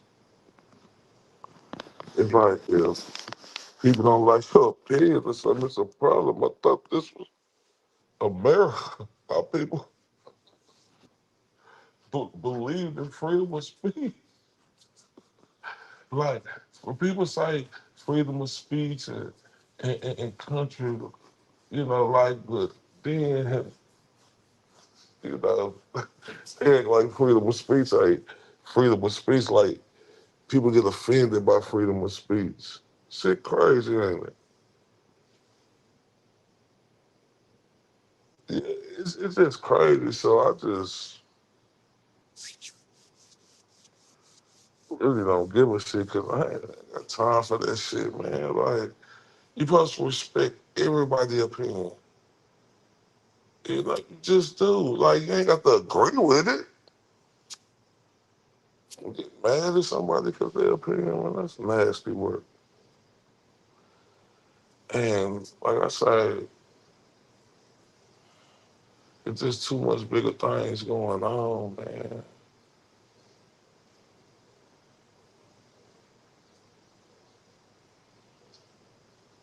Really is.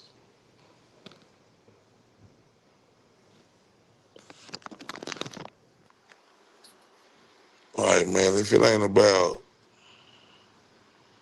this corruption, injustice, I ain't on it. I don't care about it. I ain't paying attention to it. I'm not.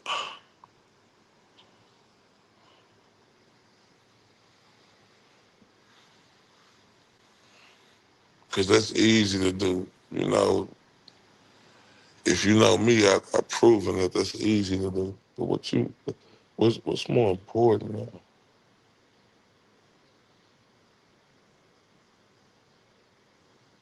Remember when you was trying to add Nolan Woods and Supremes? What you mean? Add? Oh, Melinda. See, now I ain't seen nothing, but I did see the FBI came in. See, now you got me curious as shit about that.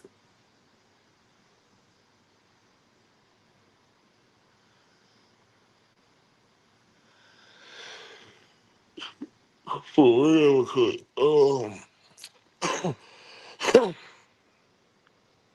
man, we trying to free Richard Allen. We trying to free the GOAT. We trying to free everybody else who going through something.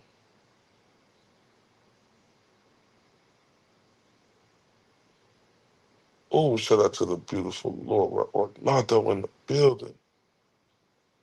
Man, I ain't in nothing. I don't even, hey, beautiful Laura Ronaldo, I promise you, I don't even care about it. Like when I think about going over this with Richard Allen, with all the beautiful people tonight, and like I say, this case really done changed me. Like, I ain't with none of that. I don't care. I used to be like, man, that shit matter, but nah, man, I ain't finna pay attention to that no more. Right? Cause just not.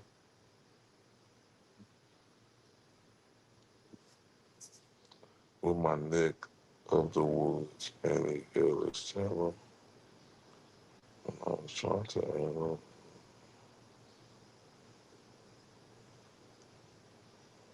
like for real, because it's just stuff more important. Like, it is. And like I say, we ain't perfect, but I just know that if it ain't about what I done grown to have a passion for now in this, it don't mean nothing no more to me. And I truly mean that, y'all. I'm not gassing y'all up. Y'all ain't finna see me in nothing.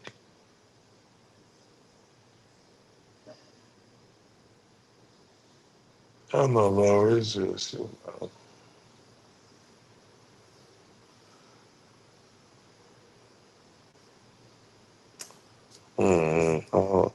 yeah, I just ain't. I just, I'm focused at the goal at hand. I just want everybody to know that, cause man, every second count.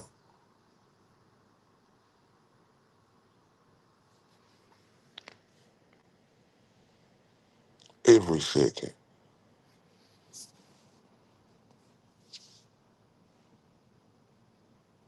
Yeah,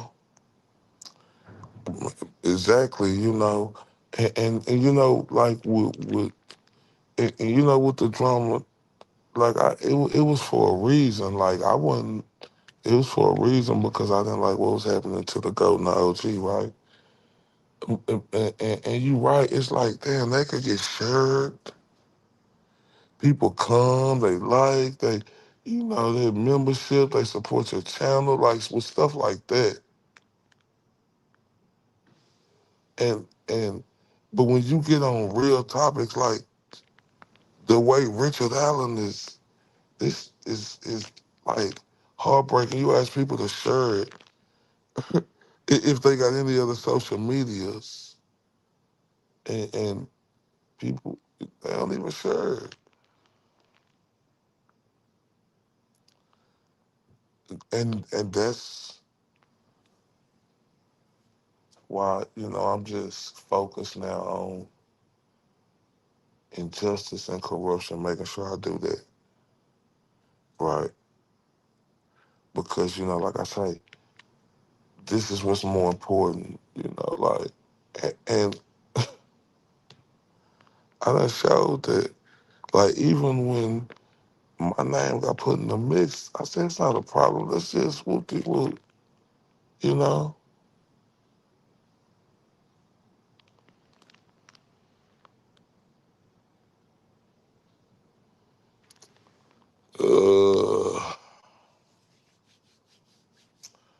I don't even care because I ain't, you know, got no problem with nobody that's in this community that I came in with in this community. Like, I ain't got no problem with nobody. Like, real talk. Cause I love this fucking community. I do. I truly do. And,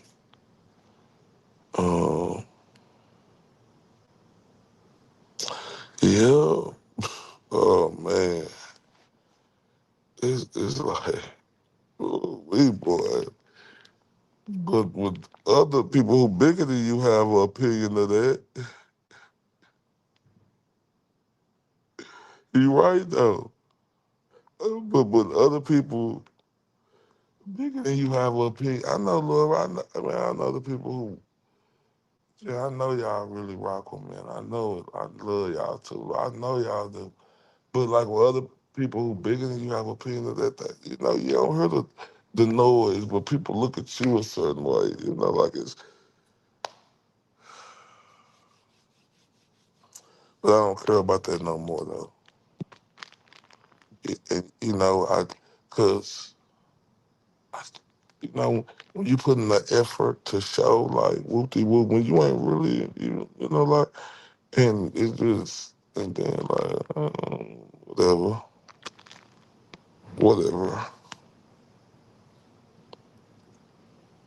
I'll just be like, whatever. I'll be like, it was all good, whatever. But I'm focused on Richard Allen, man.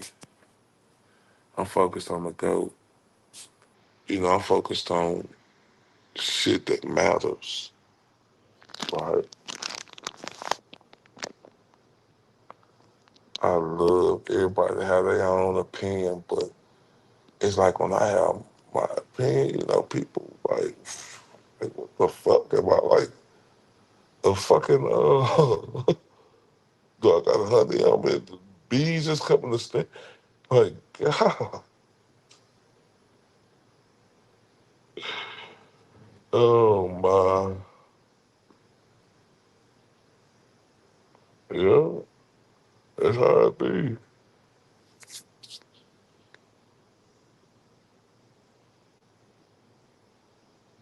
No, that's just, it's just the truth. And I was like, when I just kept saying, I just like, what? I'm done with that. I was like, I'm done even thinking about that because I see, like, I'm like, hold up. It's like that for that, but with me, it's like, okay. I said, all right, I'm done with that.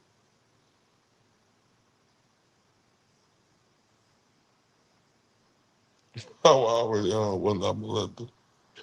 Man, because I really be on it. Like, I had that Richard Allen on my mind. Like,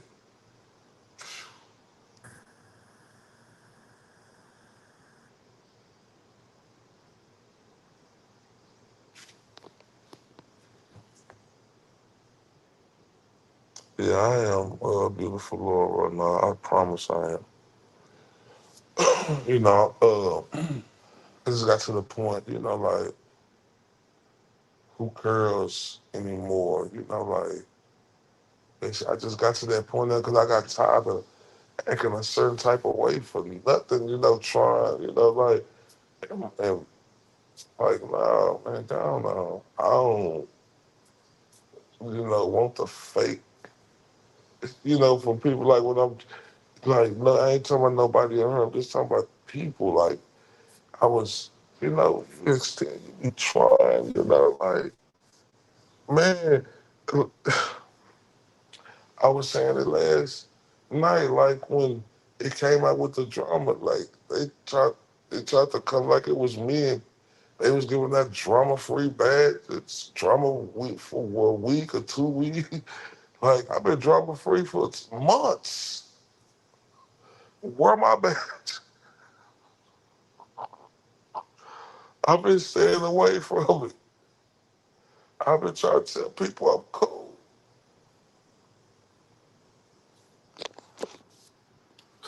I'm like, where my badge? But shout out to the beautiful Kayla, she made me one.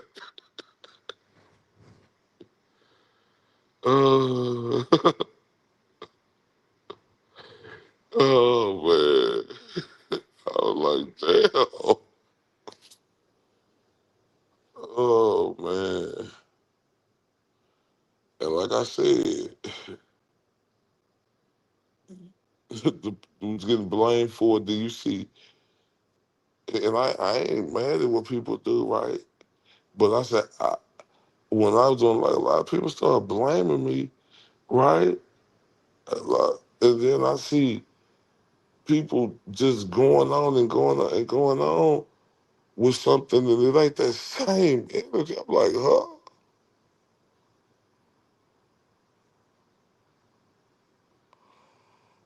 I'm like, oh, so that's what it is. So, man, please.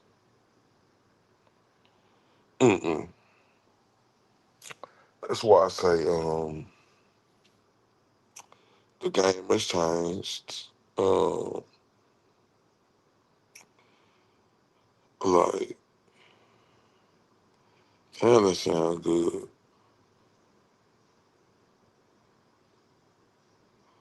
Yeah, yeah. And it was just like, uh, like, it came in me so heavy. It's like, okay, like, damn. Like, I'm the problem, so let me just chill and try to get my life. And that shit right there, I'm like, I'm just tired of fake shit. Mm-mm. Yeah.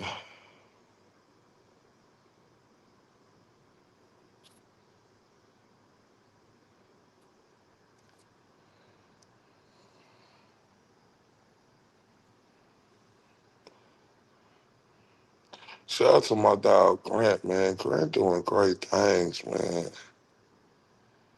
Man, salute to Grant, man. I'm so happy for Grant. I've been telling people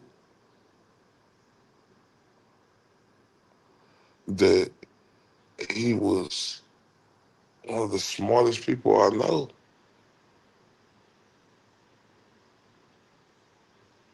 Yeah. I told people that. And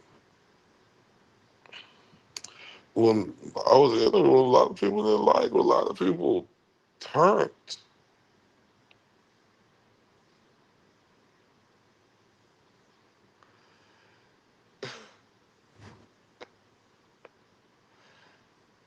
Man, Grant is amazing. Man, I got so much love.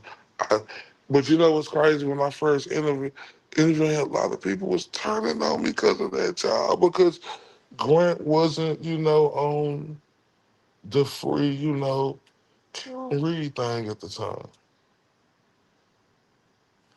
And I get but I like the Grant and I want to interview him. I want to ask him them questions. Right? Man, man, and like that's like one of the best interviews I did. And a lot of people, you know, they went from not liking Grant to look at Grant now. Man, shout out to Grant.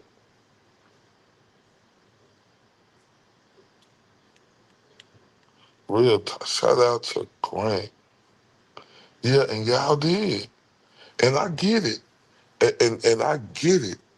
I just wanted to, you know, like that's just, you know, like I like that Grant. And I was, man, I wanted to interview him like, and you know,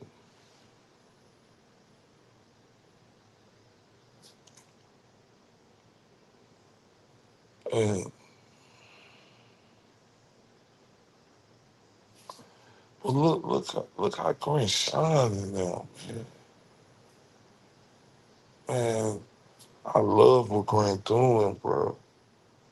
Man, cuz being there smoking his weed. Like I was watching Grant today. After I got out, he was on there smoking his weed and shit. Grant, that's my guy. I love watching Grant, man.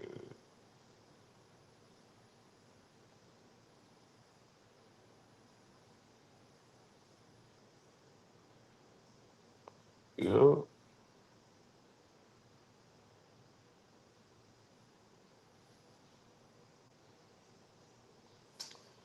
Man, Grant is, man, but he is just so freaking intelligent, and I just like how he stood up for Lindsay when nobody wasn't, right? We know the situation, but I'm just speaking on that. And look how everything turned out now, right? Fucking love Grant, man. I'm so happy for Grant and what he's doing, bro. And, you know, Grant, he always make time like to come on the show. And when he come on the show, man, you know you gonna get a show with Grant.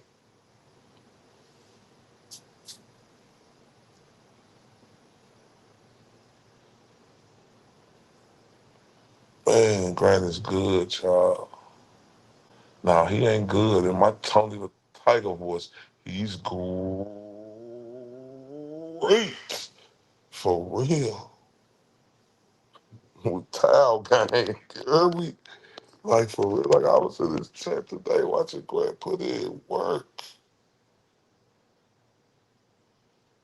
You know, like, and I tried to tell everybody. I mean, I think people knew before me or whatever I had to be, but I seen he. I was like, this dude right here is smart, intelligent. You know, like Grant is super special at telling stories, and I'm talking about like not just like telling stories, breaking them down, right? And he also good at like when you asking him something else, like when we going through it, right? Because he'll say something in that, he'll get that to you, then he'll be like, okay, let's go back to man, that dude right there is the truth.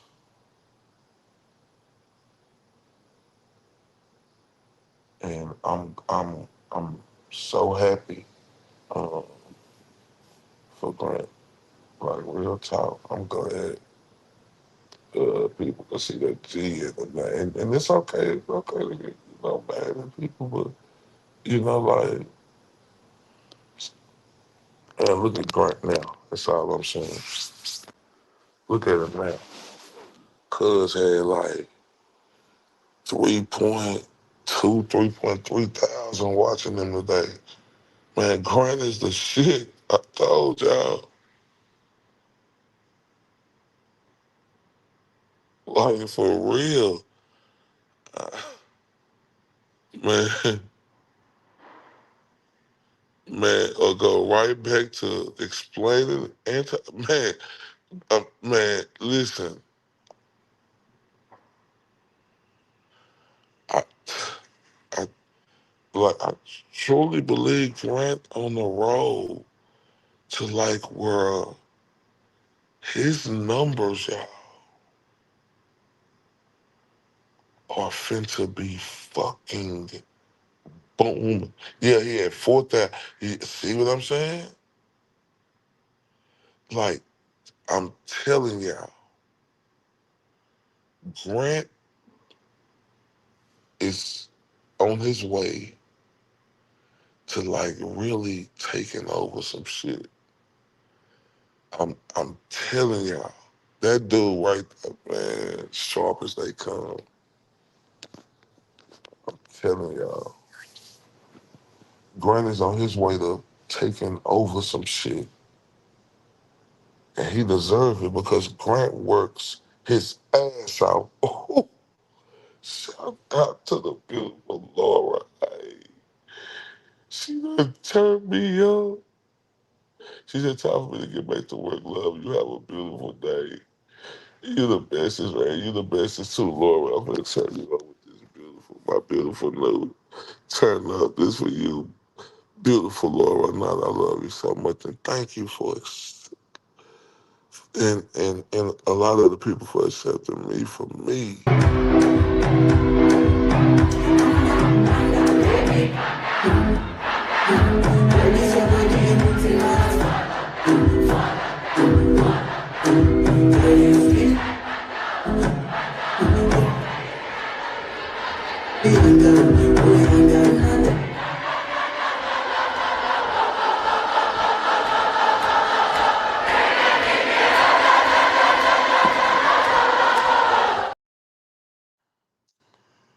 Man, Laura, man, I hope you have a beautiful day at work, but you know I ain't through. Let's go back to the original one.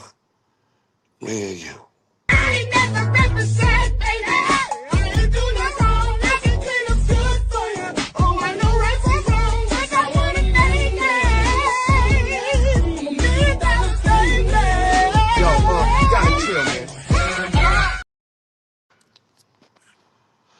Man, I love Lil Ronaldo just like I love everybody on here to death.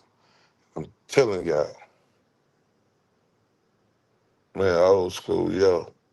And that's always there. Like always. It's gonna be always there. Whoop, whoop, whoop, whoop-de whoop. But I ain't lying to y'all, man. Shout out to Grant.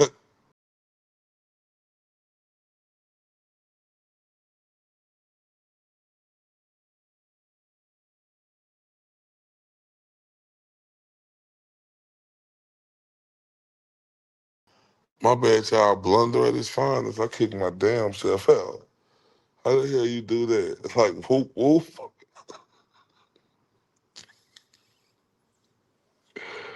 I kicked my damn self out. But yeah, shout out to Grant though. Like, yeah, I want to get Grant on the show. I want to talk to him about Richard Allen. I do. I don't know his thoughts. Yeah, boy, Mr. Blunderman himself. And look, my crazy ass blundered earlier today. Remember I said, oh, the OG went live. I think OG was just live for about, it was a members live with him and the guy. I was like, oh shit. I like everybody tell him we said you because we don't know how to do that other shit, other stuff. But man, that was crazy. But man, y'all are the truth. I want y'all to know that. I appreciate y'all.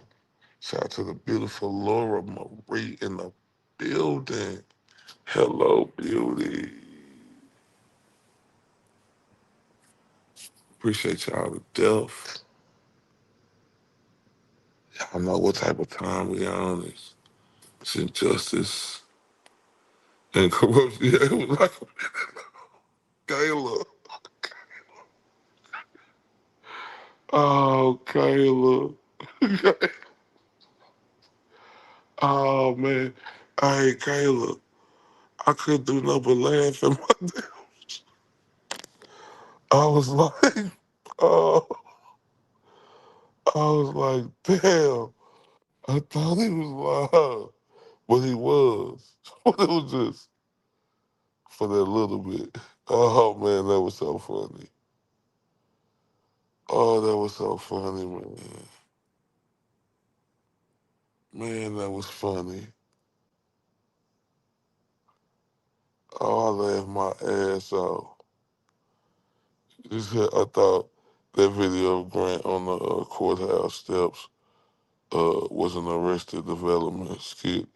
Like a year, he seems so nice in his rope belt. I must ain't seen that one.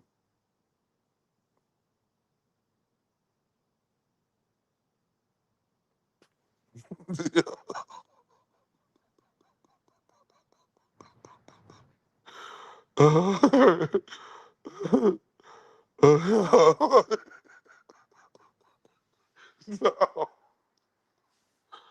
Oh man, I thought, but sorry, man, I laughed my ass off.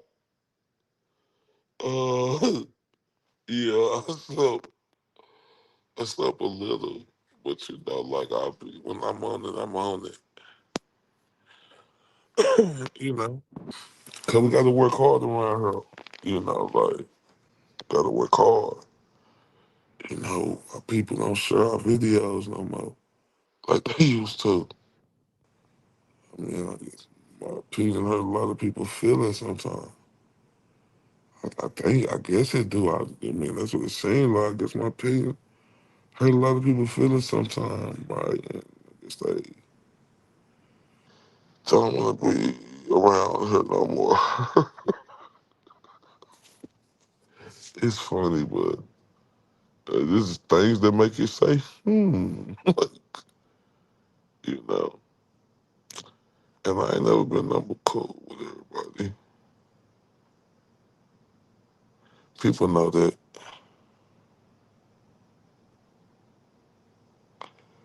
Everybody know that. But I guarantee y'all this, know what it's all about. No, not you, Kaylee. You know I'm not talking to you. You people who know I'm not talking to, and you one of them. You trust me. You always okay. So you know I'm never ever. Well, I seen your comment the other day. Oh, you know what comment I'm talking about, Kayla? Um,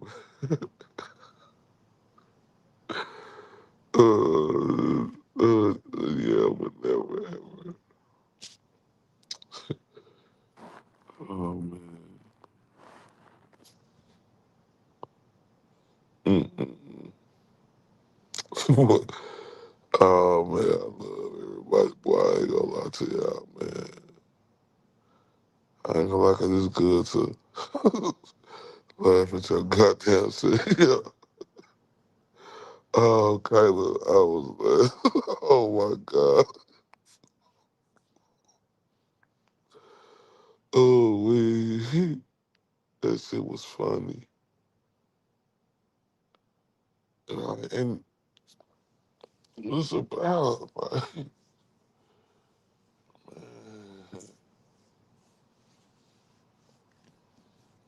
I think we saying Perkins pissed a lot of people off.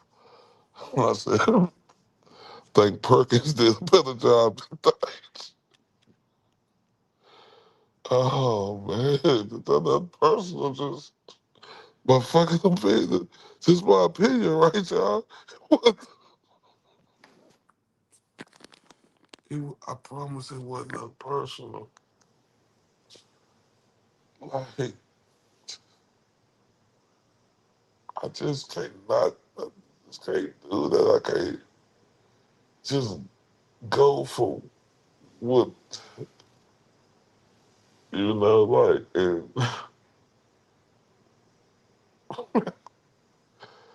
oh, man, oh, yeah, okay.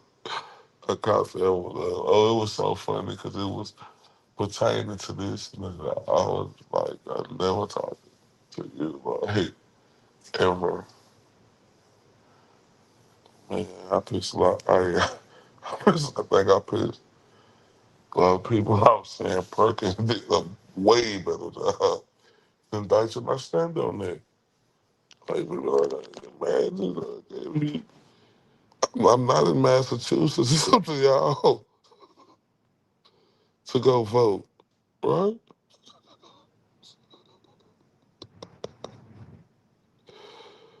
Oh, oh man. I can't vote, Caleb. I can't vote.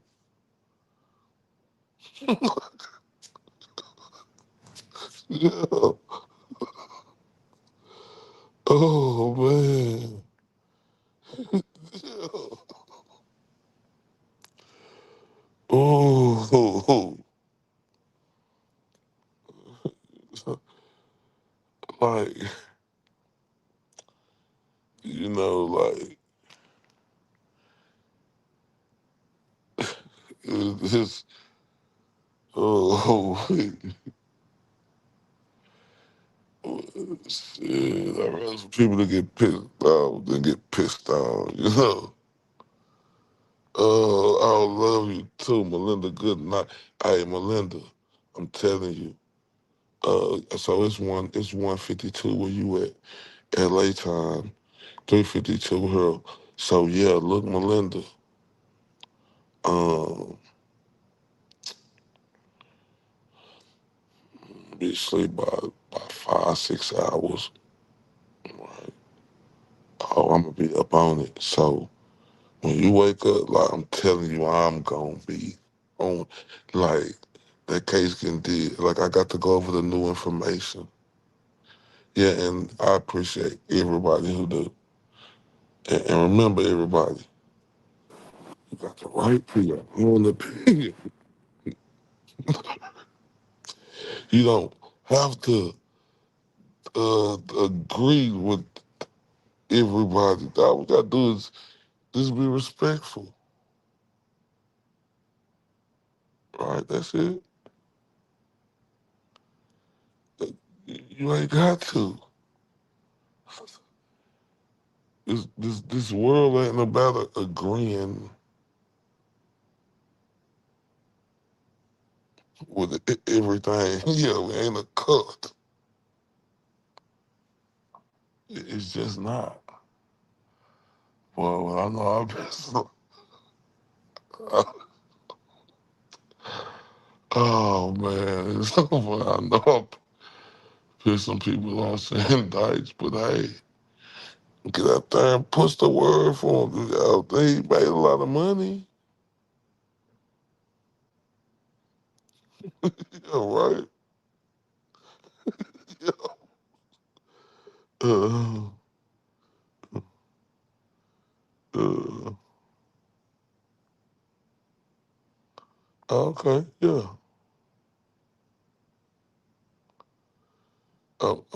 Like, I'm not up there. I just advise the people, in Norfolk County, right? If Dykes is your man's, hey, go out there and put out them flyers and posters, right?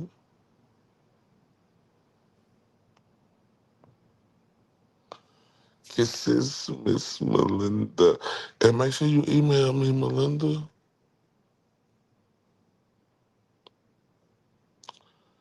Like, for real. And, you know,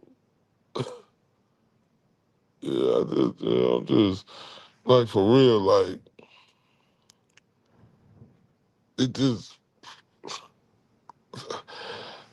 you know, don't care if people make, like, I know a lot of people got mad at me because of the diet shit.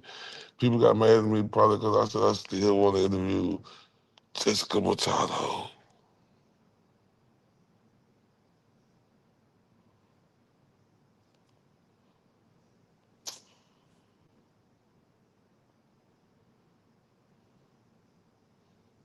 That's how I feel about you. Hey, like, don't you put that on. Oh my God. Oh, boy, you ain't lying, Caleb, boy. Jesus. But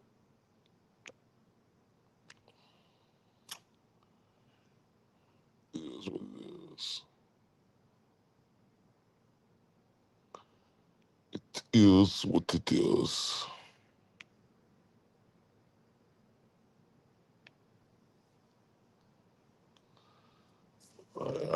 I'm just, like I said, over here,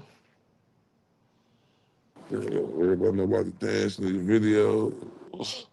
I'm taking all the pictures. Man, you have the right to be free.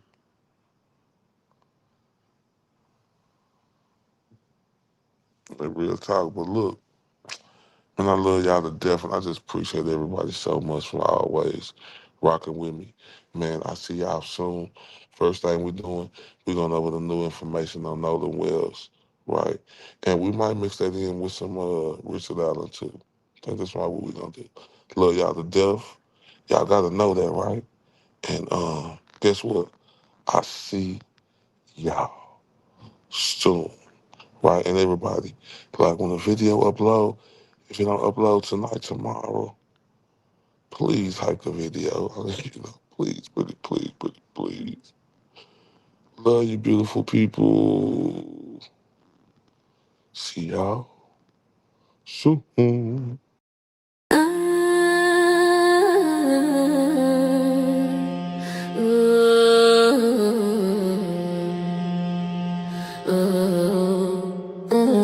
I'm not the one, yeah. I'm the right one, yeah. I'm the right one, yeah. I'm the right one, yeah. I'm the right one, yeah. I'm the right one, yeah. I'm the right one, yeah. I'm the right one, yeah. I'm not the one, I'm the right one. I walk in like a vertical, look clear, aim. You wanna smoke, I heard it. You talk big, all wordy, all bark, no bite. You can't win this fight. I seen your hand shake when the room got quiet. I don't need a threat, I bring it, then I write, yeah. Tick, tick, hear that whistle, step too close, get the missile. Blood in my eyes, stealing my jaw. Say my name once, then stand by the law. I'm not the one, yeah. I'm the right one, yeah. I'm not the one, yeah. I'm the right one, yeah. You came for when you left with none. I'm the right one, yeah. I'm not the one, yeah. I'm the right one, yeah.